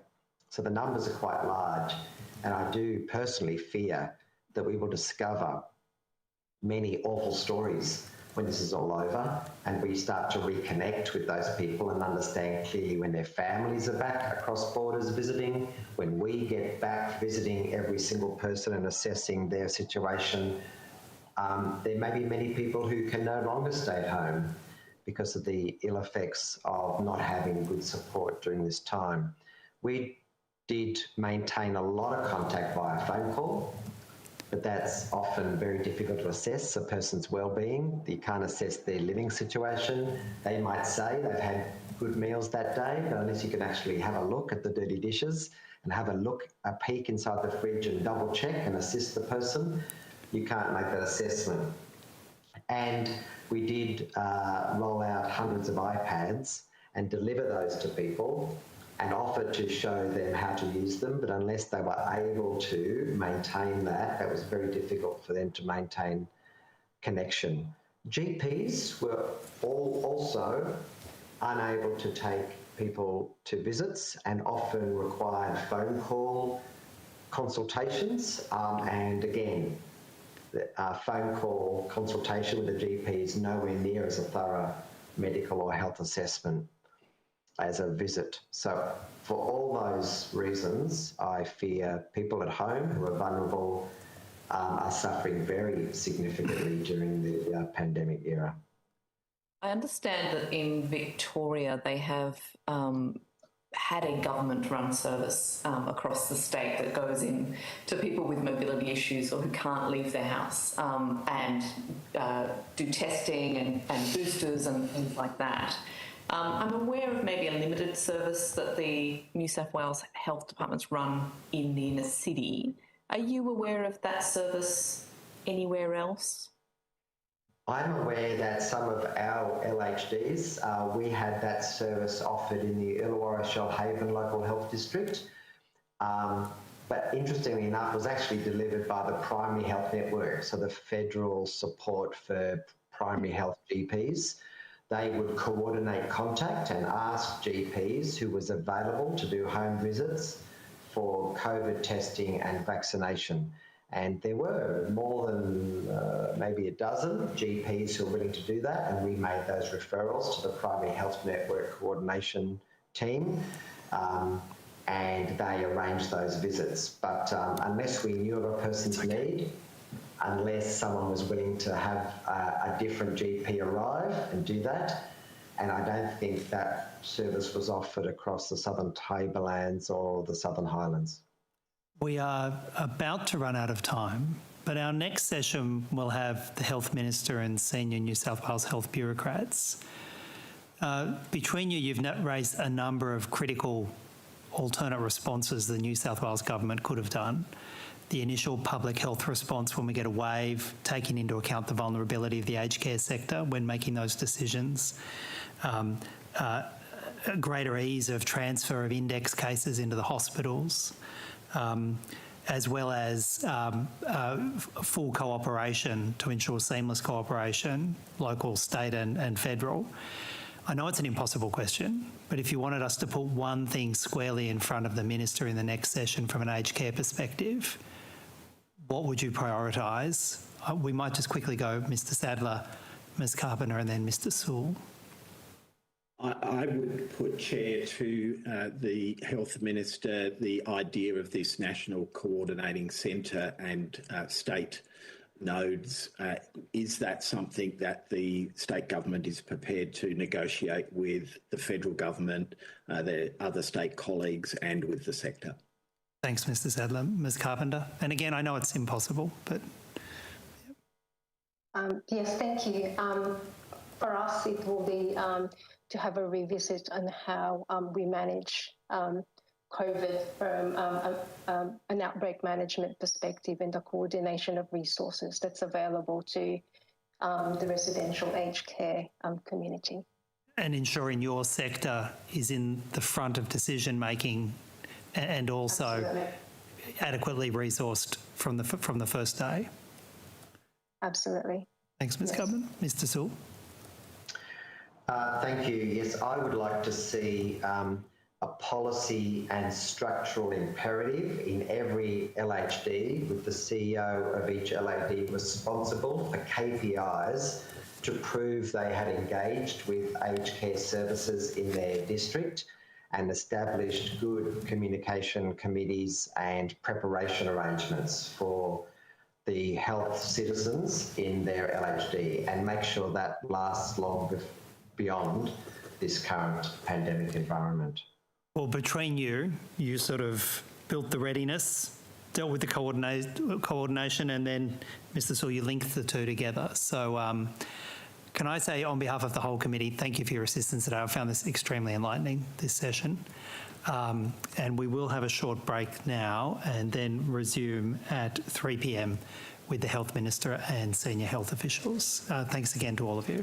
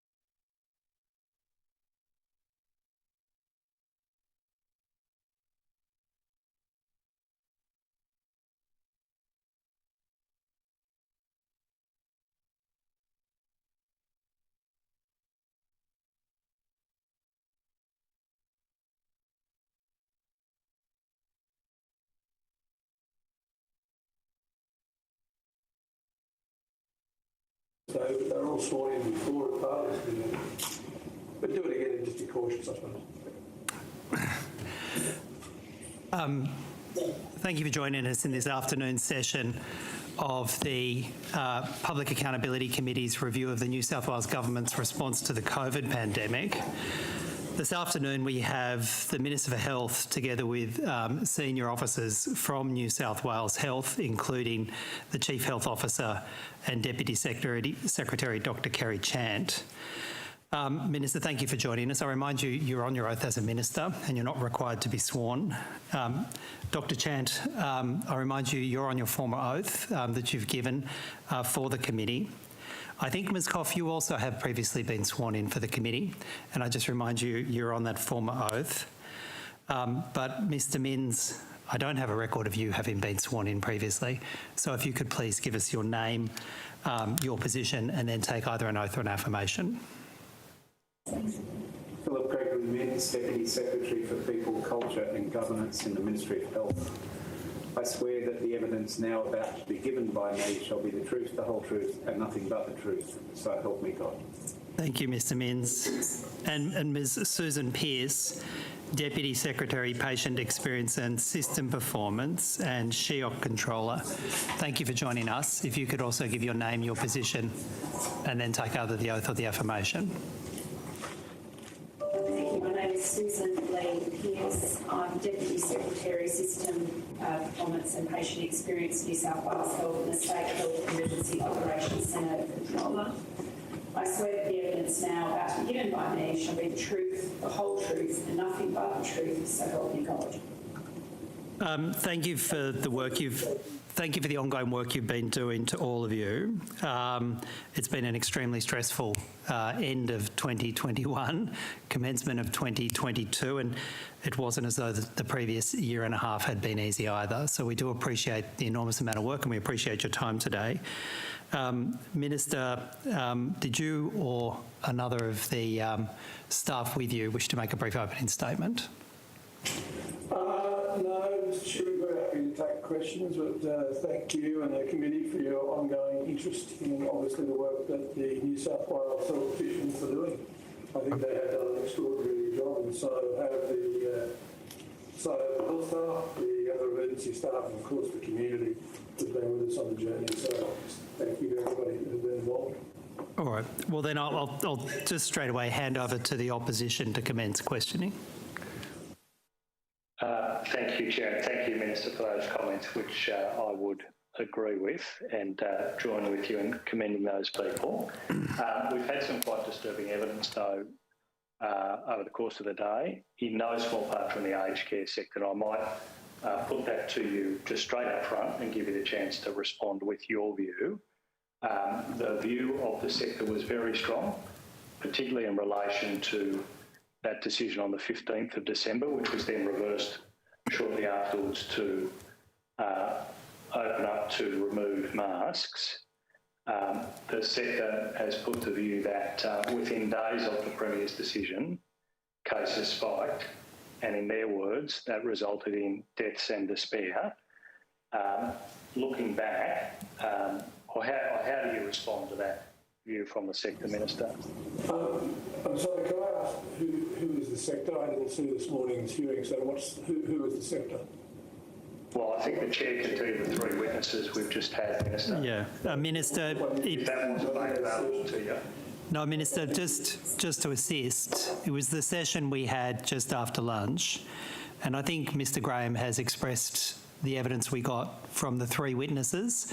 Mr Paul Sadler, who's the Chief Executive Officer of the peak body Aged Care and Community Services Australia, Mr Mark Sewell, who's the Chief Executive Officer of Warrigal Care, a large provider, and Ms Mary Carpenter, the Director of Governance, Risk and Quality at Uniting New South Wales, I think probably the largest provider of aged care facilities in the state. So that was the panel we just had, and that's the evidence Mr Graham is speaking to. Okay. Look, all I'd say is I didn't hear that evidence, but obviously there have been some challenges throughout the pandemic and some very unfortunate outcomes in the aged care sector. But obviously the primary responsibility for the aged care sector is not the New South Wales government, it's not a state government responsibility. Having said that, a lot of work has been done by New South Wales Health from time to time to assist the aged care sector, right from the word go, really, if the federal government needed assistance or if there was something that we could do to help. And obviously, that's been done. I remember very early. You agree, it was, of course, it was the New South Wales government's responsibility to make that decision to open up on December 15, and that's what they're commenting on. Were you aware when that decision was made of the strong view of the sector that it would cause, at that time, with the preparations that were in place at the time, significant problems for their sector? What we were aware of was that we had been through 2 years of the pandemic and through a number of iterations of the COVID virus. And through that course, we had received, obviously, advice from a number of different sources, including the Public Health Unit of New South Wales Health, but also broader advice from the broader health team in New South Wales Health. We'd also received advice through the what was then called the Crisis Cabinet, later the COVID Recovery Cabinet, Subcommittee of Cabinet, with other departments including Police, Treasury, Service New South Wales. And so what we were constantly weighing up, going right through the whole aspect, and it continues to today, is how do we take the community with us? Minister, that's understood and agreed. I think that there are some difficult balancing acts to hear. My question is this: were you aware of the aged care sector's view? They say this resulted in deaths and despair. They say they advised the health agencies through the forums they had very strongly. They thought the message got to the government. They say they absolutely knew this was the risk. Did you know, were you aware, as you balanced all those very difficult issues? Are you asking me personally, or are you asking the government's position? I'm asking you on behalf of the government. I don't recollect at this point that there was a specific focus on the aged care sector. It was on a broad community. And certainly I remember that we had made announcements. I think Omicron, from memory, Mr. Graham, came to New South Wales in the last week of November. And there was very limited knowledge or information about Omicron at that stage. Our focus, the majority of cases, were still Delta. It was a very minimal number in that period of November, and very minimal in the first week of December. But I do recollect that as a government, we had weighed up the public health advice, the broader health advice, the sentiment of the community, how to keep people coming with us on the journey after 2 long years, very tiring 2 years. And I remember that, without referring to any notes now, this is the best of my recollection, that we had indicated to the community that we would hopefully get to a certain point with vaccinations where we could, if you like, give people back more of their normal life. And that was the 1st of December we were aiming for. And so that was right at the intersection, if you like, of Omicron arriving in New South Wales. And yes, so what I might do is put, you're going exactly to the dates that the sector's put. I might just put this to you and allow you to respond. I'll put to you the evidence we just had put to us, that between the 1st of December and the 15th of December, the aged care sector put to your government in strong terms for warning that the sector wasn't ready to open up. Do you agree or disagree with that? I can't say that's the case. I personally didn't have that information from that. And we were certainly looking at all aspects of the community, as we always have. that information certainly wasn't something that I recollect being at the forefront of discussions. What I was trying to finish, if I could just finish, is that we had given the community a very strong statement that we would open more broadly on the 1st of December. And then I recollect that we were concerned particularly about some of the regional areas that didn't have their vaccination rates up. So the Premier made, I think, a very cautious decision to, well, the committee that works on these issues made a cautious decision to push that back to the 15th of December. And then on the 15th of December, I remember that there was a meeting that day, again looking at all the issues, so the meeting of the equivalent of the old crisis cabinet. Minister, as you turn to the more general issues, I might hand my comment. Well, just before we do that, John, could we get an answer? I've not been able to finish my answer at all. So, but I'm just making that point. If we don't want the answer, okay. Well, Minister, can I be clear? If you feel like you haven't finished the answer, please do feel free to finish it. But then we might find whether or not the aged care sector communicated that to either the Chief Health Officer or the department, and go to Dr. Chant and Ms. Koff. But Minister, if you could finish what you wanted to say. Thank you, Mr. Chairman. What I was just trying to get to was that by the 15th of December, we obviously were still weighing up all those difficult issues, and we knew we'd seen people overseas and in the streets here in New South Wales and in Victoria who were exercising their right to democratic statements that they were not happy with the current state of restrictions even at that point. So we were constantly weighing up those issues. We were looking at trying to get the economy and the employment going. And at the end of the day, we made a decision that on the 15th of December we would take some more freeing up steps. Having said that, I also recollect that we still gave strong advice. And in fact, Dr. Chant stood out at on the grass out on level 9 of the Parliament, I think it was from memory, and said that the recommendation was still to wear masks and take some of the precautions that we keep talking about every day that we've got the media. So I don't recollect any specifics as what has been talked about. Apparently that was evidence this morning.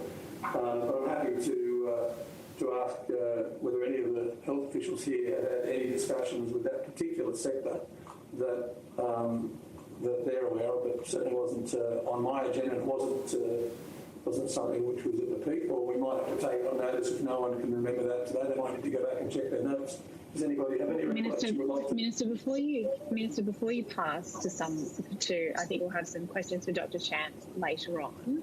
Can I put to you what we heard from the nurses this morning, which was, and this was a direct quote, which is the government's decision to lift restrictions in mid-December when the highly transmissible Omicron variant was circulated, resulted in mass community spread and a significant demand on hospital services at a time when the public health sector was at its least capable to respond. Our nurses are about to go on strike for the first time in a decade. With the benefit of hindsight, should you have not lifted the restrictions on the 15th of December? I think what we've done at the time was the right decision at the time. And I think Omicron, as has been evidenced across the world, obviously it was getting going, but it spread very rapidly, obviously. And I think it's a hypothetical question about can you, with hindsight, look at these issues is extremely just that. It's hypothetical.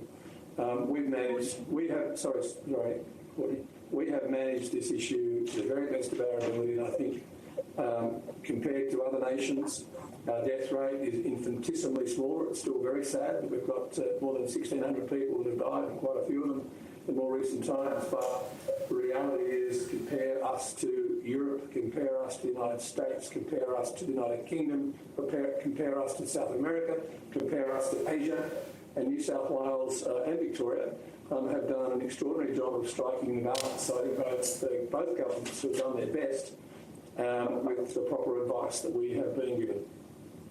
Well, Minister, it's not about a comparison with elsewhere in the world. What we're actually asking you about is off the back of the evidence we received today, which is after 2 years of a global pandemic, our health workforce is exhausted, and at a time when our health system was least able to cope, the New South Wales Government decided against health advice to let it rip.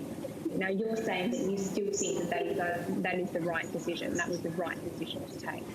Well, again, I would object to the terms, the rather colourful terms that have been used by the Labor Party in this period. Each of these decisions, every one of them that we've taken over more than 700 days of constant meetings on all of these issues, which are very, very complex, and have been, to say the least, weighing heavily on everybody's shoulders and minds, have been done to the very best of our ability. We recognise, of course we recognise the pressure on our frontline staff, and I've talked about that many times. I've talked with frontline staff about it. I've talked with the health sector broadly about it.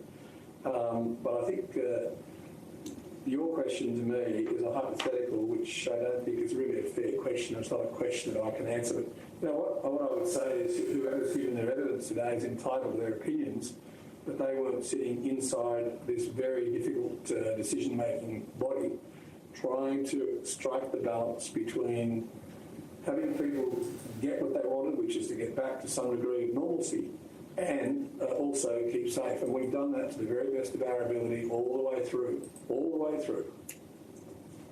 This was a dramatic change in the course of the pandemic, though. When you lifted the restrictions on the 15th of December, you acted, as has been publicly canvassed, against the health advice. There was health advice. The sector says that you knew on the 15th of December that this would lead to increased pressure on our hospital system, and in the words of the nurses, when it was at its least capable to respond. You can't actually say, though, that you think that that was the right decision to take. Surely, with the benefit of hindsight, you think that you could have taken a better course of action that would not have put such an impact on our health system at the time when it was least capable to respond. Every decision that we have taken in the last 2 years, I've turned on the TV, turned on the radio, and occasionally listened also to Labor Party members giving exactly the contrary view or warning of doom and gloom. And I've got to say that whilst we listen to those views, we also have to weigh up all of the collective information that we have on making sure, for example, you referred to health advice. You would have heard me, I hope, refer many times, both under the former Premier and this Premier, to there is a broad array of health advice that we get. It's not just the epidemiological advice, it's also advice on mental health, for example, getting the economy going so people feel like they're back on a degree of normality. We know the impact on mental health. It's been very, very substantial. These issues are complex issues, and to oversimplify them now with the benefit of being obviously just critical, I think doesn't help anybody. I think the community knows that we have tried our best, and you can take your view now with the benefit of the latest advice that you've had from a group or a couple of groups who weren't involved in those discussions, but I can assure you that nothing has been done lightly. It's been done with great gravity and literally thousands upon thousands of hours of work with the entire health team, not just one or two or three, the entire health team, and the Treasury and customer service. Minister, the Centres for Disease Control and Prevention on the 2nd of December.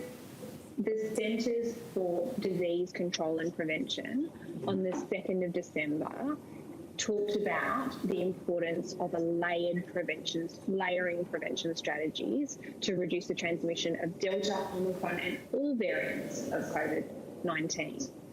Why then did you decide to lift off this layering on the 15th of December? How can you say then that your decision was in accordance with the health advice? Which particular layering are you referring to?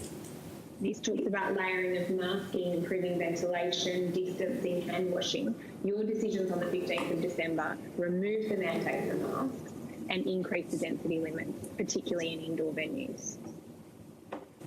They were very, very modest changes, and those changes did not, the sorts of issues that you're talking about, social distancing, hand washing, there was no removal of that. That's still in place to this day that we recommend that.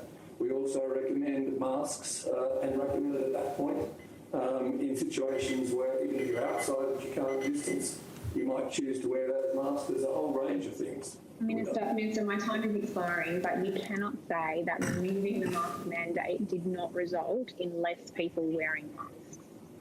The question, of course, that what you're seeking to do is just try and rewrite history and rewrite the complexities. It's not that easy. We will now move over to the next round of questioning from Ms. Kate Fairman. Thank you, Chair. So I think it's been mentioned that, and I'm sure you're aware that nurses and midwives will go on strike next Tuesday, which is the first time in almost a decade. The Premier has hinted that the government is considering pandemic pay of some sort for nurses, and I know you've received more than 15,000 emails in support of Nurse Keeper specifically. When will the government provide pandemic pay to nurses, paramedics and other frontline healthcare workers? Let me just say again that what our frontline staff, but what our entire health system, not just the ones at the front line, but the entire system have done in the last 2 years has been extraordinary. Not just them, of course, but also police. Police have had to do jobs that they would never have imagined they would have to do, particularly in hotel quarantine. Teachers have obviously had challenges. There have been a whole host of challenges right across the system. Certainly, we've done what we could in the earlier stages to try and assist nurses in a range of ways, medical staff, allied health staff, and I thank councils, for example, that we worked with to ensure there was free parking in side streets and so on during the period when obviously public transport was eased off. We've also made sure that in terms of car parks within our hospitals, we try to take the pressure off the nurses so they know that they can park there and not pay for them. There have been a host of things that have been done. Now, you're asking me, though, Ms. Fairman, what we might do going forward. And obviously those are decisions that the Cabinet has to make. I'm not going to indicate, I can't indicate to you, and I think you're aware of that. I don't mean to be disrespectful or rude, but I just can't indicate what Cabinet might be considering doing. But we are very conscious of the fact that our nurses and our midwives and our allied health staff, our doctors have all been amazing during the course of this pandemic. So this pandemic, of course, the current wave is seeing, we heard from the unions this morning and we've heard from many nurses and midwives themselves. It's come up in the regional health inquiry about the severe lack of nurses, particularly experienced nurses, registered nurses, nurses with decades of experience leaving years before they're actually due to retire. So what can the government do immediately, if you like, before what could be another wave hitting our hospitals in winter? What is the government considering now to incentivise particularly those experienced nurses from resigning? The first thing I'd say to you is that I spend a lot of my time in hospitals and with medical staff and nursing staff. What you are saying is a fair representation of some of those staff's attitudes. But I think there's a lot of staff in the New South Wales health system, and many of them have expressed this to me, that feel a little, don't get me wrong, they're all tired, or many of them are tired, and they've worked really hard, and they continue to work really hard. But they also do it because of much more altruistic reasons than simply some sort of financial benefit. Obviously I would like to have as much money as we can give them. But the reality is that that's not necessarily what they talk to me about all the time. I certainly hear that from the Nurses and Midwives Association, the union that represents them, and I have discussions with them. I have discussions about staffing levels generally, and there are some things that I've talked to the association about. I've had the benefit actually in recent times of I think in his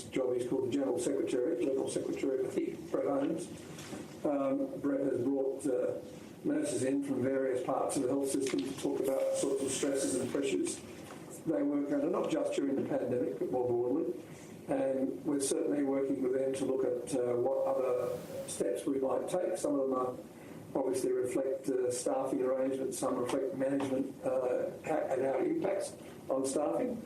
And those issues are issues which I've given an absolute commitment to the association to work with them on. But I don't think that necessarily just the money aspect is the sole issue. It's a lot more broader than that. In terms of staffing, I can tell you that only yesterday we announced 2,800 new nurses and midwives. 2,800 are just coming on board right now, and 40% of those are going into the regions. So that's a lot of staff to bring on. And yes, we lost some because they wouldn't, a relatively small amount, because we insisted at that point that they had to be vaccinated to keep patients safe. And that was off health advice, public health advice, and the broader health team's advice. But that was a relatively small number that we lost. I could ask Mr. Minns, if you like, to expand on what number actually had to leave, but we're certainly making sure there's a lot more coming in. Mr. Minns, could you just advise us, or would you need to take that on notice, what the number of people was that we lost as a result of the mandating? I can do that, Minister. So this data is from a week ago, but we can advise that we had 296 resignations across the entire workforce, so that's medical, nursing, allied health, corporate, mental health, etc.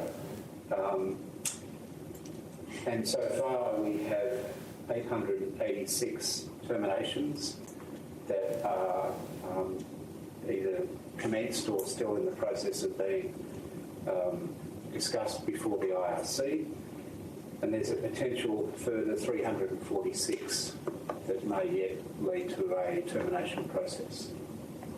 So, and what I would ask then to also ask Mr. Minister, what is the current position in regard to nursing staff? Because obviously, Ms. Fairman was asking specifically on nursing staff, what number of nurses do we have operational within the system?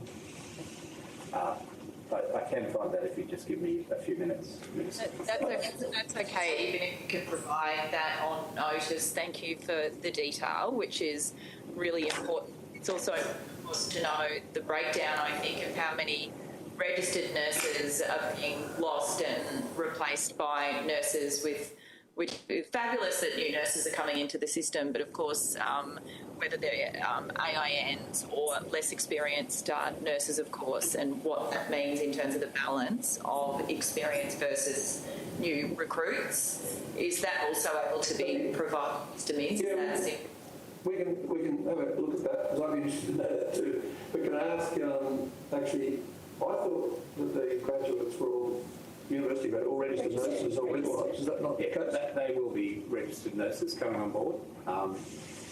And that number has increased over a decade from about 2,000 annually to this current number of 2,800. Last year we had 2,900, and we expect we'll get over 2,900 when we do the second half of the year intake. What we're seeing that's really interesting, actually, is that because of the pandemic, we're actually getting more people wanting to be nurses. So we're getting more people going into the university programs. And yesterday, the nurses I met just out of yesterday were Charles Sturt University, Sydney University, Western University. Basically, they're coming from all over the place, and they're all registered and they're graduate nurses. Minister, are you aware that paramedics in New South Wales are paid the lowest, as I understand, in the whole country? I'm working with the Health Services Union on those issues. Obviously, Jared Hayes is doing an excellent job on behalf of his union members, but there are some differences in the base pay and then the additional amounts that they earn.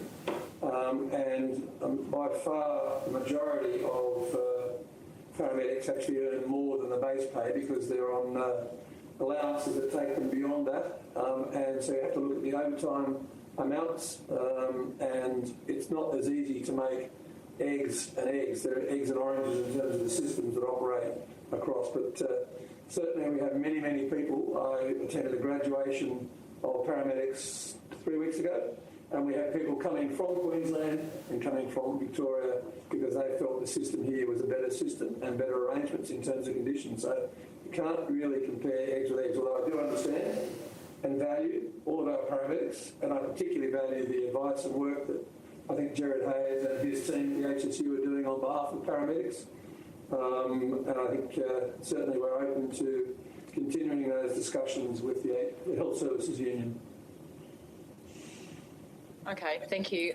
I wanted to just go to something that Professor Raina McIntyre raised with the committee this morning, and it's also something, of course, that many public health professionals around the globe have been talking about, which is long COVID. And Professor McIntyre said that it will lead to a major burden of disease on the health system.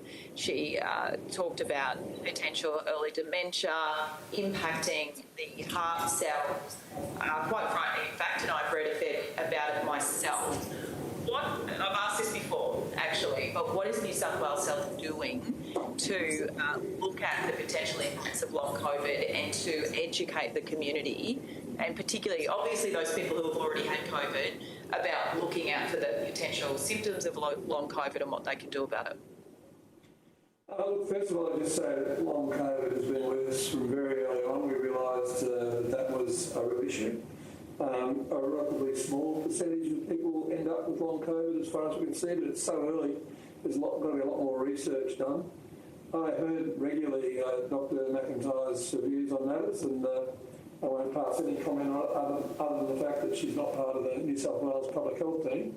So what I will do is ask Dr Chant, who leads the Public Health team, for her advice and information for you, Ms Fairman. Dr Chant. Thanks, Ms Fairman.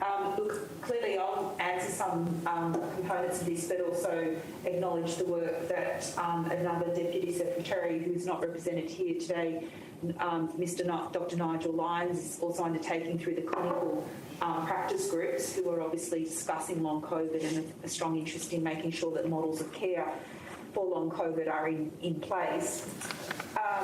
So there has been, clearly there is a lot to be learned about long COVID, and researchers in New South Wales have actually been contributing to the international understanding about long COVID, particularly some academics associated with the University of New South Wales and others.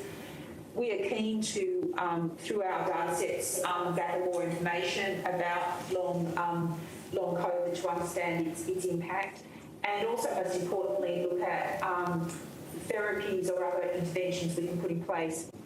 We have issued guidance to make sure that people are taking resting if they should experience those symptoms, and also the role of vaccination. It does appear that there's always exceptions to the rule, but there does seem to be a greater likelihood of perhaps long COVID linked to more severe symptoms, and we know that the vaccines work in two ways. They moderate the disease severity if you happen to get breakthrough infection, but they also prevent you from getting the infection in the first place, although that prevention effect is most strongest in proximity to your initial vaccines, including booster doses. So for those reasons, I think we need to be very watchful, but I'm also aware that there's a group of clinicians that are involved in looking at this issue specifically and developing the models of care to support the rehabilitation should people experience these symptoms. And I know that there's also a diffuse pattern of these symptoms, and they may need, there may actually be subsets within the whole umbrella of long COVID. And I think it's an area that we certainly need to continue to work on. Thank you. I just wanted to turn to a question about what paramedics are experiencing in, specifically around Westmead and Blacktown hospitals. I understand that paramedics have been asking for an air-conditioned workspace to be able to wait in while they're waiting with patients. That has been rejected by the LHD. You've got paramedics obviously in PPE having to wait outside in very, very hot environments. The LHD has rejected their request for air-conditioned space. Are you aware of that, Minister? No, I'm not, Ms. Fair. Our paramedics, I think, are doing incredible work and challenging job, particularly. It's a challenging job at the best of times. And they deal with all colours. I'm going to interrupt you there, Minister. I'm aware that paramedics do a very good job. This is a specific example of the fact that paramedics are waiting with patients for a very long time. They've requested from the Western Sydney LHD in Westmead and Blacktown for air-conditioned units, if you like, to be able to wait in. And apparently the LHD does not want to do it because of the law could potentially imply that patient offloading is taking too long. Has the LHD spoken with you about this? Are you aware of this request? And why would the paramedics not be able to wait in air-conditioned facilities? As I was trying to say, I think they do an incredible job, but you've got to understand, Kate, that there are 170,000 people in the health system, roughly 4,000 are paramedics, and there are 15 local health districts, and I as a nurse am not across all aspects of every operational issue. Having said that, now that you've raised it, I will raise. I haven't heard that before, answering specifically your question. Paramedics haven't raised it with me, to my knowledge. That might have raised it with my office, but it hasn't been raised with me. So I will raise it with the Chief Executive. In fact, as the Secretary sitting here, I will ask her to raise it with the Chief Executive of the Western Local Health District to see what can be done. Thank you. I'll keep going until I think I'm interrupted. Hopefully I've still got more time. I also understand that, I suppose... No, sorry, Kate. I should have interrupted. We're going to cycle through to the opposition. Yep. But no, it's a very worthy attempt. Thank you. I think it's... Yes. Hello, Minister. Hello, Dr. Chant, Ms Pearce, Ms Goff, Mr Binns. My first question is just to go back to the aged care issue. Minister, you said that you weren't aware of the concerns of the aged care sector before Cabinet took the decision to open up on the 15th of December. Was anyone else sitting at the table aware of that? I'm happy to ask whether there's been any specific... But just keep in mind, Michelle, that we had discussions with every part of the community, but the specific question to me was I aware of that in the context of the decision-making around what we had undertaken as the community about opening up? And my answer was, no, I wasn't aware of that, although obviously very aware that it's been a major challenge all through the aged care sector. I'll ask any of the... Sure, Minister, there's been significant... As a result of that decision, I'm very concerned that there has been a breakdown in communication. If you were not aware of their concerns, I would like to know who was.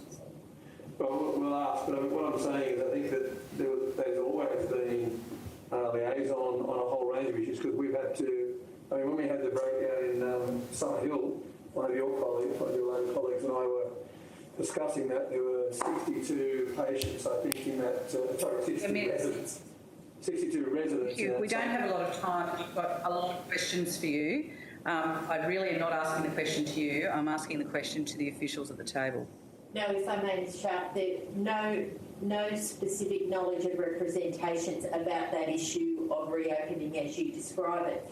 But I must emphasise that we continue to meet regularly with all aged care facilities and the peaks and the Commonwealth consistently through the period. Well, I'd make a comment on how is it possible today and say how concerned they were and they believe the government understood, and you're essentially saying that you didn't specifically know. You're asking a specific question about an issue of restrictions easing, which we would have had no aware of, or they wouldn't have had the precedence to know what was occurring either. To flag that issue specifically is, I think, an unreasonable expectation. But look, that's okay. I'll move on, but I am very concerned that there seems to have been a massive breakdown in communication. I accept that everyone is very busy, but aged care residents, as we all know, are the most vulnerable, have been the hardest hit, have experienced the most deaths, and there seems to me have been a massive breakdown in communication, and I think that's something that's of some concern. But anyway, we want to move on. That's not right. There was constant discussions with the aged care sector, but you asked, and your colleagues asked, a specific question in regard to the decision that was being made. And what we're saying is there was nothing on that specific decision. That's all we're saying. Of course there's discussions with them. I mean, heavens, I personally rang heads of various organisations to jump up and down about things that we thought weren't being done properly in the aged care sector. That's gone on for the entire 2 years. But you asked a specific question, we answered it specifically, the Secretary has given the answer. I think at this point we should probably move on to another question. Happy to move on, Minister. Minister, why hasn't the land been secured for the Eurobodalla Hospital? It has. I mean, this is just absolute rubbish. Minister, can I just say that? How has it been secured? It is my understanding that it has not been secured. It has not been sold. Well, you don't understand, obviously. And I fear that if the Labor Party ever gets elected, if you don't know after all the years you've served in Parliament about the land acquisition processes, we have a problem. There's legislation that actually sets down what you have to do with land acquisition. It's called the Just Terms legislation.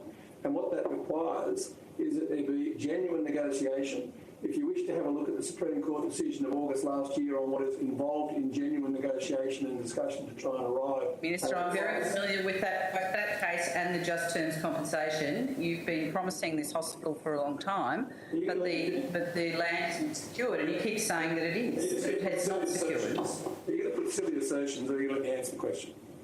Thank you. I answer the question. So, when we made the announcement that we were actually going to build a brand new Eurobodalla hospital, health infrastructure, which is one of the major parts of New South Wales Health, at arm's length from government, went about the process of then doing what they need to do, which is to go and find appropriate land. They usually look at anything up to 30 sites. They did. They then found a site which is fantastic site on the side of a hill, low, beautiful land, beautiful views. It's the farmer who actually owns that land was not in agreement with the price that was put to him. Negotiations took place over a period of 13 months. They tried very hard, I'm told, by Health Infrastructure to agree on a price. On the 20th of December, a notice of a proposed acquisition notice called a PAN was served. That notice gives them 120 days to finalise any negotiation on a price, so the farmer can still agree on the price. At the second week of April, which of course now is only about 7 or 8 weeks away, the land will automatically be acquired. I will sign the resumption and it'll be gazetted. The land will be in the taxpayers' hands then by the second week or third week of April, and then the valuer general under the legislation will determine the price that the farmer will get. But I'm hopeful that in this current period where the PAN was served on the 20th of December, by Health Infrastructure, and I might add not by interference from any political arm. I know there's been a lot of political interference down there from the Labor Party who don't seem to understand the decency of processes that are required in that legislation. And now the legislation has been followed, the land will become ours, and then of course there'll be early works done during the course of this year, and within 3 years there'll be a brand spanking new hospital, which I might add, the Labor Party never promised to deliver and wouldn't have delivered.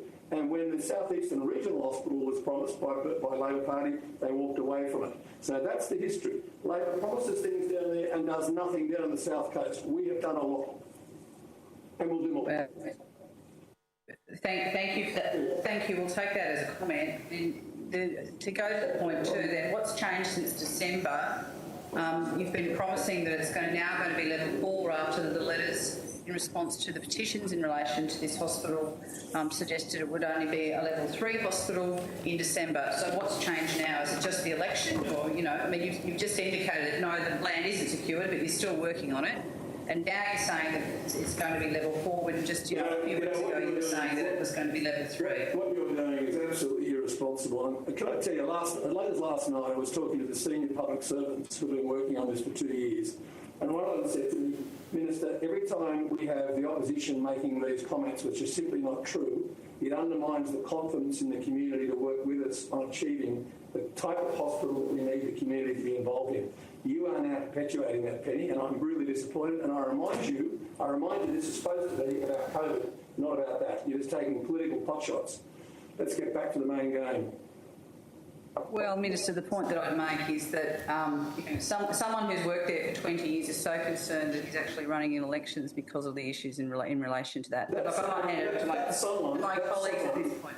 That someone was a doctor there who walked away when he was offered the opportunity to update his practice by the Clinical Excellence Commission and to make sure that there was resilience and safety built into his practice. He walked away from the patients and made sure that politics was his priority. And you guys facilitated that. This is a Labor Party deal that's been done by you people, and you are not... Well, I'm going to... Sorry, I'm going to intervene here as...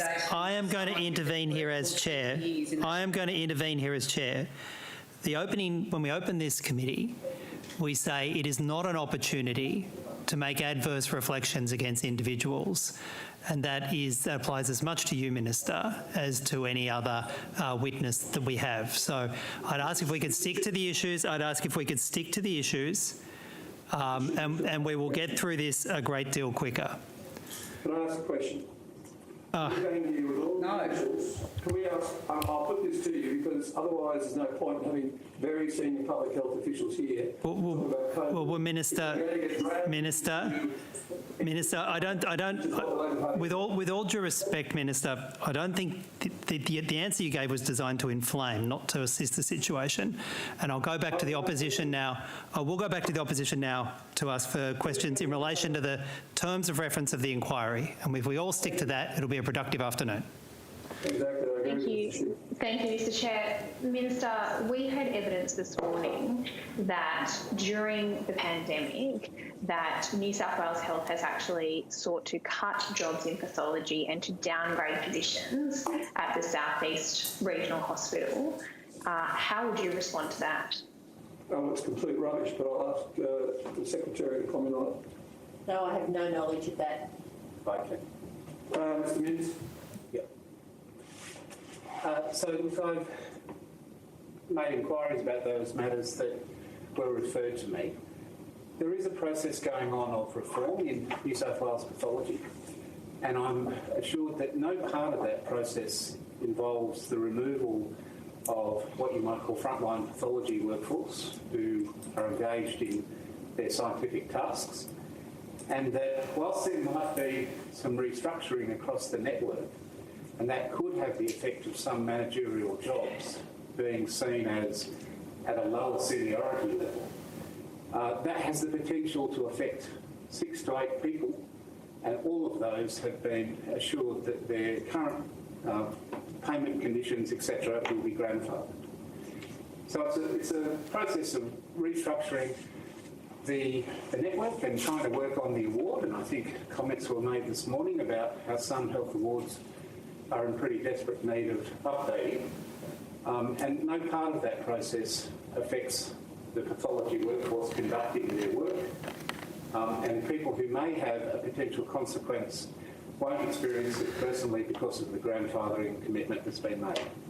And can I add that absolutely nothing on that front has been directed by the New South Wales Government, but we do appreciate the work that's been done by pathology because the partnership between both public pathology and private pathology has been incredible, and as late in the COVID, which is what we should be talking about, and in the COVID period, as late as 2 weeks ago, I was at Campbelltown Hospital in southwestern Sydney, where the Premier and I visited a new... Minister, I'm going to stop you. I'm going to stop you there because I'm asking very specific questions about pathology at the South East Regional Hospital. This is a COVID inquiry, as you've said. Are you concerned, given what we've seen that happened over Christmas, with the issues around testing, with the issues with delays, particularly with getting results, that at this point this would be a time to restructure pathology, that instead we actually need to be putting more resources, particularly into regional areas? I entirely endorse, and we have put millions of dollars more into pathology. But I think what's happening from what Mr. Minns has just described, and I rely on the senior public servants in this regard, is that they're actually making sure that the pathology services are able to be delivered in the most efficient way right across the state. And I think the only reason you're asking about South Eastern is because you want to make, again, another political point, because there's a by-election going on down there. Let's talk about COVID.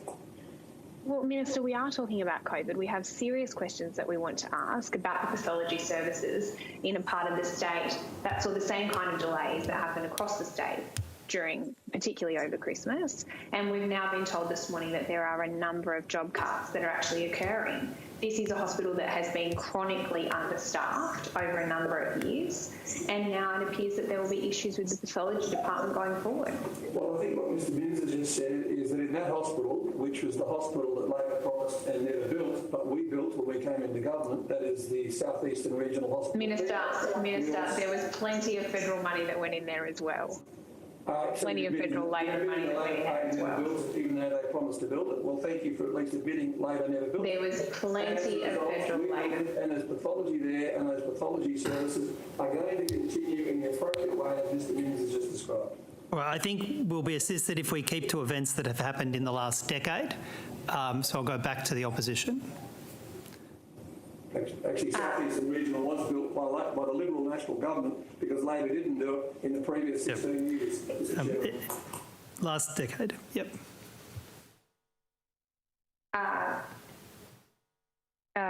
Sorry, I think my time is about to expire. Have I got... You have the better part of a minute left. How much? The better part of a minute left. Oh, okay. Excellent. Okay, then I might just pass to my colleague. Right. I might ask, Minister, just following on from that discussion about the collapse of the testing system in December, one of the bits of evidence today from the public health experts was to be prepared for next time. One of the things they hoped was that the government had warehouses full of rats and full of N95 masks, or some of those equivalents, given what we now know about COVID and about Omicron. Can you give us any reassurance that their hopes will not be disappointed? Can I say, I don't accept your hypothesis that the testing system collapsed. The testing system was under enormous pressure because early on in this pandemic, back in 2020, we thought we were doing extraordinarily well when we got up to 40,000 PCR tests a day. That's huge, huge. But late last year, it got up to nearly 200,000, so 5 times that level. So the world... Well, Minister, like a lot of people, I spent Christmas Day in isolation because of the collapse of your system. So you won't persuade me. But do you want to move to that question? Do we have warehouses full of rats and N95 masks, as the hope was of these public health experts today? As I said, and I think, again, I find it remarkable that you're trying to undermine the work that's been done by all the health system and the pathology system, and for pure political point scoring, it's pretty pathetic, actually. I'll ask the Secretary... Minister, this was one of the first issues we discussed with you in June of 2020 when you first appeared. You were rude and dismissive then about the importance of testing. We asked you then about the capacity. At the time, it was 21,000.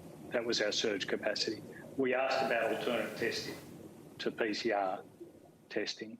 Now, a year and a half later, longer, we're asking about the testing in New South Wales. Why don't we have warehouses full of rats? Well, we do have, and in fact, we've made those public comments about the fact that we are buying massive amounts of rapid antigen tests. And I'll ask the Secretary to comment on that aspect specifically. Thank you, Minister. To date, the New South Wales Government, and that it procures via Health Share, which is the agency within health that does the procurement, we've procured more than 50 million rapid antigen tests, with 100 million further to come. And from our projections, that has supported both the return to school, which has been highly successful with the rapid antigen testing, and we're supporting disabled groups. We're even providing to aged care facilities, and we will continue to procure as necessary, but we're confident with 150 million in our warehouses that we'll manage immediate demand. I'm sure we will come back. No, John, I'm sorry, the time has expired. Ms. Boyd. Thank you very much, and good afternoon, Minister, and to everyone in your department. And I echo the thanks from the rest of the committee members in relation to the work you've been doing over this period. I wanted to come back to the aged care panel and the testimony that we received this afternoon. Could you tell me, in the 2 weeks prior to deciding to lift restrictions, so we're talking about 15th of December, I believe it was, did the government consult with the aged care sector? Ms. Boyd, can I just say that the public health officials at senior levels were dealing all the time with the aged care sector, but I'm going to ask whichever one would like to answer the question on what level. Could I perhaps, just before you do, if I could make it very clear the information on after, I want to know whether the aged care sector was asked if they felt adequately prepared for those restrictions to be lifted. Just emphasise to you before I pass to whichever senior officials wish to talk about it, that the aged care sector primarily is working under, it's regulated and managed, obviously, by various organisations that are under the domain of the federal government, not the state government. The state government's responsibility is public health. So, of course, the decision, though, was a decision of the state government to lift restrictions in the context of the aged care sector at the time.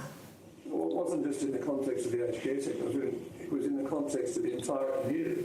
And of course you would recollect too, I'm quite sure you would recollect, because I had to sign off on various exemptions to allow people to have demonstrations in the street saying they wanted their freedom. So there are a whole lot of factors happening at the time. But does anybody here have anything they can add? Look, specifically, as Dr. Chant mentioned, Dr. Nigel Lyons is the DepSec responsible and met regularly with the residential aged care facilities, the Commonwealth Department of Health, the peak bodies for aged care facilities. They've had over 30 meetings since June 2020 to discuss how outbreak management occurs within their facilities. In terms of dates of meetings, I have to take that on notice and determine whether any of those issues were raised about the concerns that have been expressed by the aged care providers. If you could take that on notice, that would be very helpful. I understand that as of a couple of days ago, there was 525 aged care homes across New South Wales that were currently experiencing an outbreak of Omicron. Do you know the current number today? I don't think we've had any advice from the aged care sector on that today, but I'd say, Kate, that Omicron is obviously more broadly throughout the community, so it's also in the aged care facilities. But we'll take that on notice and let you know as soon as I can. Thank you. It's flattering to be Confused with Kate Fairman. It's okay. That's okay.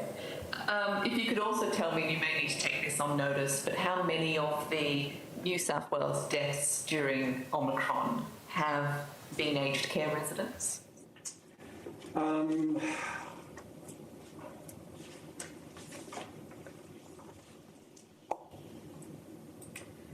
Dr. Chant has just given me the most up-to-date figures, and correct me if I'm wrong here, Dr. Chant, but it would appear that sadly 419 people in aged care facilities have passed away. Could I just clarify? Ms. Boyd, if I ask Dr. Chant, she can clarify further details. Just for accuracy, if we looked at the Omicron period as between the 1st of December, remembering that in some areas there would have still been Delta and Omicron, just for clarity, but if we look at the period from the 1st of December 2021 as the start of the Omicron period, there were 419 aged care facility deaths during that period until 4 p.m. the 10th of February 2022. And obviously the deaths are reported to us. There's sometimes a lag. So just with those caveats, that's the data that I can provide the committee today. Thank you. That's very useful. Actually, I won't add to it. I'll ask Dr. Chant to just explain something. And I know what she meant, but it's not that clear if you don't know it. Could you explain why we didn't know the difference between the influence of Omicron at that point and Delta, please? Well, just that we know in some areas that the majority of the cases were Omicron, but and at the moment it's very clear that Omicron would be the predominant source in both BA1 and BA2. The BA2 is a sort of a sublineage of the Omicron, the original Omicron. We believe that Delta has been totally suppressed. At this point in time, we're continuing to watch that, but obviously we don't genomically sequence all of the test results, and obviously with the rapid antigen testing, and that is now used as a confirmed case, particularly in the context of an outbreak in an aged care facility, then with those caveats, we won't ever know for certain, but so therefore we have to apply those sort of epidemiological principles. So with those caveats, that's the data. Thank you, that's very useful. Could I ask you, I guess a group of people who are not given perhaps as much coverage in the media as, of course, people with disability and people particularly in disability homes. Do you have any data for how many deaths there have been in disability homes? If you don't mind, Ms. Boyd, I'm going to ask Dr. Chant to answer that because it's a really important issue. Dr. Chant. We would collect that information, but I just haven't got it with me. And you rightly point out it's a very important component. We have been reporting on our death data every Friday, and obviously there's some sensitivities in identifying individuals through that data, but we will certainly move to make sure we're very clear on reporting disability group home deaths as well in that data. We do report on a number in aged care facilities as well. Thank you. If I could ask just a couple more questions on disability before I hand back to my colleagues. The first one, I understand from advocacy organisations that there's been no guidance from New South Wales Health about the protocols that disability support service workers are supposed to follow when providing support services to people who are COVID positive. And in particular, they've mentioned the difficulties with not knowing when they're going into a person's home who has COVID and they're trying to shower them. Are they supposed to wear PPE? What's the protocol? We're hearing that there's a real dearth of information. Can you confirm that? Is it taken on notice? I'll ask Dr. Chant whether she can answer it. If she can't answer it, thank God. Look, I would have to investigate the specific concerns, but clearly there's quite clear a person that has got COVID that is infectious with COVID, you would need to take very high level protection to protect yourself against that. And the CDC, the Clinical Excellence Commission, has got guidance on what that would look like. But if I could just take that on notice and work with my colleague, Dr. Lyons, just to see on what information's gone out.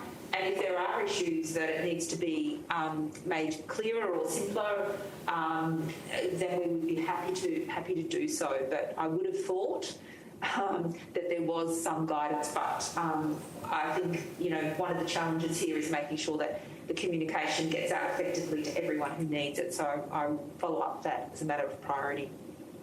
I understand. I might try and ask my other question later because I'm out of time. Back to you, Chair. Oh, thanks, Ms. Wood. Minister, I want to go back to the issue about aged care at the time that restrictions were lifted on the 15th of December. We had evidence from Mr. Sadler, the Chief Executive Officer of the peak body Aged Care and Community Services, that they had raised with the New South Wales Government their concerns about the lifting of the restrictions before Christmas, before the break, and they were concerned that if that was done without adequate RAT tests and without adequate masks and without adequate warning, it would have a severe negative health outcome in the aged care sector.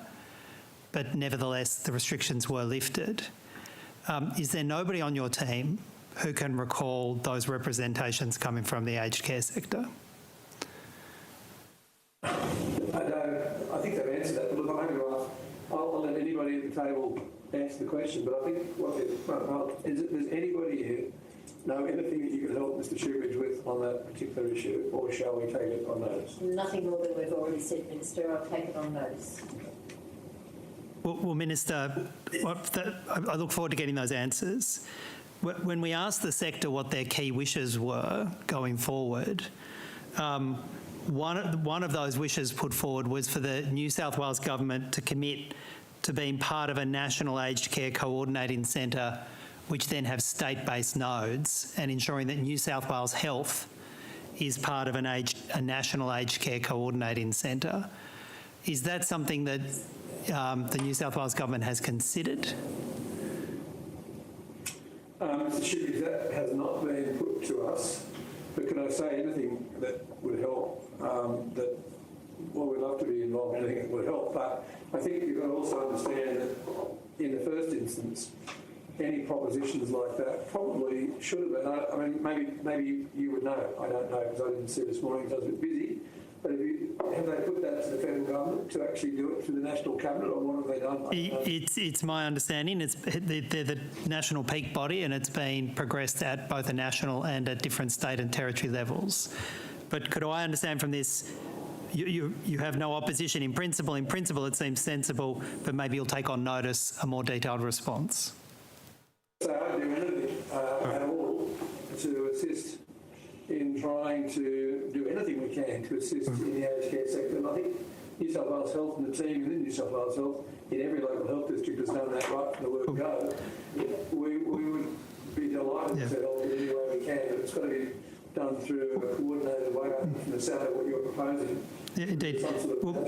Minister, the aged care sector were very clear in their evidence to us about the impact that the decision of the 15th of December had on them. They said that because the restrictions were lifted, before they had adequate masks, N95 masks, before they had adequate stockpiles of rapid antigen tests, and before they were prepared to deal with it, that led to the loss of lives and the unnecessary loss of lives in the aged care sector. Will you commit to doing some forward engagement with the aged care sector so that if we get another surge or we get another variant, they're at the table, or you know their needs before these decisions are made? Of course, anything that can be done, we would do, but I can honestly say again, there was no discussion with me, there was no discussion with any of the senior health officials here, and in a normal course, it would be done through the federal government because it's a federal government responsibility. No, but Minister, it was a state government decision to change the public health orders, and that seems to be where we've got this gap. Aged care is federally regulated, but decisions that the state government will make had such a big impact on them, but there was no actual connection between the two. That seems to have been what's gone wrong. I'm hearing you, but I mean, anyway, I'll ask the Secretary of the shoot some comments. The point I made, Mr Shoebridge, that quite clearly the adequacy of PPE and rapid antigen tests for aged care facilities is a Commonwealth responsibility. They secure their supplies through the National Medical Stockpile, and similar to the vaccination rollout at the aged care facilities, it was a Commonwealth responsibility. But Ms. We've been quite happy to support where necessary, where aged care facilities did not have adequate supplies of PPE or rapid antigen tests. We've assisted them wherever we can across the state. All right. It seems to me that this evidence is coming back to how essential it is to join the dots up and to closely review that proposal for more coordination. But Minister, one of the other requests that came from the aged care sector, and it was a very practical one, was to ensure that the Chief Executive Officer for each local health district has engaged with each aged care provider in their area and have connections in place to draw upon when we have the next surge, when we have the next requirement, so that we do that. You're speaking all three out of the four, you're all saying they have. Right. With each aged care provider in their local health district. And let me me say, I don't know who you got evidence from, but I sat in this very room. I'm in New South Wales Health Headquarters, and going back to when the Victorians came up here mid-2020 seeking advice on how we're approaching it. At that time, I spoke to all of the executives in this very room of all the local health districts, and what I actually said to them was, we need you to actually get your teams to know the absolute workings of every single aged care facility in your area. I want to know that you know, are they capable of isolating people? Let me finish, David, please. The other question. Are you aware of the precise detail on whether or not they have areas within their aged care facility that can allow isolation? Do they have staff that are qualified? Are the staff trained? I want you. Now, that wasn't our responsibility at that stage. That was the federal government's. But we had already worked out that we need to do more to fill the gap. And I'll just ask the senior executive here, because they all got pretty stirred up when you just put that proposition. Would you like to say something, Dr. Chan? Look, I think Susan, Ms. Pearce, would be able to talk about the incident management arrangements and the collaborative approach with the Deputy Secretary Pearce. Thank you, Mr. Chair. One of the areas of focus definitely has been via our local health districts with residential aged care facility providers within their geographic areas. We've certainly learned over the years, and I'm going back even back to the 2017 winter flu season where we had in-reach models into residential aged care facilities. What we've done over the period since that time is we've strengthened those, and it is my understanding from our district chief executives that the relationships now between the local health districts right across New South Wales and residential aged care facility providers, and for that matter disability providers, are as strong as they've ever been. We have actively assisted residential aged care facilities right across this state, all the way through this process. Minister. Whether that is the provision of assisting them to find staff when the Commonwealth was unable to do that, whether that's the provision of RATs or PPE, whether it's going in and testing residents, assisting with booster shots, whatever we have needed to do to help protect those elderly residents, we have done. Minister, I'm not doubting you had the meeting, and I'm not doubting you've asked for the connections. But the real concern I have is that when your government made the decision in mid-December to lift the restrictions, you don't seem to have known how woefully unprepared the aged care sector was, how they knew they didn't have enough RATs, they knew they didn't have enough PPE, they knew that it was a real risk to the aged, the people in their care, but that message never got through to you. So I hear what you say, but how do you explain what went wrong in mid-December? Well, first of all, your picturing it has gone wrong. I'm reflecting the evidence we got. I'm reflecting the evidence we got from the sector, Minister. Well, okay, but I could bring in another 50 people who would give different views to those three. I don't know who they are, I don't know what level they are, but I'm telling you that the decision... The Chief Executive Officer of the PEAK, the National PEAK, the Director of Governance, Risk and Quality of the biggest single aged care provider in New South Wales, the Chief Executive Officer of another major aged care provider. These are people you should listen to, Minister. Well, let me tell you that some of the aged care sector providers that I've had to deal with, I've had to express my absolute horror at the failure by some of those aged care sector people. That can't be your answer. That can't be your answer. I have personally done that and made phone calls to them to let them know that they've failed in a whole lot of areas. So I'm sorry, there used to be asserting that we failed. What we did back in December was exactly what we said earlier. We weighed up all the advice from all the people that came. We looked at the issues that were happening. We looked at the fact that the population wanted to get back to some degree of normalcy. There was next to no Omicron here at that point. There was next to no knowledge about Omicron. We made a balanced decision, and that's all I can say to you at this point. All right. Well, my time has expired. I will hand back to the opposition for another short session. Thanks very much, Chair. Minister, I just wanted to ask Ms. Coff, you said that you've got 50 million rapid tests now in the warehouses, but 100 million more on order. When will they arrive in the warehouses?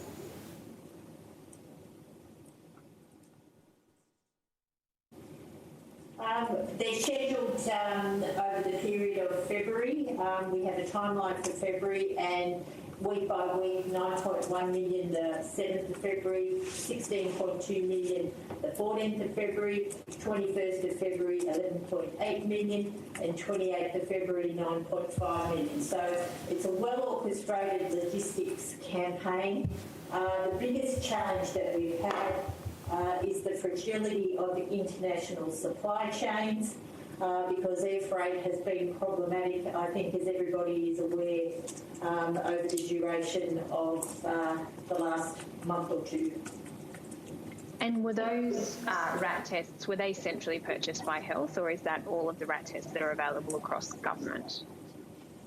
The rat tests are centrally purchased by Health, but I do understand Education purchased some additional rats themselves.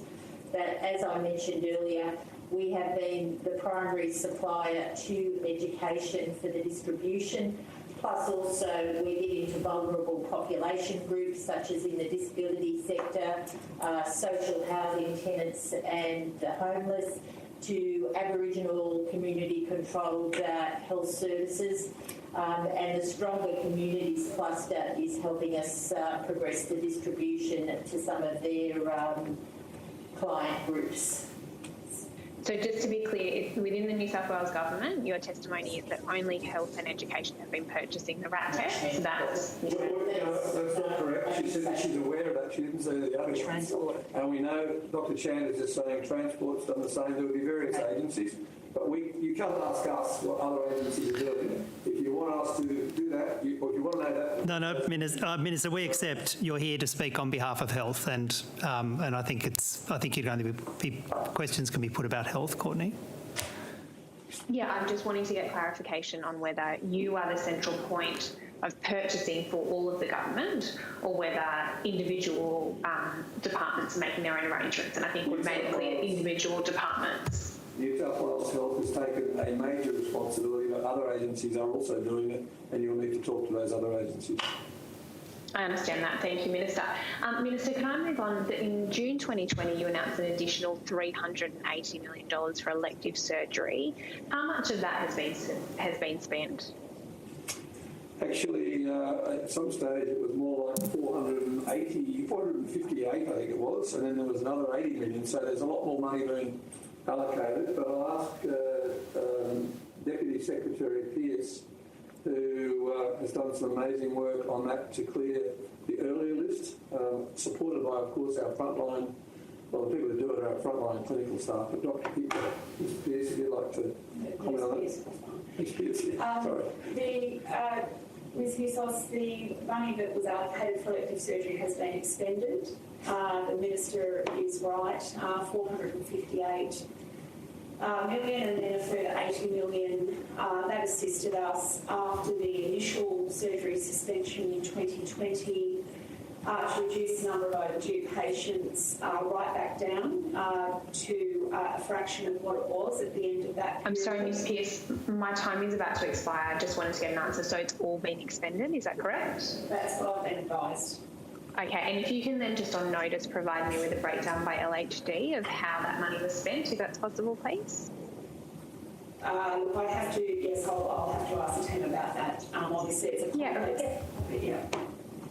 No budget that we expend on surgery generally, so it is, it's not a straightforward process. Yeah, but if you know that the money has been spent, then surely you can give us a breakdown of where it's been spent. It has been expended, and what Ms. Pearce is saying is she's not sure that she can give you the precision of the question you're asking, because obviously it melds into the money that's being spent on surgery more broadly across 15 local health districts. So it may not be something we can do easily. If it's something that can be done easily, then it will be done and provided to Ms. Hussos if we need it. But if it can't be done easily, I've got to say right now the health staff should be concentrating on looking after patients. But we'll try. Thanks, Minister. I just have one final question.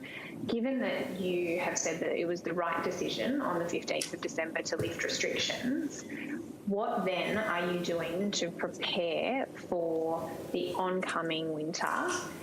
Given what we have learned is what has happened over summer with our health system and the incredible pressure that it's been put under? There's a lot of work. The public health team here in New South Wales is by far and away the best. The health system in New South Wales is by far and away the best in the country, by a long shot. Well, and dealing with the oncoming winter season is obviously of concern. We've seen what's happened overseas. I think it's timely to remind the community that Omicron may be in some ways less severe, but it's still severe in terms of the population, as we know, of the number of people who are both getting it and dying from it, and ending up, albeit less currently in the ICUs. And what we do face at the moment is the flu season. For the first time in 3 years, we're expecting a flu season this year, which will sadly coordinate in time with what we expect as an possible increase in the COVID situation. And of course, we don't have any clarity at this point. There's BA1, BA2 and BA3 floating around at the moment. We know that BA2 is obviously doing certain things. Well, I'll ask Dr. Chan whether she's got anything she wants to say at this point.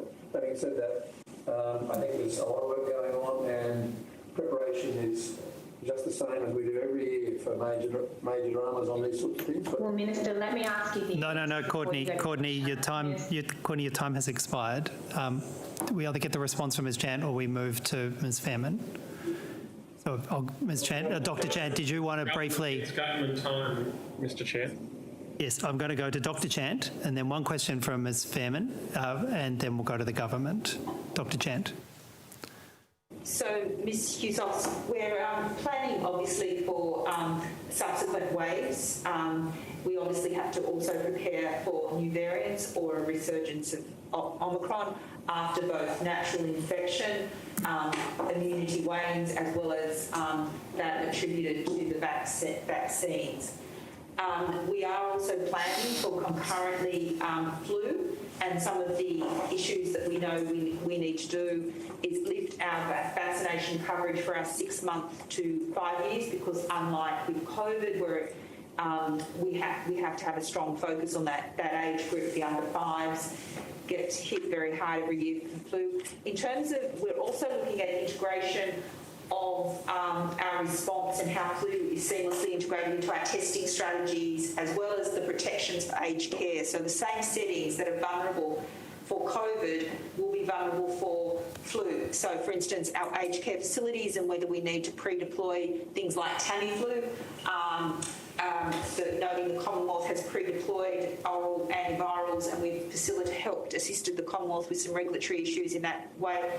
We're also working with our partners in general practice, and also making sure that we've got good testing and an understanding of how the interaction between COVID and flu may occur in terms of diagnostic pathways, care pathways and escalation.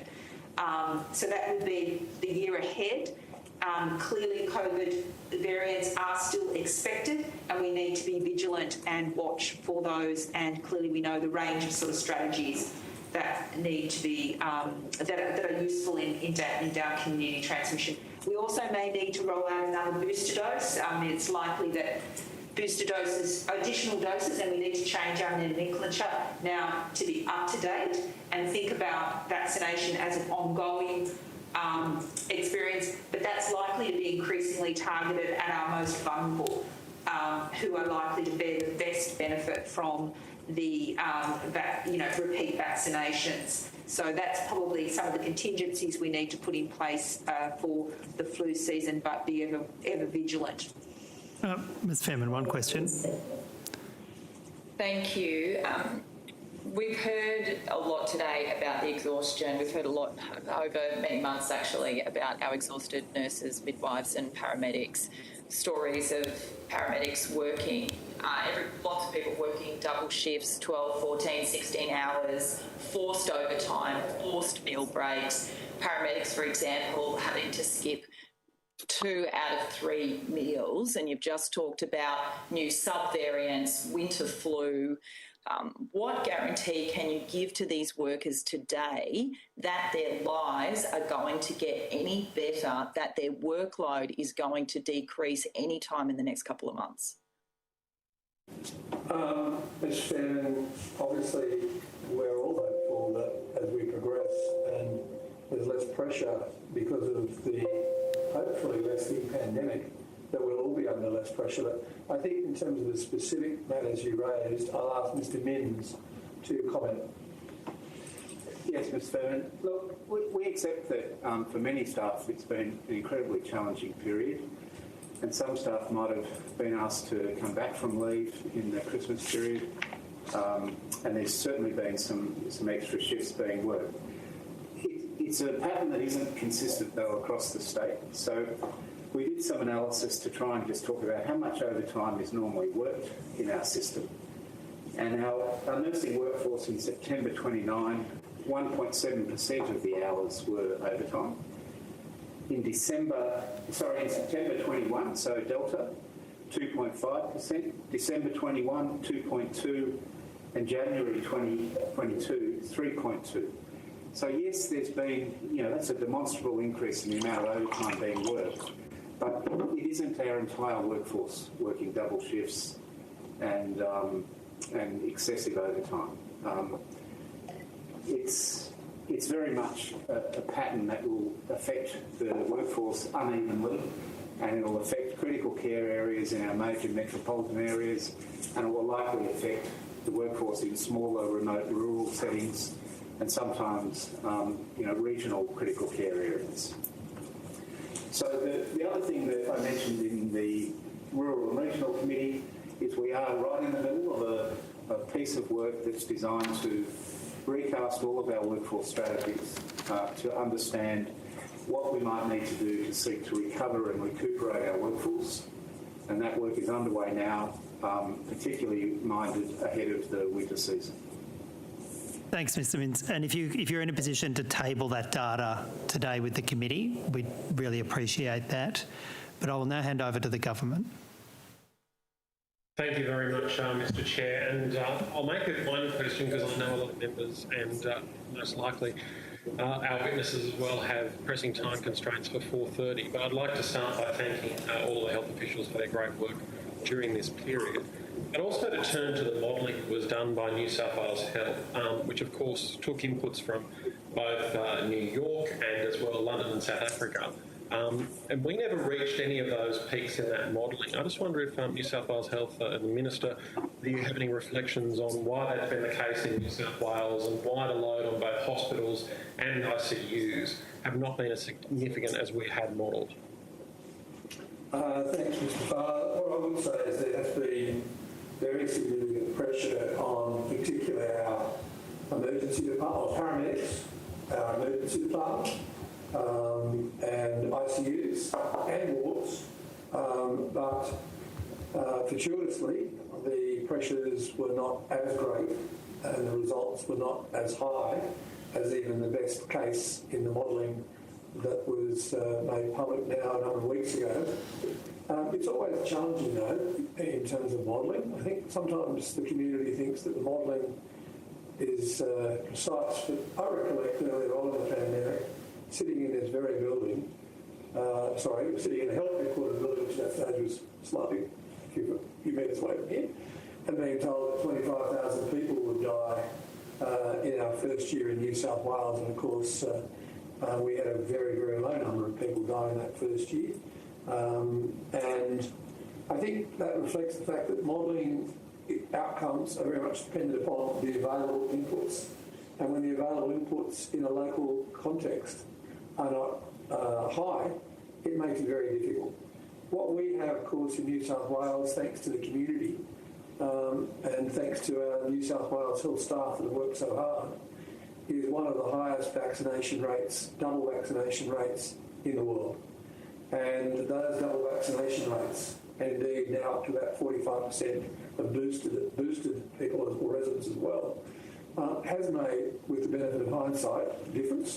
But I'm sure Dr. Chang would say also the community have listened to a whole lot of other messages, including the ones that she gave on the 15th of December, which were, whilst it may not be mandated, it was certainly advisable for people to wear masks in certain situations and to maintain the social distancing and to maintain the hand washing and do all of those things that we've learned, which has made us incredibly capable of being more resilient than we were to even flu, hence no flu in the previous couple of years. So I think there's been a whole lot of factors that have come into it. And I think as long as we continue to do that, we're going to continue, hopefully, with outcomes. Having said that, we also need to be alert to the fact that, as Dr. Chan was just saying, we could face further variants. This virus is not given up easily. It's here to do whatever it can. Fortuitously, this particular variant that are now circulating, Omicron, has been more upper respiratory and has had, as I said, less immediate impact on a whole host of people, but still doing a lot of impact and a lot of hurt and deaths to particularly people who are older, over 65, particularly people who have immunocompromised, people who have pre-existing health conditions. So we still have to be on high alert. What we are seeing, though, is there was a period of plateauing. It didn't reach even the highest of the best, the most optimal position, but it did plateau. It plateaued for a bit longer than perhaps we even anticipated or our planners anticipated, and it's still sitting higher than we'd like. But as we progress, I think as long as we all do move into getting boosted, and hopefully we will, then we should see that plateauing moving much quicker and declining much quicker. But my final message, if I could, to those members of the public who might hear this, please go and get boosted. If you're part of the 50%, the difference between 95% and about 45%, 95% double dose, 45% who've had the booster, that roughly 50%, please go and get boosted for your own sake, for your family's sake, for the community's sake. All right.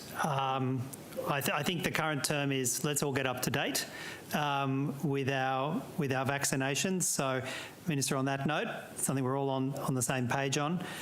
Thank you for your attendance this afternoon. Thanks to the officials who have come with you. Again, it's been an extraordinarily tough 2 years. Mistakes will be made, lessons will be learnt, but we're all grateful for the collective work of the New South Wales Health Team.